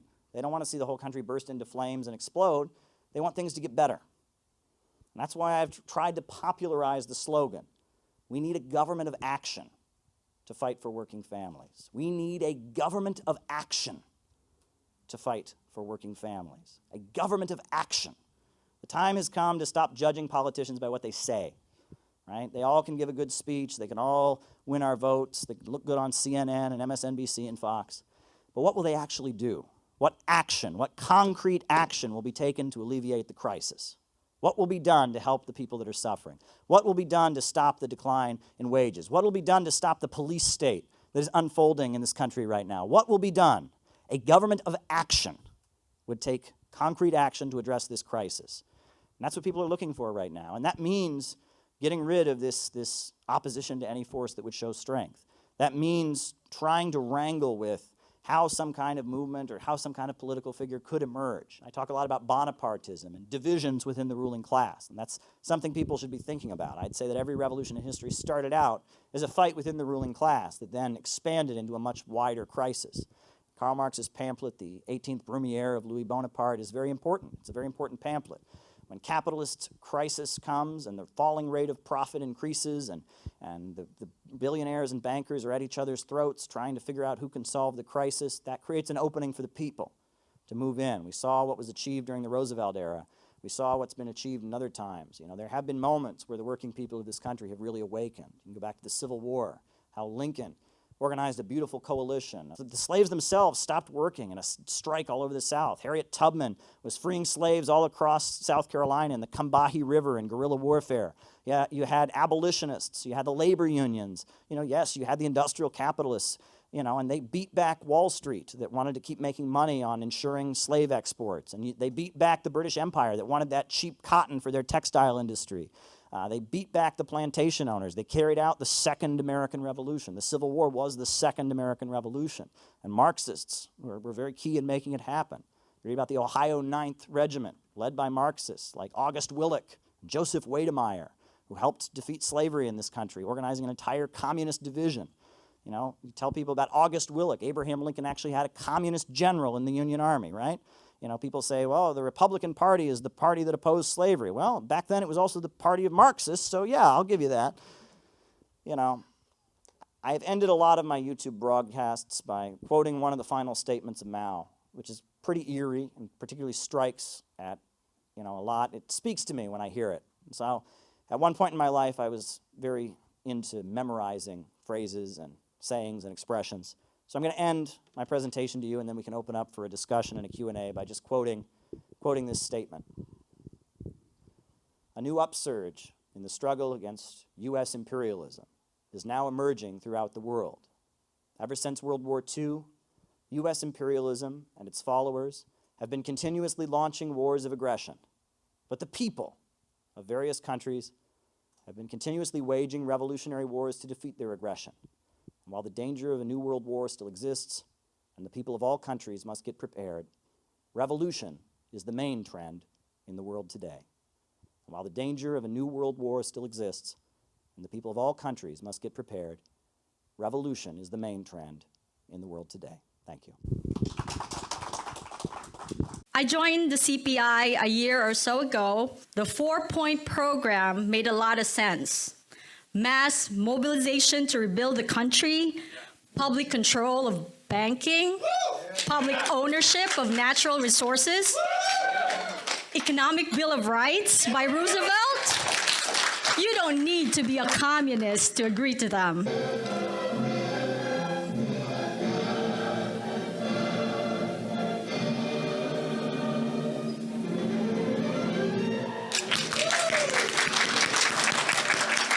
The protest was held in Times Square in New York City, and Nicolas Maduro, the president of Venezuela, mentioned it in a speech several hours after it happened. Hoy ya en Estados Unidos hubo la primera marcha, la primera movilización en Nueva York.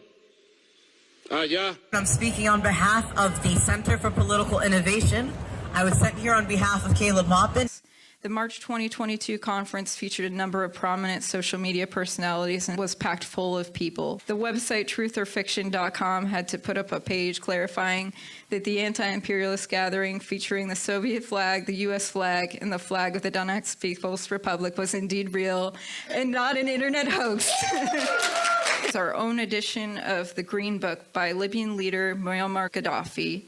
The CPI edition is the top-selling and top-rated version of the book on Amazon, and over 2,000 copies have been sold or distributed. CPI published the book Kamala Harris and the Future of America, an investigation into the woman who became the U.S. Vice President, which included her background and psychological profile. The book was widely reviewed in not only U.S. publications, but in print magazines in the UK and India. One of the main organizations that has worked against the Center for Political Innovation is the Communist Party USA.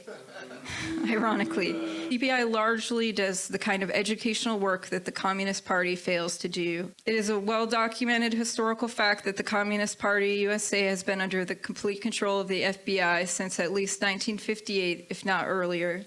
Boris Childs, the top FBI informant inside the Communist Party National Board, received the Presidential Medal of Freedom for his work controlling the Communist Party and using it to feed disinformation to the Soviet Union. CPI maintains that it is necessary to reinvent socialism and pull away from these forces. As Lenin said, we seek to go lower and deeper to the real masses. One point must also be made on behalf of the board of directors, and this is that Caleb Maupin is our ideological leader. CPI is a result of Caleb Maupin's vision for building an organization, and we recognize his unique approach to building 21st century socialism.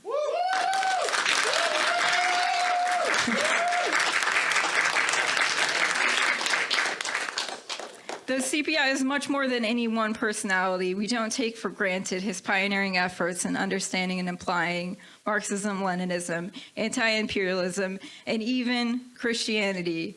His place as our ideological leader and visionary shouldn't be understated, and we are proud that he has this place in our organization. Thanks, Caleb. If you feel you have a contribution to make, please join our organization.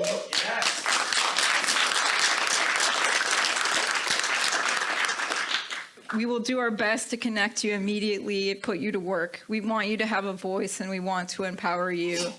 However, as Christianity was getting watered down and adjusted, it started to become, well, you should obey the Roman Empire because, look ahead to the next life. Think about the next life, be obedient and submissive. And Christianity was being watered down and adjusted to serve the needs of the Roman Empire.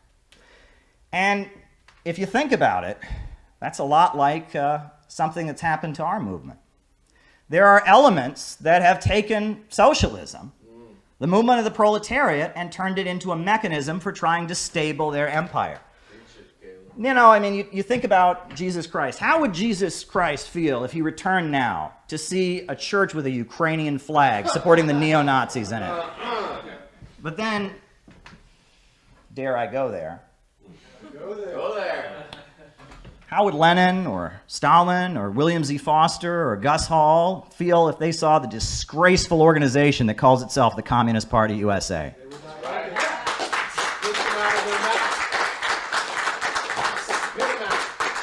So much evil is being done in the name of our movement right now. What began as a movement to liberate the proletariat and destroy empires has been hijacked as a mechanism for trying to stabilize their empire. And people say, well, Caleb, don't be sectarian, don't be divisive, don't talk about this. We have a responsibility to talk about this. We have absolutely a responsibility to talk about this. If you want to read some angry writing, go and read the writings of Vladimir Lenin when World War I was breaking out.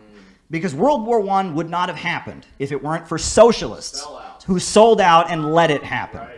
And if the socialist movement had stuck to its principles and said, we'll never send workers to kill other workers, World War I wouldn't have happened. But they sold out, they abandoned their principles, and 20 million workers were sent to their deaths. And if you read Lenin's writings, this is what he says. Neither we nor anyone else can calculate precisely what portion of the proletariat is following or will follow the social chauvists and opportunists. This will be revealed only by the struggle, and it will be definitely decided only by the socialist revolution. And it is therefore our duty, if we wish to remain socialists, to go down lower and deeper to the real masses. Amen. This is the whole meaning and the whole purport of the struggle against opportunism.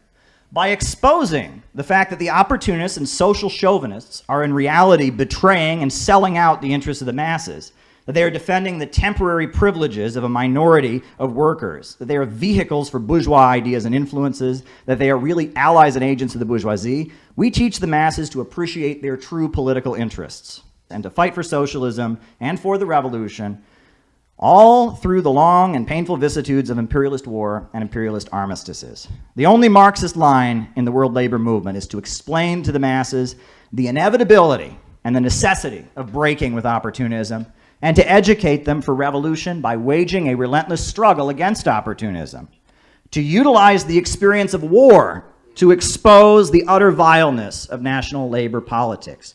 So when we have a situation like this, where the imperialists are stirring us up for war against Russia, and we see organization after organization and entity after entity that speaks in the name of socialism supporting that, it is our duty to go lower and deeper to the real masses to expose the opportunists. That is what our job is. And it's not our job to try and please them. And it's not our job to try and go to them and accommodate them and be part of them. It is our job to go lower and deeper to the real masses to expose the opportunists. That is our job. We should be knocking on doors in Pennsylvania and Ohio and Kentucky and Minneapolis and wherever to tell people about why to oppose the synthetic left. That's what our job should be. Out of the movement! Out of the movement! Out of the movement! Out of the movement! Out of the movement! To the masses! Woo! Woo! Yeah! I was on a show with libertarians, Pasta was here earlier, and, they were saying, well, Caleb, we see how corrupt the government of the United States is. Why would you want to expand the government? And I said, I want you to imagine we had a different kind of government. Instead of having a government that's weak and pathetic and rolled over and does whatever Jeff Bezos and Wall Street said, let's imagine for a moment that we had a government that kicked Jeff Bezos' ass. Let's imagine a government that fought against the rich and powerful and was strong enough to rejuvenate this country and rebuild it, and was strong enough to say that Russia and China and Iran and Venezuela would be great friends in doing so. They want growth, we want growth, and let's kick the degrowthers out of Washington, D.C. Imagine we had a government like that.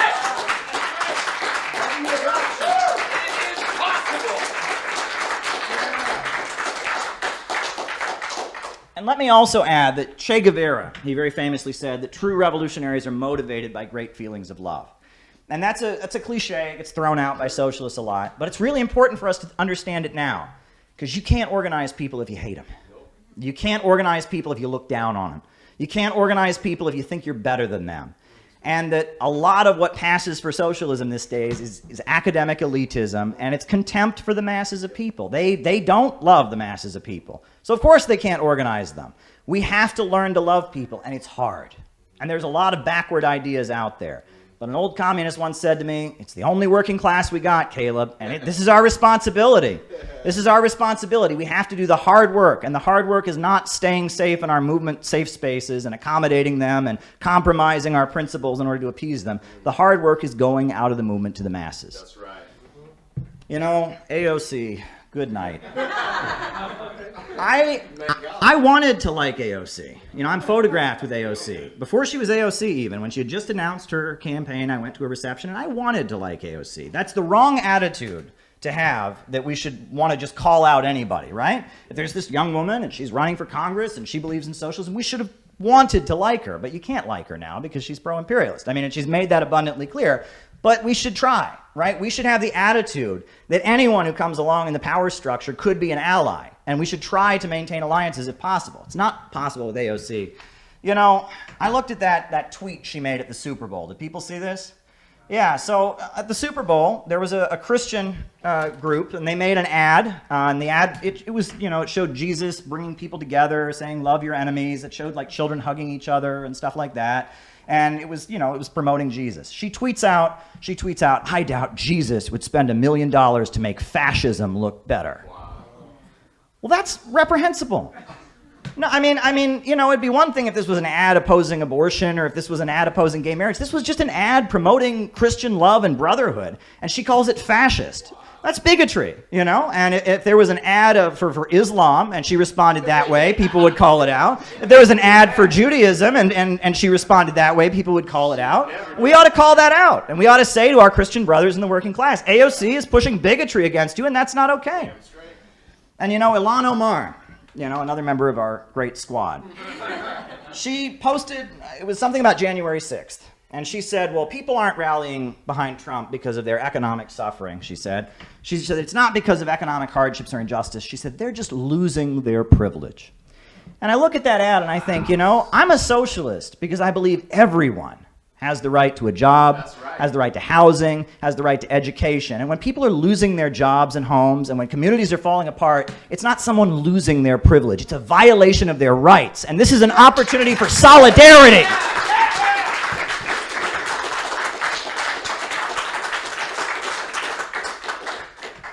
Now, you all are great. I've been talking to you all, and we've had some great speeches here. And, you know, I really want to spend my time in this room, but for just a moment,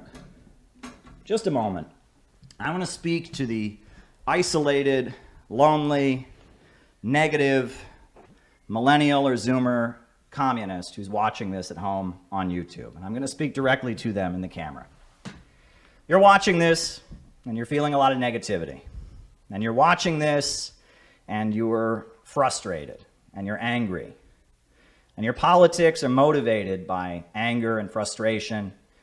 They're frustrated by isolation. And that's understandable in a society like the one we live in, where death is all around you. Death is everywhere in this society. People are dying of opioids. People are killing themselves. We've got the danger of a new world war hanging over our horizon. Death is everywhere. There's a huge effort from social media, from mainstream media, to try and get you to die. For just a moment, I want you to look inside of yourself and listen to the part of yourself that wants to live. That's right!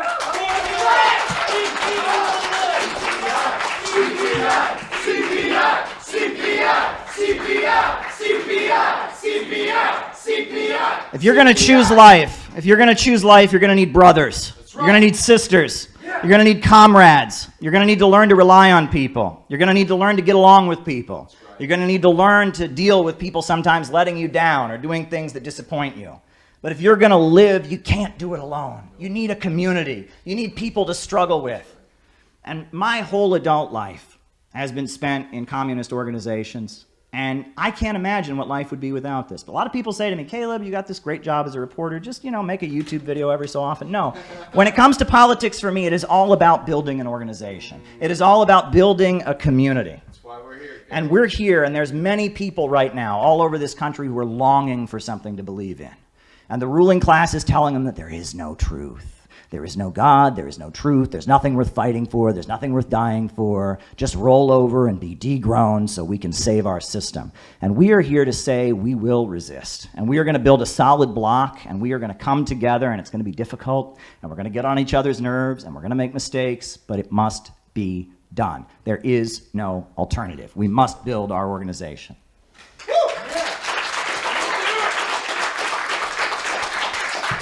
And I just want to point this out. It's almost like they've given us a gift. Because for years, the reason that Americans wouldn't become communists was they were told, well, communism is against the American dream. It's against the American way of life. Well, now the ruling class is saying the American dream is over. There is no American way of life. Just whip yourself and be full of shame about the evils of this country. Well, actually, that's an opportunity for us to step up and say, actually, there are things in the history of this country to be proud of. We can be proud of the labor movement. We can be proud of John Brown. We can be proud of Fred Hampton. And we can be proud to be part of the legacy of resistance to the evil empire that has existed here. It's an opportunity for us. They're giving us a gift. In addition to that, for years, Americans have been told, oh, you can't be a communist because communists are atheists, and they don't believe in Christianity.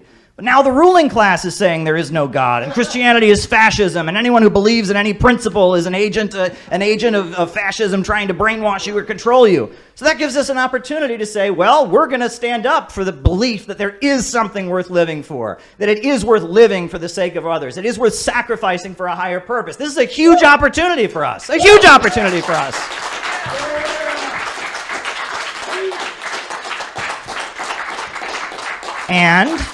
And for a long time they've told us, oh, you can't be a communist. You can't be a communist because in America anyone can work hard. Anyone can go out and achieve their dreams and be rich. And communism is against that.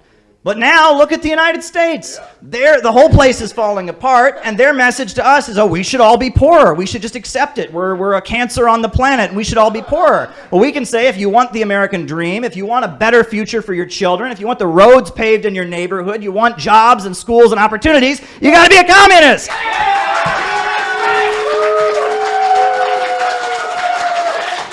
They're giving us a huge gift. Everything Americans believe in, they are handing to us on a silver platter. We just have to take it. And they are really scared of anybody taking it. They're terrified of this. Since 2008, they've been warning about the dangers of populism. Populism is the most dangerous thing ever because they know it's only a matter of time before we band together and start fighting to defend our schools and jobs and communities and coming together and realizing we have a common interest, rejecting their low-wage police state and building a new America, and doing so in solidarity with Russia and China and Venezuela and all the countries they've told us to hate. They hate us and they hate those countries, so I think we can bond together against our common enemy, don't you?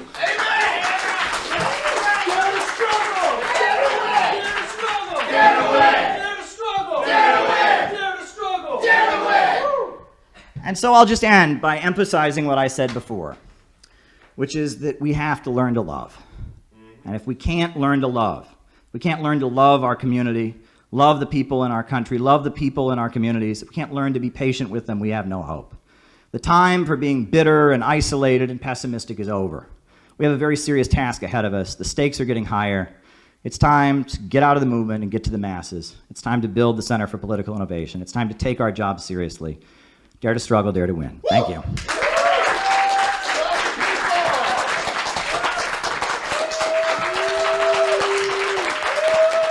We're helping to fill out the crowd. Great. But, yeah, well, we're here. This is a great rally, isn't it? It is. Fact.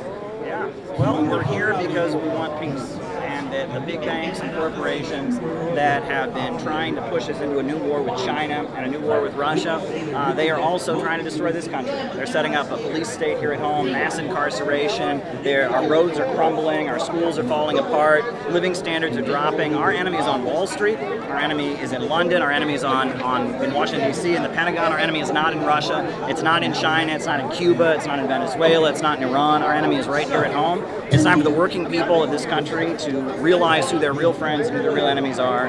We need to fight for peace, jobs, democracy, and equality. That's what I'm here to say today. What about you? What I'm here to say today is... And if you look at China today, everything has changed. I'm sorry. We hear so much of this. Communism failed. Communism never achieved anything.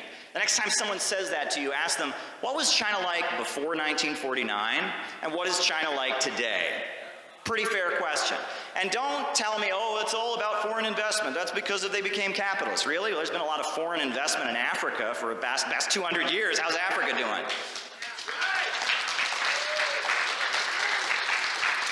They've had foreign investment in Central America. How are they doing? It's not foreign investment that created China as the second largest economy in the world. It's not foreign investment that built the world's largest telecommunications manufacturer. It's not foreign investment that raised 800 million people out of poverty. It was the fact that somebody saw that a storm was coming and decided to take swift and decisive action. And you know, Mao, when he wrote that in 1927, that was a heated polemic. That was a heated polemic that he was writing. He was criticizing his own comrades and saying, yeah, we're organizing in the cities. Yeah, we're building an alliance with the KMT. That's not where the storm's coming from. We got to get to the countryside. And you know, also, China's achievements, even during its earliest years, were astonishing. For example, the Barefoot Doctors Program. It was because of Mao Zedong that in the 1950s, millions and millions of Chinese peasants who had never seen a doctor in their entire lives got medical care because the Chinese Communist Party launched the Barefoot Doctor program. And you know, it's because of Mao Zedong, and this is so shocking to me. It's because of Mao Zedong that there are thousands of Chinese children who saw the sun. Did you know this? Do you know about this? They used to have mines in China that children worked in. Children are smaller, and so they can fit into the mines. And there were children who woke up every morning, they were wakened up every morning before the sun had come up, taken down to a mine to spend the whole day working, and not allowed to come back above that mine until it was dark again. And until Mao Zedong and the Chinese Communist Party came to power, these people had never seen the sun. These little children had never seen the sun until the Chinese Communist Party came to power.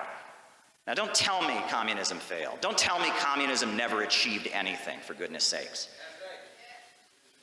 One story I've heard is that in the 1970s, there were many American delegations who went to China, and one of the people that they would meet with was a woman who at the time of the Chinese Revolution was Roman Catholic. And the Communist Party took power, and she was somewhat sympathetic, but she didn't join because she said, you know, I'm a Christian and the Catholic teaching rejects Marxism, so I'm not going to join. And she said that for about a decade, she was going to church every Sunday, and she was praying that the people in China might start to have food. She was praying that people in China might start to have health care.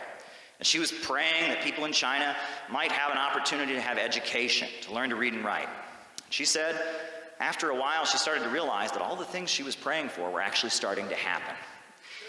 And she said it occurs to her that maybe God works through people, and maybe she didn't need to wait for an angel from heaven to do it. Maybe popular power was the way these things could get done.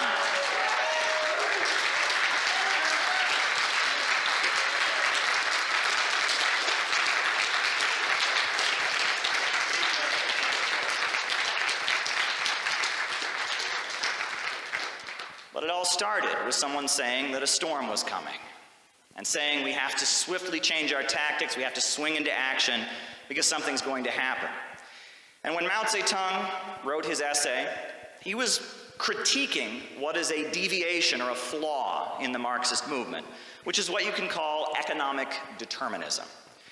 Some people read Karl Marx and his writings and say, oh, it'll just naturally happen, right? You know, feudalism just naturally turned into capitalism, and eventually capitalism will just naturally kind of turn into socialism, and that's how these things work. And it'll just kind of naturally, one step at a time, will gradually happen. Economic forces are beyond our control. No individual can have an impact on it. That's not what Karl Marx said. 1851, Karl Marx wrote, men make their own history, but they do not make it as they please. They do not make it under self-selected circumstances, but under circumstances existing already, given and transmitted from the past. The tradition of all dead generations weighs like a nightmare on the brains of the living. And what Karl Marx is saying is that yes, the role of an individual is important. The role of people and the decisions people make are important. Yes, you have to deal with the deck of cards you've been dealt, but you can make a decision about what to do in those circumstances, and it makes a huge difference. And if you read a very important book that's often referred to in the history of the Marxist movement called What Is to Be Done, you'll hear the exact same arguments. In What Is to Be Done, Vladimir Lenin is saying a storm is coming. A crisis is on the horizon. And if we're going to win this thing, we got to change the way we're operating. We got to start having a party of new type. We got to engage in agitation and propaganda. We got to restructure the way we operate, because there's a chance that when this storm comes, we can actually win this thing. We need to change what we're doing. And if you read Vladimir Lenin's What Is to Be Done, one of the main things he screams and yells against is tailism and bowing to spontaneity. What is that? That's something we see a lot of these days, isn't it? Whatever's trendy, whatever's hip, whatever's going around, we just go along with it. Whatever the Democrats are doing, whatever the liberals are doing, whatever's cool on Twitter, whatever's being promoted, that's what we do. And that's what most of the socialist groups are doing. They're engaging in tailism. They're engaging in tailism. And tailism did not make China the second largest economy in the world. And tailism did not make Russia a superpower that could defeat the Nazis. Again, they tell us communism failed. How many people were lifted out of poverty from the Soviet Union? The biggest power plants in the world, the biggest steel industry in the world. Who invented LED lights? Who invented space travel, for goodness sakes? Who launched Sputnik? It was the Soviet Union. But it took people getting over the tailism, getting over going along with it, and making a decision. Deciding that they would make themselves an object of history, that they would force themselves into the political process, that they would do something. They would look at the circumstances that they're in, and they would make some tough decisions and do what needed to be done so that when the storm came, they were ready, and they could turn that storm into something beautiful. That's what it took. And I'm here to tell you all, I really tried not to see this. I really tried. I was a good member of a certain Marxist group that was engaging in endless tailism, and I tried to not see what was in front of my eyes. And I went along with it. As you all know, I was supporting everything that was going on, and I was engaging in all kinds of activism, but I was in an organization that was engaging in tailism. And I'll never forget the day that we had a meeting that I was begged to go to. I almost didn't want to go to it. And they had a meeting and they said, you know, we're planning Black Lives Matter protests at our office. You know, we're planning these Black Lives Matter protests at our office every week. And there's like 80 people who come to our office, but not a single one of them has joined the party. And why is that? And they pointed to me, the only person under the age of 70 in the room, well, 60 maybe. And they pointed to me, they said, Caleb, you're a young person. Tell us, why are none of these young people that come to our office every week to organize Black Lives Matter protests, why are they not joining us? I said to them, they're not joining because they don't agree with you. People don't join an organization that is sympathetic to China and North Korea and Cuba because they think protests are really cool and they saw it on Twitter. People join revolutionary organizations that are dedicated to bringing socialism because they're one to a political line, because they're fighting for a whole new world. And engaging in tailism is not going to do it. It requires political innovation. And then, I've talked many times about how in 2013 I went to the World Festival of Youth and Students in Quito, Ecuador. And I went to that World Festival of Youth and Students, and it was amazing. I met communists from Africa, communists from Asia, communists from Latin America, communists from Angola, communists from Vietnam, communists from Indonesia, communists from corners of the world that were very different from our own. And they all said, basically, more or less, in very polite and careful words, they said, what's wrong with American communists? Why are you guys so weird? What is wrong with you guys? And why is it that over the course of the last 50 years, you guys have never built up a base among the population? Why is it you don't have big trade unions like we have? Why do you not have members of parliament aligned with you? What is going on?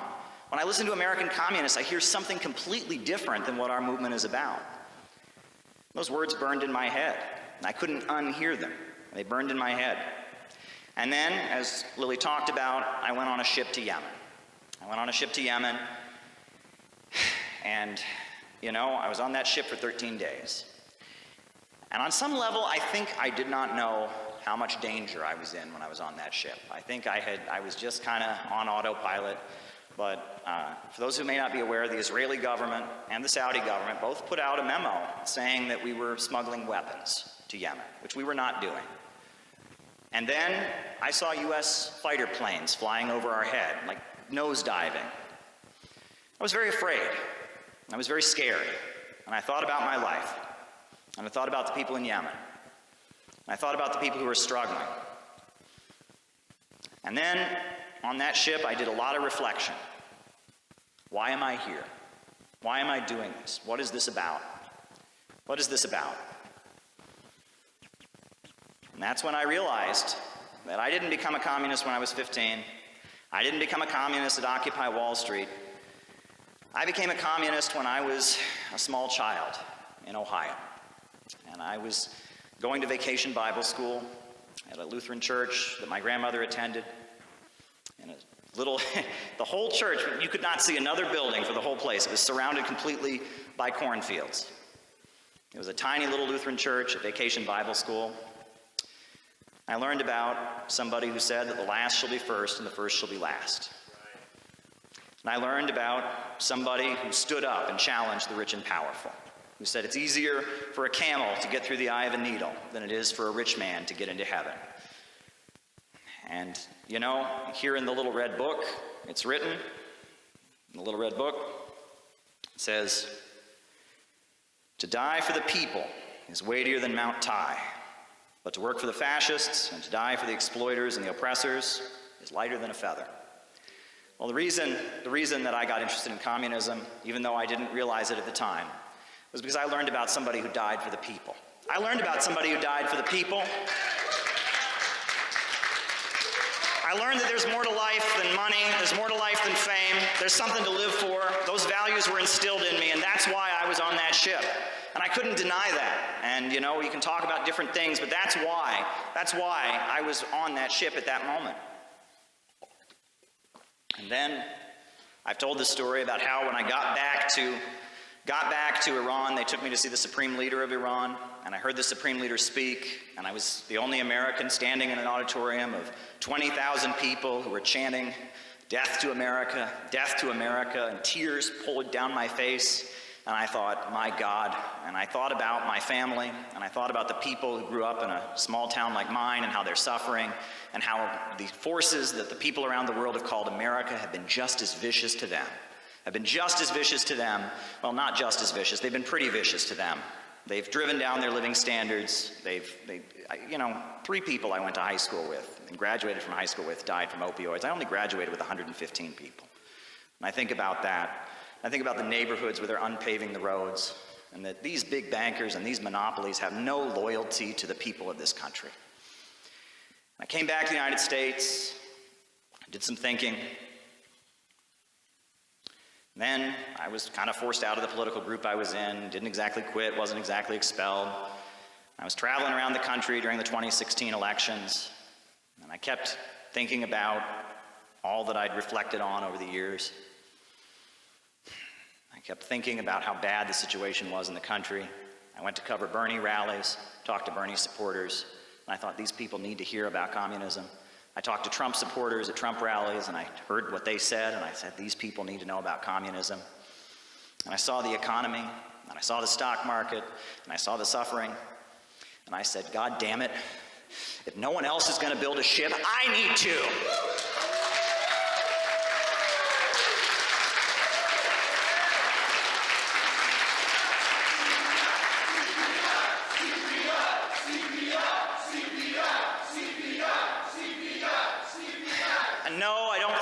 Message from God. Someone's going to clip that and say that's what I said. No, I don't think I have a message from God. Did you ever think that a black man named Barack Hussein Obama would be elected president of the United States? And did you ever think that Donald Trump would be elected president of the United States? And did you ever think that on the last day of Donald Trump's presidency, or on at the very end, on January 6th, a bunch of rednecks would run through the White House, the Capitol building with horns on their head and act crazy? And did you ever think that all these kids on Twitter that are all calling everyone's a Nazi this and a Nazi that and everyone's a Nazi, Nazi, Nazi would then start fundraising and doing everything they could to support actual Nazis in Ukraine? I don't need some message from God to tell me where we're headed. I'm just trying to tell you what's right in front of your face. It's right in front of your face if you can see it. A storm is coming. A storm is going to come.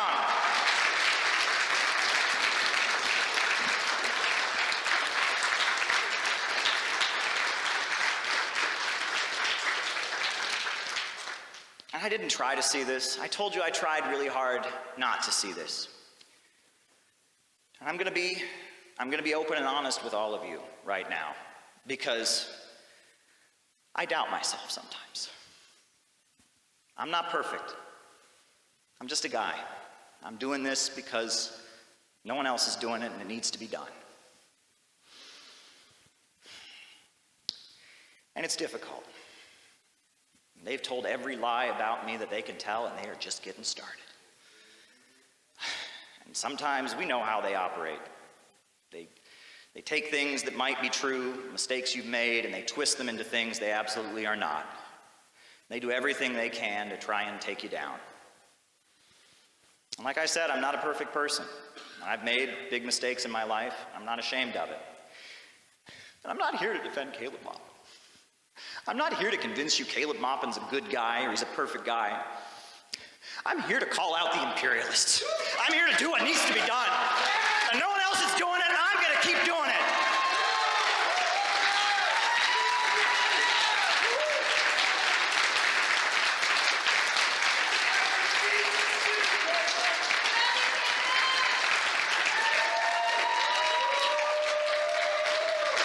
What they've done to me is nothing to what they've done to Tara Reid. She's an inspiration to all of us. This is the woman you should be clapping for.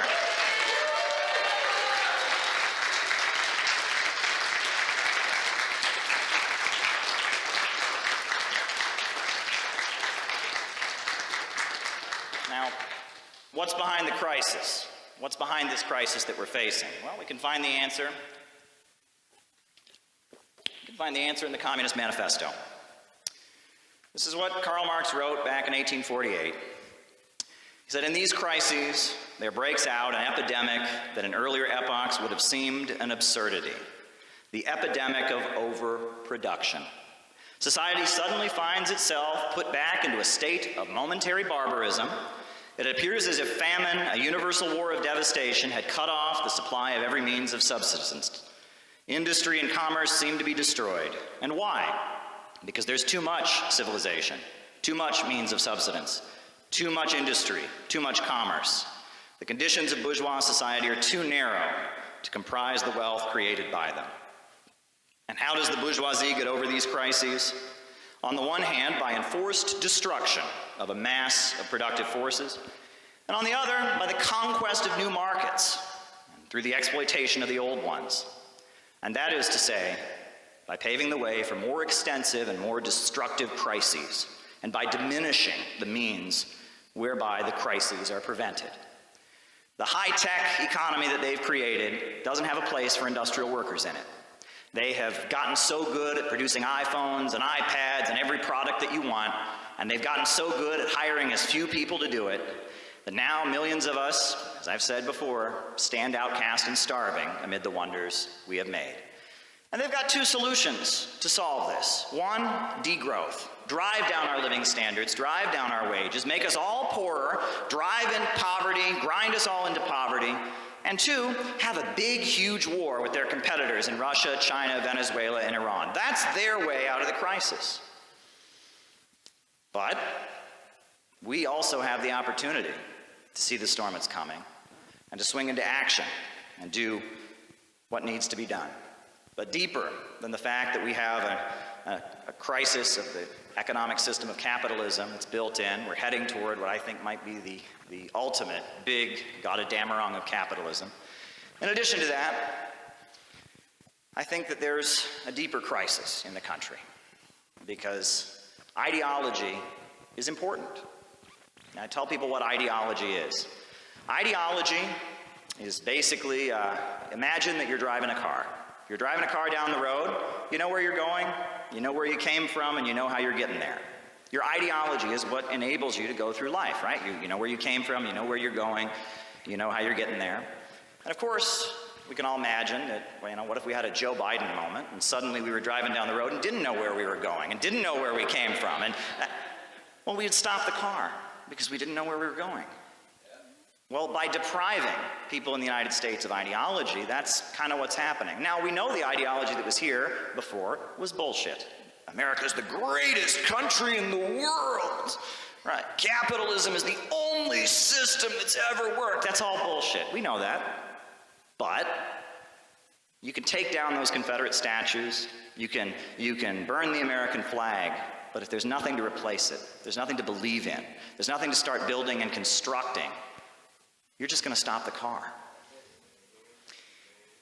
And that's why I want to make abundantly clear, you know, there's a beautiful, how do we do this? Yeah. There's a beautiful song that they sing in China. And it's called the Lei Fang song. They sing it in honor of one of the great martyrs of the revolution, Lei Fang.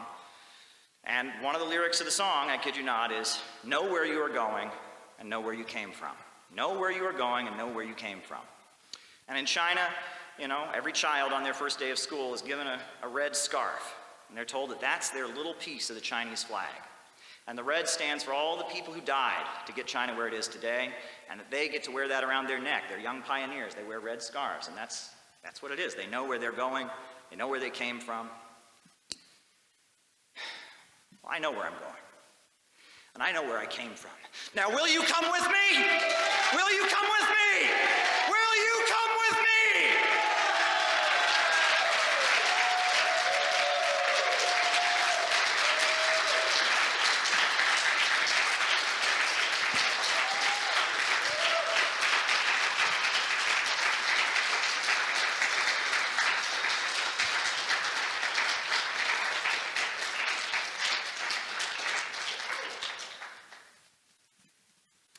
While society around us is falling apart, the time has come to start building. The time has come to start constructing. I've recited it many times, but I hope it can become a mantra. One of the most beautiful pieces of poetry I ever heard was from an old communist, and it's not a particularly communist piece of poetry, but I'll recite it here today because I want people to hear it. It goes like this.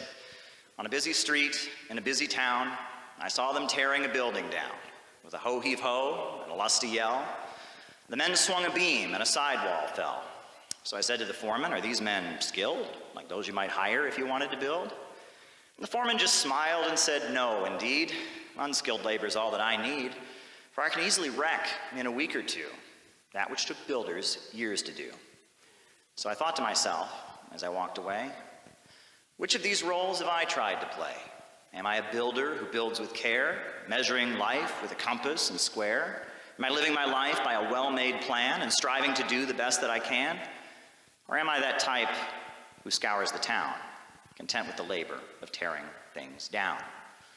And that poem spoke to me, because right now, the capitalists of the world are wrecking. They're tearing everything down. And, you know, it's tempting to go, yeah, burn it down, tear it down.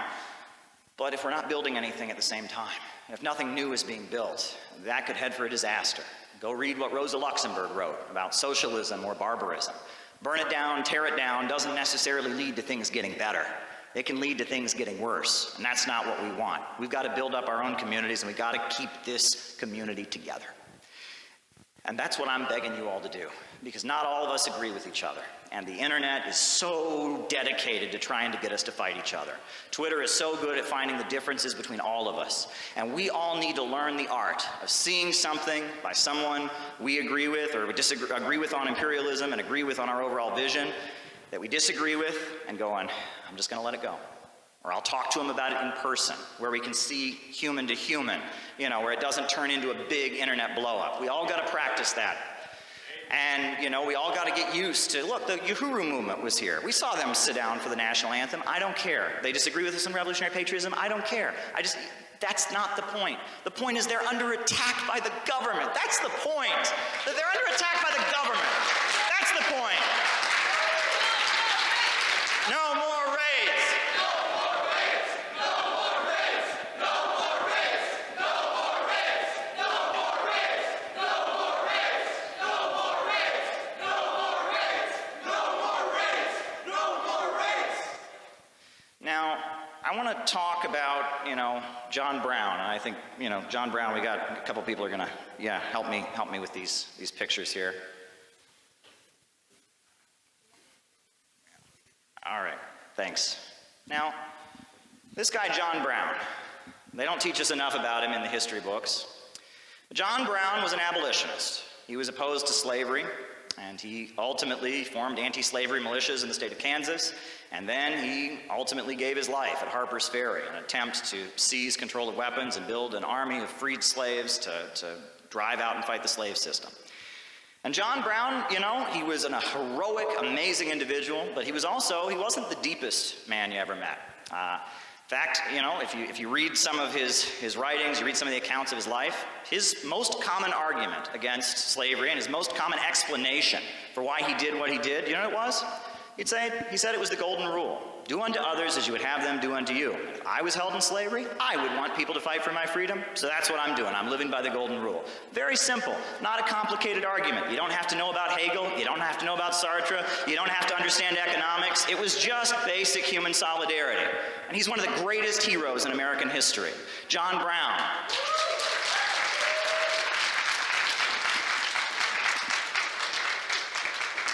But I also want to talk about this guy, because there's a lot of people talking about this guy now, Fred Hampton. Not enough people are actually reading what he wrote and listening to what he said. And there's plenty of video of him on the internet that you can watch. This man, he built free breakfast programs, he built community self-defense organizations, he built the original Rainbow Coalition, bringing together the different organizations of working people in Chicago. And this guy was all about unity. This guy was all about getting people to see what they had in common. But what was the name? What was the name of the Black Panther Party originally? What did they call it? It's called the Black Panther Party for Self-Defense. Self-defense. You guys can sit down now. You put the pictures back. Self-defense. Nothing more American than self-defense, huh? Right? We love the Second Amendment here. Not all of us do, obviously, but that's a pretty American value, the right to defend yourself. And those of us who study the history of scientific Marxism, we reject what's called left adventurism, or terrorism. The idea that an isolated group of people are going to get some guns or explosives and go out and do something really exciting and heroic, then, we reject that. That's not scientific. We advocate a peaceful transition. We advocate moving towards socialism peacefully. But we do know that as the people organize, and as they build up their community organizations, as they start to struggle legally with strikes and protests, that the government will come down on them. And they do know that there may come a time where the American people have no choice but to do what is in our blood, defend ourselves. And it won't be us in this organization that do that. It won't be us that does it. We're a small group of people. We're a great group of us, but we're a couple hundred people in the Center for Political Innovation. It's going to be the broad masses of Americans in their millions that will defend themselves. What we offer is that when they do defend themselves, and when the moment comes that they do defend themselves, they have to know what they're fighting for. They have to know what they stand for, and they have to defend themselves in a way that actually gets us to something better. I just want to be totally honest with you. We're heading toward a new America. We are heading toward an America that's at peace with the rest of the world, with jobs and healthcare and education for all. We're heading toward an America where historically impoverished communities are lifted up. We're heading toward a new America where working class communities are lifted up, where every young person is viewed as an asset to the country and treasured and valued and cultivated so they can build a contribution to that society. That's what we're doing. But in order to get there, we need to build a community. We need to build an organization. We need to build a group of people who are committed to the hardship of being in an organization, are committed to getting through the arguments, getting through the long meetings and disagreements, getting through the disappointments that other people might give to you, getting through all of that in order to keep the organization together. We need that. Because that storm is coming. And that storm is coming. When that storm comes, it won't matter how many Facebook likes we've got. It won't matter how many Twitter shares we've got. All that is going to matter is going to be the network that we've built, the community that we've built, the relationships that we've had, the people that we've taught and educated. And when the storm comes, that is all that will matter. And that's what we need to keep our eyes on. That's what we need to keep our eyes on. Right? We're not competing with Jacobin. We're not competing with the Communist Party. We're not competing with some Maoist or Trotskyite group. We are essentially in a race against time. We're in a race against time. And the Uhuru raids, what happened to them, is a sign of what could be coming down the road. Maybe for our organization, we don't know. So we must work diligently, and we must build, and we must weather the hardship of building an organization. And we must learn to construct something. And we must learn to operate in ways that are different. There may be times where, right now, sure, we're operating openly as communists. We're talking about that. There may be times where we have to operate a little differently. Or we have to, build what looks like a feminist organization. Or build what looks like an Islamic organization. Or a community healthcare organization. We may have to, on some level, conceal our love of Stalin. We may have to do that. And there also may be situations where we have to operate completely differently. We have to be committed to doing whatever is necessary and whatever needs to be done. We have to be down for the whole thing. We have to be down for the whole thing. You know, Lenny Bruce, the comedian, he had a joke that he told that went like this. I don't know if you've ever heard it. He used to talk about the old 1950s television show. It's The Lone Ranger. You know, the Lone Ranger, he wore a mask. He was a white dude. And then he had a Native American sidekick named Tonto. The story goes, the joke of Lenny Bruce is that the Lone Ranger and Tonto were surrounded by a group of Native Americans with their spears ready, pointed out at them. And they were facing the edge of a cliff. There was no escape. And so the Lone Ranger turned to Tonto and said, "Tonto, what are we going to do?" And Tonto said, "What do you mean we, white man?" Well, you think about that joke, I think that's what's ahead for the U.S. ruling class. Because they're looking at China rising up, and they're looking at Russia rising up, and they're looking at Venezuela and Iran, and they're turning to the American working class, and they're saying, "American working class." And I think Joe Biden's saying, "American working class, what are we going to do?" And the American working class is saying, "What do you mean we, Joe Biden? What do you mean we?"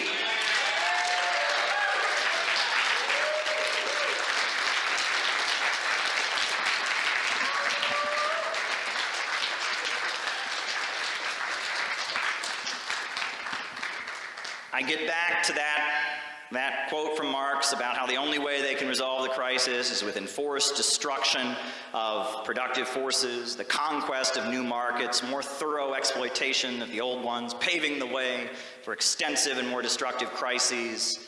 And I hear that, and I'll say one thing to the ruling class of the United States. You're not going to degrow us, and you're not going to cancel us, and we are going to keep organizing and fighting back and resisting, and we are going to build this organization, and we are going to lay the foundations for a whole new America to be built. That is what we are going to do. We are going to stay strong. We are not going to surrender. We will not be eliminated.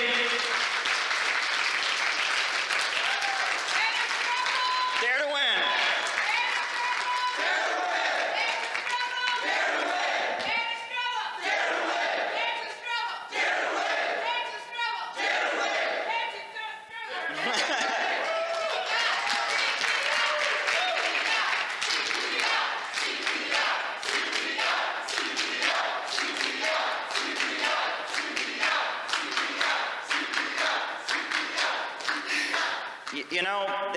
They talk about these mass shootings that have happened, and one theme in these mass shootings they talk about is this so-called great replacement theory, right? This idea that, it's a white supremacist conspiracy theory. They're trying to eliminate the whites or something like that. And this is being promoted. And I'm sure there are a lot of people of color that hear that and say, "Are you kidding me? They've been trying to eliminate us for years." When I just graduated from high school, one of the socialist groups I was working with sent me to New Orleans on the anniversary of Hurricane Katrina. And I talked to people who'd been left on their rooftops to die. And I saw, what was happening to the black community at that time. And, my message to any of these people that are caught up in this white supremacist great replacement stuff is, I'm sorry, this is not a war against white people. This is a war against working people. And they're coming for all of us. They're coming for all of us. They've been coming for the black and brown people for a long time. They're coming for the white workers. They want to degrow all of us. They want to destroy all of us in order to save their system. And now is not the time to call people out and tear them down. You gain nothing by doing that. Did you know that? You gain nothing by destroying somebody and tearing them down. Now's not the time to do that. Now is the time to point out to people that now is an opportunity like no other to build solidarity. To get people to see that we have the same enemy. And that enemy ain't in Russia, it's not in China, it's not in Iran, and it's not in Venezuela, and it's not in Alabama, and it's not in Kentucky, and it's not in Arkansas. It's in Washington, D.C., and it's in the Pentagon.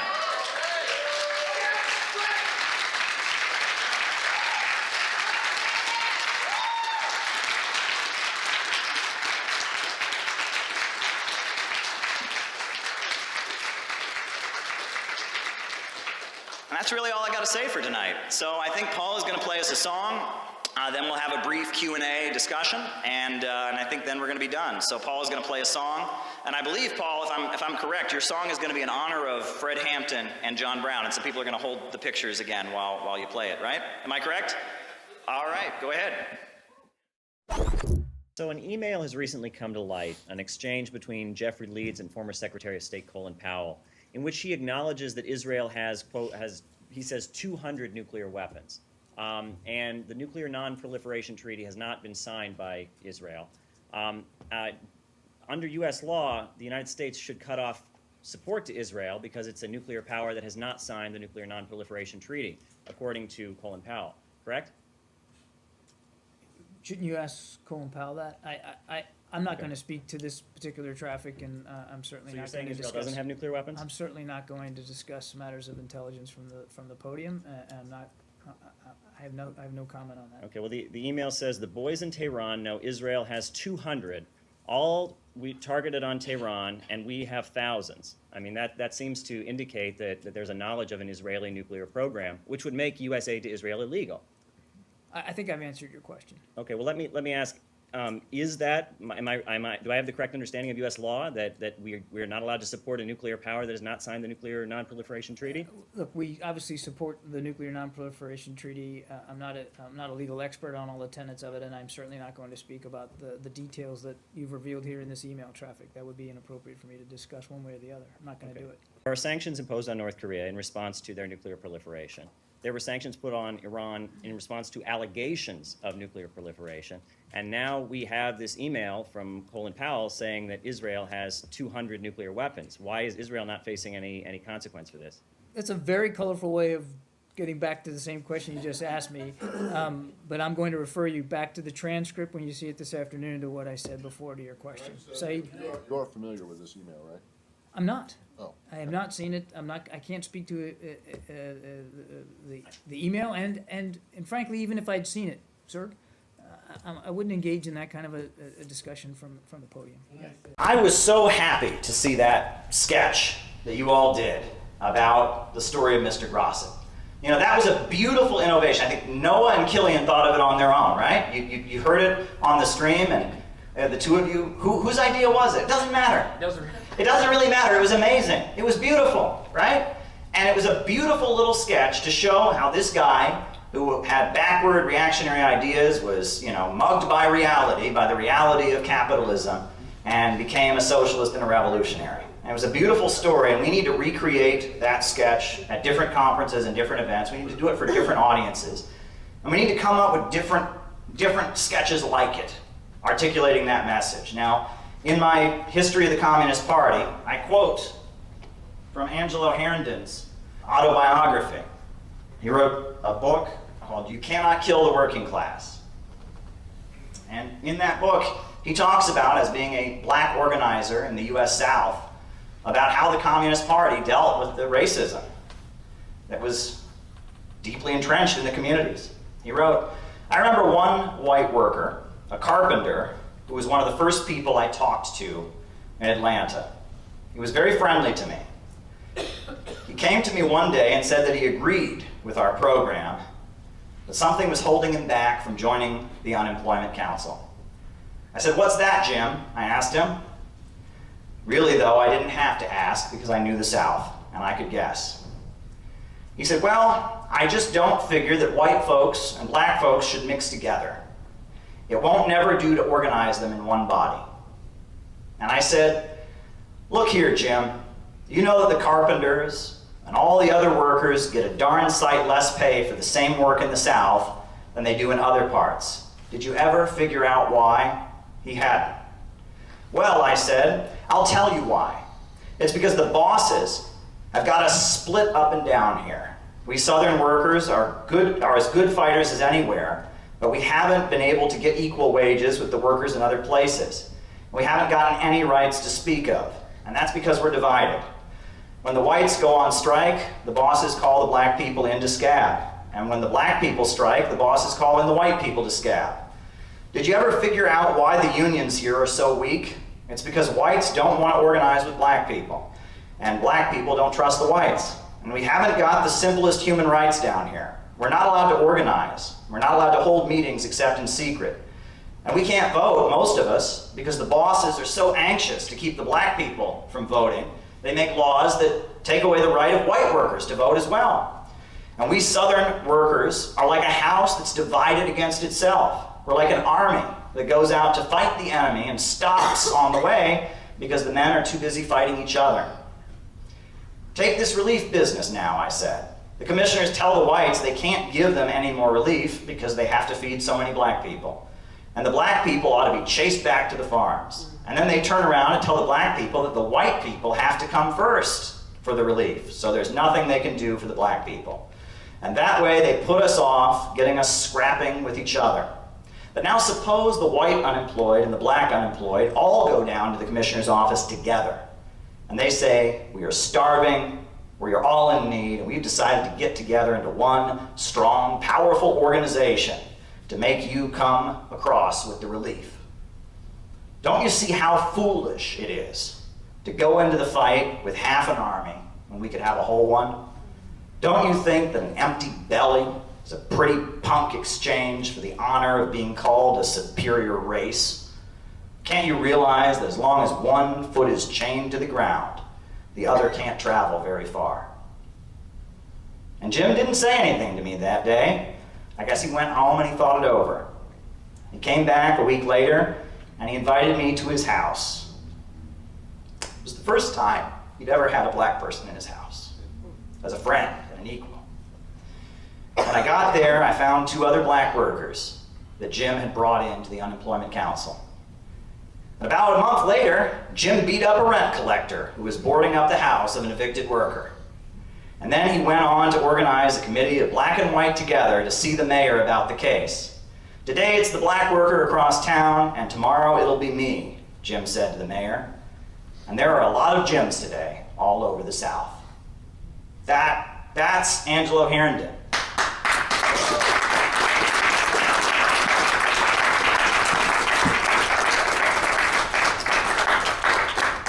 And that's why these people who talk about class reductionism, don't know what the fuck they're talking about. Because the picket line and class solidarity has been the most effective battering ram against racial division. And they've rewritten the history of the anti-racist struggle to ignore all of that beautiful history. And we have the tough job of putting forward the line that built the tenant unions of the South, the sharecroppers unions, that built the labor movement, right? This kind of class solidarity, putting the needs of the oppressed first so that the whole class can advance, that was the line that created industrial unions in this country. Communists around the world have deep roots in communities. They don't here in the United States. I always tell people, if you want to study the history of American communism, there's 2 groups you can study. One, the Communist Party before World War II, before McCarthyism, right? In the 1930s, when they were big, when they were with Roosevelt. 2, the Black Panthers, right? In the 1970s, they had deep roots in the community. Everybody else, they haven't really accomplished much, right? Maybe you can go back to Eugene Debs or folks that came before the Russian Revolution, but post-1917, there's really only 2 groups in American history that had significant impact on society. One group might have done something here or something there, but really those are the only 2 groups that ever have deep roots among the community. But when I go to global communist youth gatherings, I see parties that have millions of members, that have deep roots in communities. I've told this story before, and I'm going to tell it again, because there might be somebody here tonight who hasn't heard it, so I'm going to tell it again. The first time I ever went to a global World Youth Festival, the Global Communist Youth Festival, was in 2013. I went to Quito, Ecuador, and our plane landed in Ecuador, and I was with 5 communists from the United States, and we're there, and they moved us to a special section of the airport where the different communist groups from around the world that were there for the festival were gathering. They had buses that were picking us up, taking us to the festival. And we're all there sitting in the airport, we're trading newspapers, the communists from Vietnam are over here, the communists from Angola are over here, the communists from Sri Lanka are over here, the Venezuelans and the Vietnamese are over here.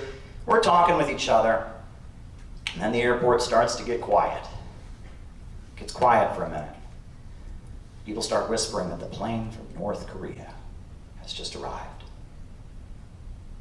And then the whole airport goes silent. And a door flies open. Bam! And they march in perfect unison. And the men are wearing suits and ties, and the women are wearing traditional Korean gowns, and they march in perfect unison. And that whole airport is dead silent. And one person starts clapping, and then another person starts clapping. And then pretty soon I was standing in an airport with thousands of communists who were on their feet cheering for the Kim Il-sung youth of North Korea. And in that moment, tears poured down my face, and I thought about all the Korean people who have died at the hands of our government. And then I thought about how I am an anti-imperialist in every ounce of my being, and this is where I belong. That was a great moment in my life I will never forget.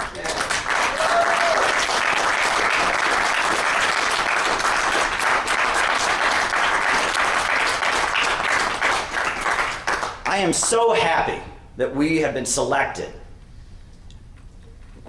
to attend the World Youth Festival in Russia in 2024. And I'm really happy to have Chris Halali on the National Preparatory Committee working on it with us. And honestly, folks, I expect it won't be as easy as it looks, right? I totally expect the American government to try and outlaw the World Youth Festival, to try to say it's illegal. Now, we are prepared to have a press conference at the United Nations with lawyers and attorneys and others there to say we have the right to attend this festival. We have the right to go meet the youth, not just from Russia, but from Vietnam and China and Cuba and People's Korea and Africa. We have the right to go to that festival just like any other country that we would want to visit as Americans.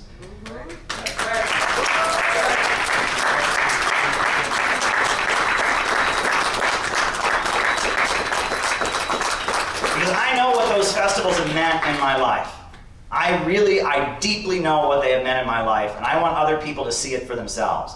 I want people to see what real communists look like. Communists who have millions and millions of people in their organizations. Communists who have seats in parliament. Communists who have deep roots in their community. Communists who are standing with Russia and China and Iran and Venezuela against the imperialists. I want people to meet that movement. That is my movement. That is our movement as CPI, and that is the movement that I want everyone in this room to meet and embrace and become the American expression of.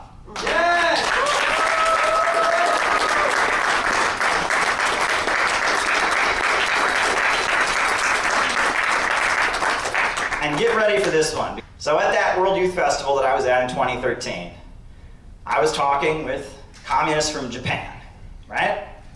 And I did not know a lot about communism in Japan, but the Japanese Communist Party is a pretty large communist party. Now it's become Euro-communist and reformist in recent years, but I learned a lot from these communists from Japan.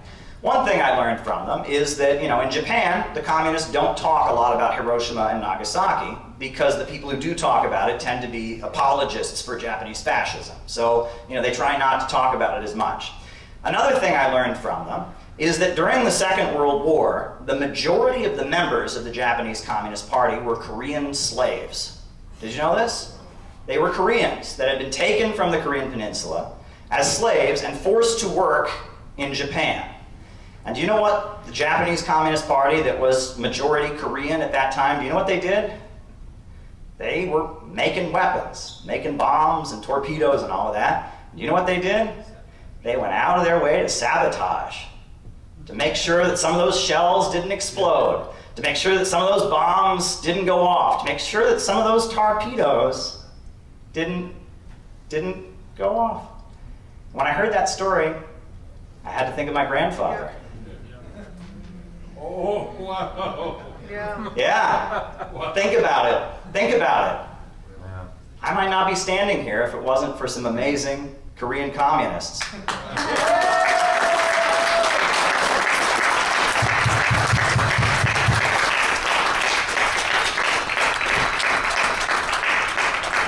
And it's realizations like that, and weird coincidences like that with Carl Geiser over the years that have gotten me to realize that there's a reason I'm doing this.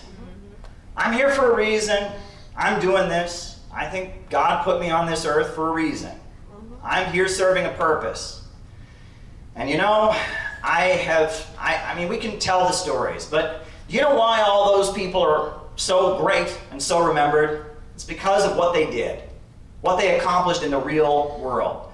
Fred Hampton built a free breakfast program. He organized the people of Chicago into a rainbow coalition, and for that, he was such a threat to the American status quo that he was murdered.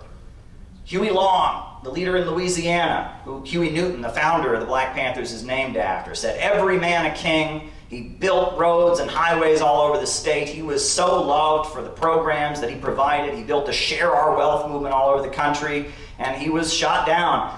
William Z. Foster, the leader of the American Communist Party, who organized an organization with unemployment councils and trade unions, and amazing dynamic leader, writer. You know, I always encourage people to study his works, but he was a brilliant trade unionist and organizer. Anna Louise Strong, I just read you her beautiful work. They're all great because of what they did. They're not great because somebody came along and gave them a title. They're not great because somebody came along and put a crown upon their head and said, "You are the one." That's not how it works. And folks, one of the saddest things I've seen in our movement is that there are people that have been doing this for a long time that know that it's time for somebody to step up to the plate. Right? When AOC got into office, remember that? I remember when AOC got in there, and you know, I met so many older folks who went on delegations to Cuba and went on delegations to Nicaragua, and they tried so hard to like AOC. They wanted to like AOC. You know, she's young, she's good looking, and she says she's a socialist. Maybe she can be good. Maybe she can be good. Well, she wasn't good, was she? No. But they tried. They wanted there to be somebody that they could believe in. And look, I have to say this. And it's not what people like to hear. And I've heard a million excuses from people about why it's not the case, but you just have to acknowledge it.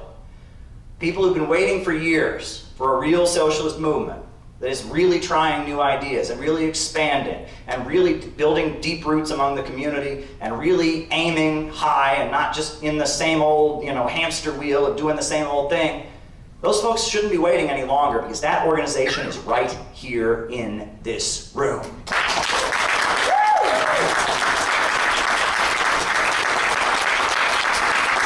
You're the ones you've been waiting for.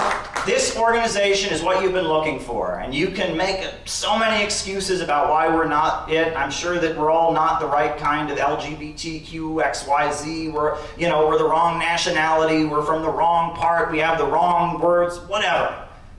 But you cannot deny that we are here, and we are doing it, and we're getting better at it, and they have thrown everything they can at us to make us stop, and if we were going to stop, we would have stopped by now. Yeah. And if we were a fraud, if we were one of their plants, they'd be making it a hell of a lot easier for us, wouldn't they? They have thrown everything they can at us, but we keep coming back, and we have proved that we won't back down. We won't go away. We won't fade away. We are what people have been waiting for. And it's time that folks came forward and just recognized that we are the organization that they've been waiting for, and maybe we don't sound the way they thought we would sound. We don't look the way we thought they would look, but here we are. Yeah. We are here. Yeah!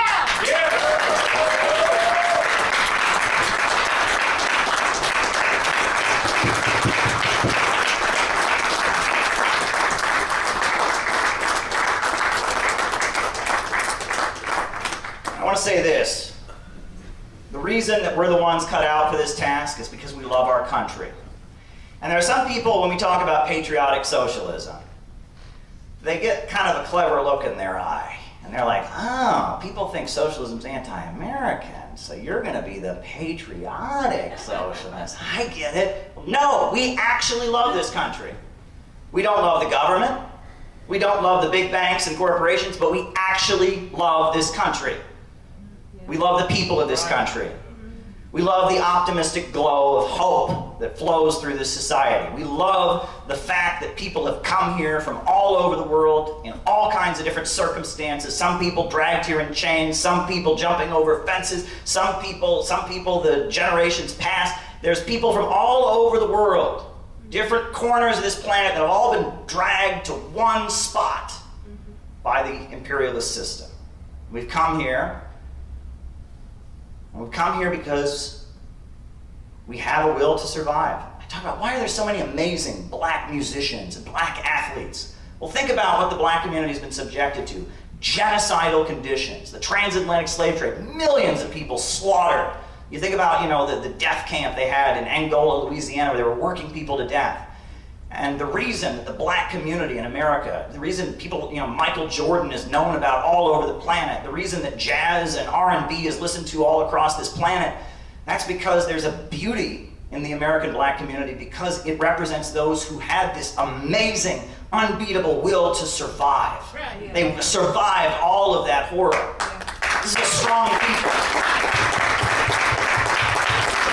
And if you think about other nationalities that have come here, people have come to this country because they want to build, they want to grow, they believe that their kids could have a better life, and they go through all kinds of hardship in order to get onto these shores. From different corners of the planet, all because they want to grow, they want to build, they want to construct.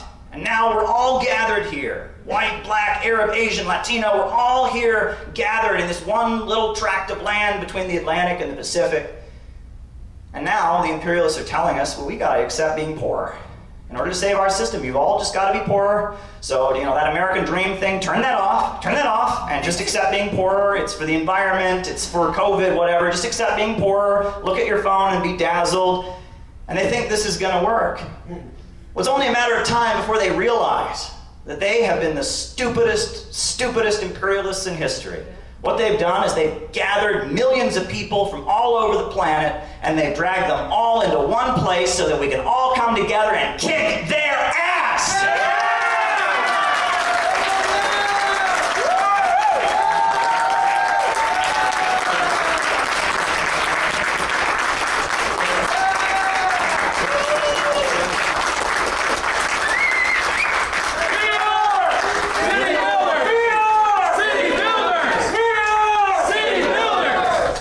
I'm almost done, don't worry.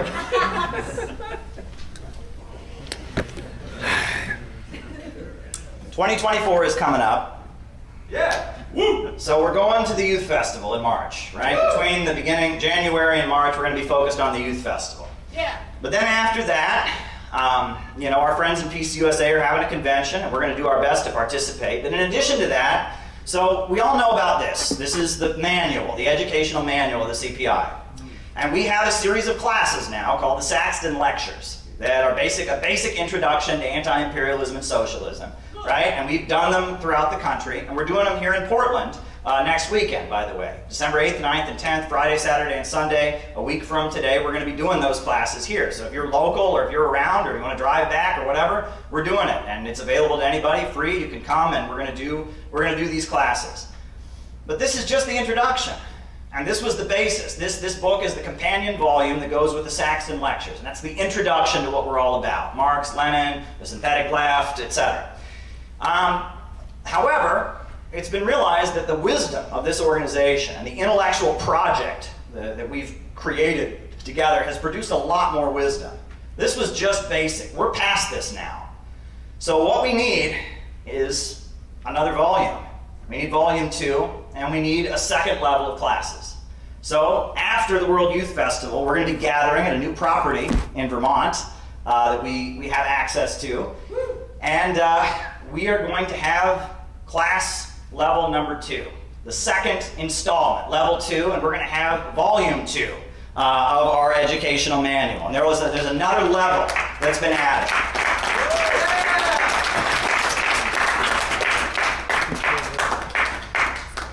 I want to clarify another point, which is that, Comrade Jyoti, she emphasized the issue of peaceful transition to socialism. And I know why she did that.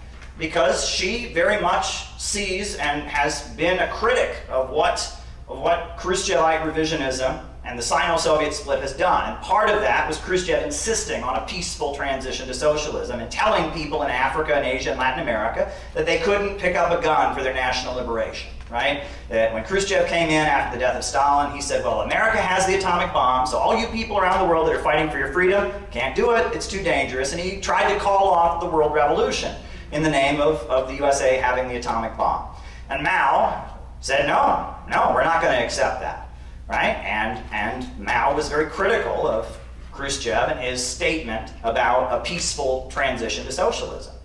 And, you know, it's not that we disagree. We don't disagree with Jyoti at all. It's a matter of emphasis, because it's one thing to say that a peaceful transition to socialism is unlikely, because the capitalists don't really believe in their democratic ideals, and that as the people organize, they will set up a fascist state and they will repress people. That's one thing. That's very different than saying that you advocate a violent revolution. We need to be clear on this, right? This is nuance. Nuance is something that people on the internet don't seem to be able to handle, but I know you all can handle because this is in real life. Is it possible that we could have a situation in the United States where our ability to peacefully organize is suppressed, where democracy is turned off, or we'll be forced to do what Abraham Lincoln did and defend our democratic rights and carry out a social revolution? Is that possible? And would that involve violence? That's possible, sure. But we don't want that, and we don't advocate that. We advocate a peaceful transition to socialism. The question is, will they allow it? And if a violent revolution happens, it doesn't come from us. We want a peaceful transition. It comes from them and their refusal to allow it. John F. Kennedy said, those who make peaceful revolution impossible make violent revolution inevitable.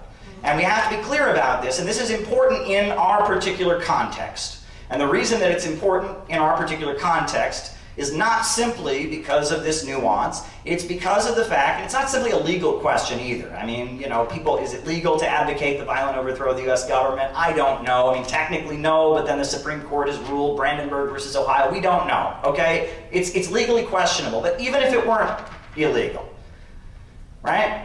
Working class people right now are having chaos brought into their communities by this system. They're having instability brought into their communities by this system. The ruling elite are fighting with each other. There's all this fear of civil war. And what working people want is stability.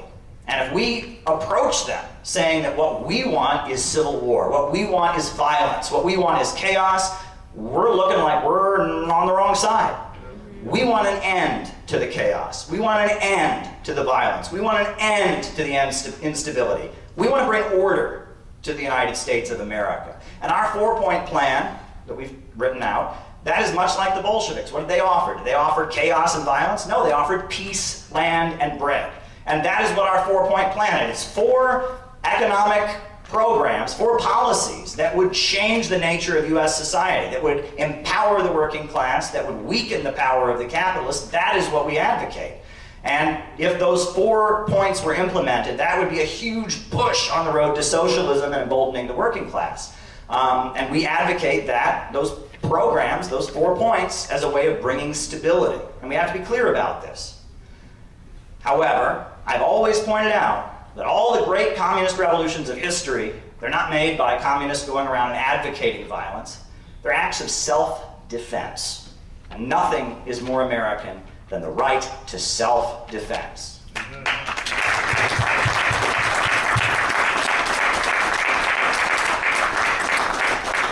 This is what Henry Wallace said during the Second World War. He said, the people's revolution aims at peace, not at violence. But if the rights of the common man are attacked, it unleashes the ferocity of the she-bear who has lost a cub. When Nazi psychologists tell their master Hitler that we in the United States may be able to produce hundreds of thousands of planes, but that we have no will to fight, they are only fooling themselves and fooling him. The truth is that when the rights of the American people are transgressed, as they have been transgressed, the American people will fight with a relentless fury. They will drive the ancient Teutonic gods back into their caves.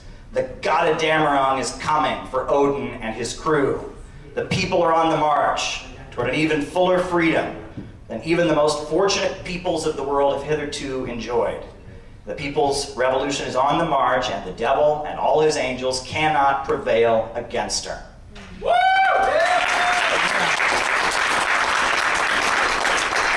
So I'm going to end with this. You can join CPI, you can not join CPI. You can get involved in the work that this organization is doing, or you can choose not to. But this train is heading out of the station. That's right. So it's time to get on board, because we're headed no one knows where. Thank you very much.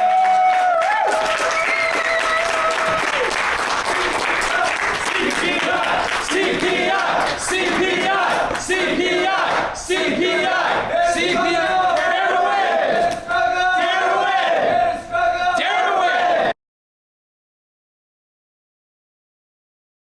So as Congress makes up its mind on whether to take military action against Syria, anti-war groups are getting ready to stage protests in Times Square today. Rosa Flores joining me live now from New York. So Rosa, tell us more about the protests unfolding there in New York. Yeah, well, those protesters are making their way here to Times Square, and I'm actually here with one of the organizers, Caleb from the International Action Center. And I know that you guys are expecting dozens, if not hundreds, of people here. But first of all, explain to us kind of what is your mission? Why are you guys here? The last thing we need right now is a new war against Syria. Right now, they're cutting food stamps, hospitals are closing, schools are being shut down. There's a budget crisis in this country. We do not need more money for a new war against Syria. Every one of the cruise missiles they would send would cost over $1 million. That could be teachers that could be hired. That could be hospitals that could be opening. But instead, it's blowing up and killing people in another country, and that's not right.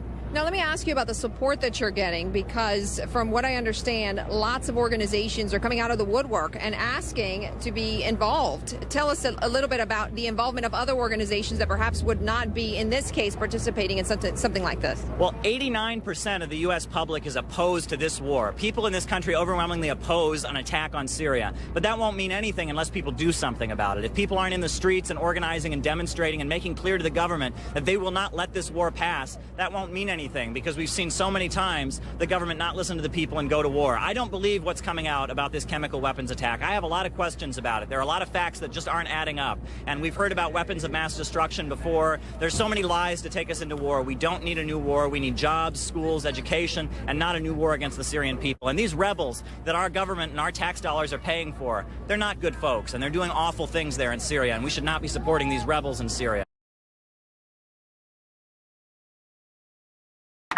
Right now in this city, hospitals are closing, schools are closing, all kinds of resources that people in this city use to survive are being shut down. But what are they talking about doing? They're talking about a new war against Syria.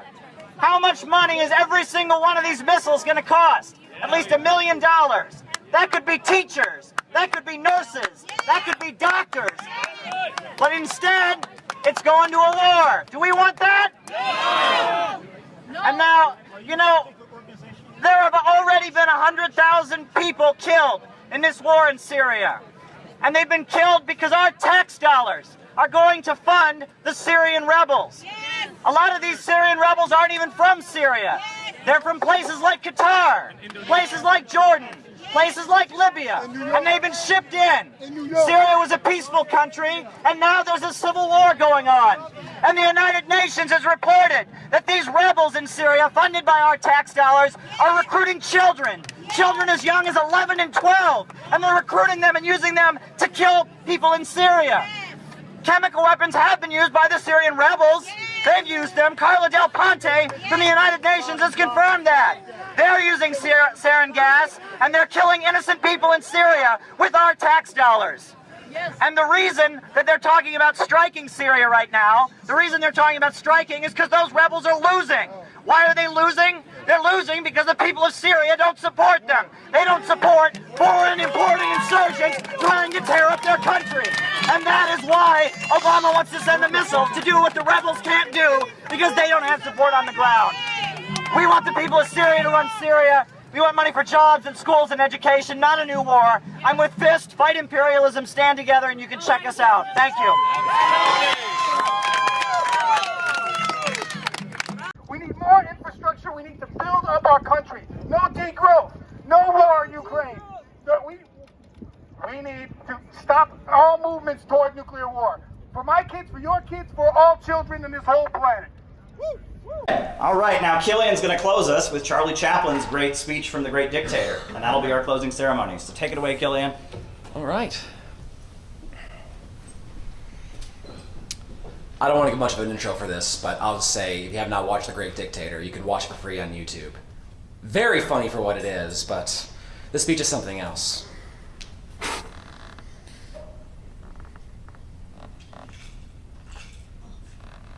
I'm sorry, but I don't want to be a dictator. That's not my business. I don't want to rule or conquer anyone. I should want to help everyone if possible. Jew, Gentile, black man, white. We all want to help one another. Human beings are like that. We want to live by each other's happiness, not by each other's misery. We don't want to hate and despise one another. And in this world, there's room enough for everyone. And the good earth's rich and can provide for everyone. And the way of life can be free and beautiful. But we have lost the way. Greed has poisoned men's souls, has barricaded the world with hate, has goose-stepped us into misery and bloodshed. We have developed speed, a way to shut ourselves in. Our knowledge has made us cynical, our cleverness hard and unkind. Machinery that gives abundance has left us in want. More than cleverness, we need kindness. More than machinery, we need humanity and gentleness.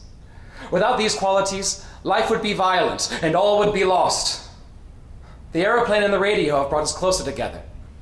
The very nature of these inventions cries out for the goodness of man, cries out for universal brotherhood, for the unity of us all. Even now, my voice is reaching millions across the world. Millions of men, women, and little children, all victims of a system that makes men imprison and torture innocent people. To those who can hear me, I say this: do not despair. The misery that is upon us now is but the passing of greed, the bitterness of men who fear the way of human progress. The hate of men will pass, and dictators die. And so long as men die, liberty will never perish.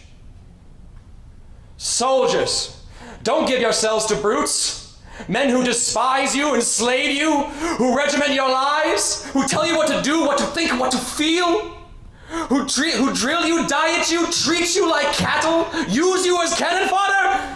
Don't give yourselves to these unnatural men with machine minds and machine hearts. You are not machines. You are not cattle. You are men. You have the love of humanity in your hearts. You don't hate. Only the unloved hate. The unloved and the unnatural. Soldiers, don't fight for slavery. Fight for liberty. In the 17th chapter of St. Luke, it is written, the kingdom of God is within man. Not one man nor a group of men, but in all men. And you the people have the power to create machines, the power to create happiness. You the people have the power to make this life a wonderful adventure, to make this life free and beautiful. Then in the name of democracy, let us use that power. Let us all unite. Let us fight for a new world. A decent world that will give you men a chance to work, that will give youth a future and old age a security. By the promise of these things, brutes have risen to power, but they lie. They do not fulfill that promise. They never will. Dictators free themselves, but they enslave the people. Now let us use that power. Let us fight for a new world. Let us fight for a world of reason. A world where science and progress will lead to all men's happiness. Soldiers, in the name of democracy, let us all unite!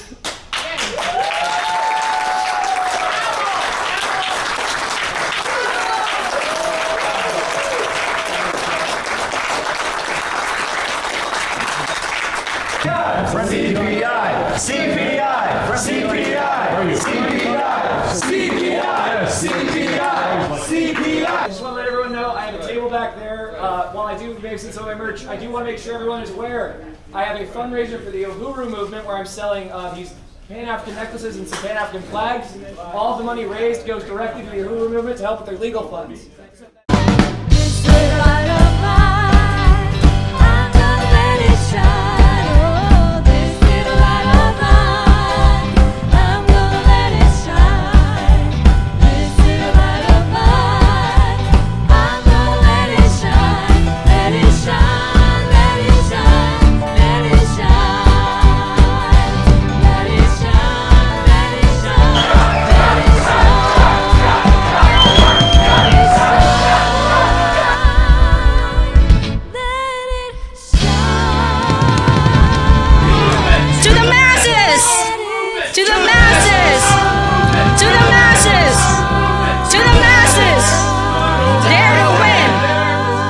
Tear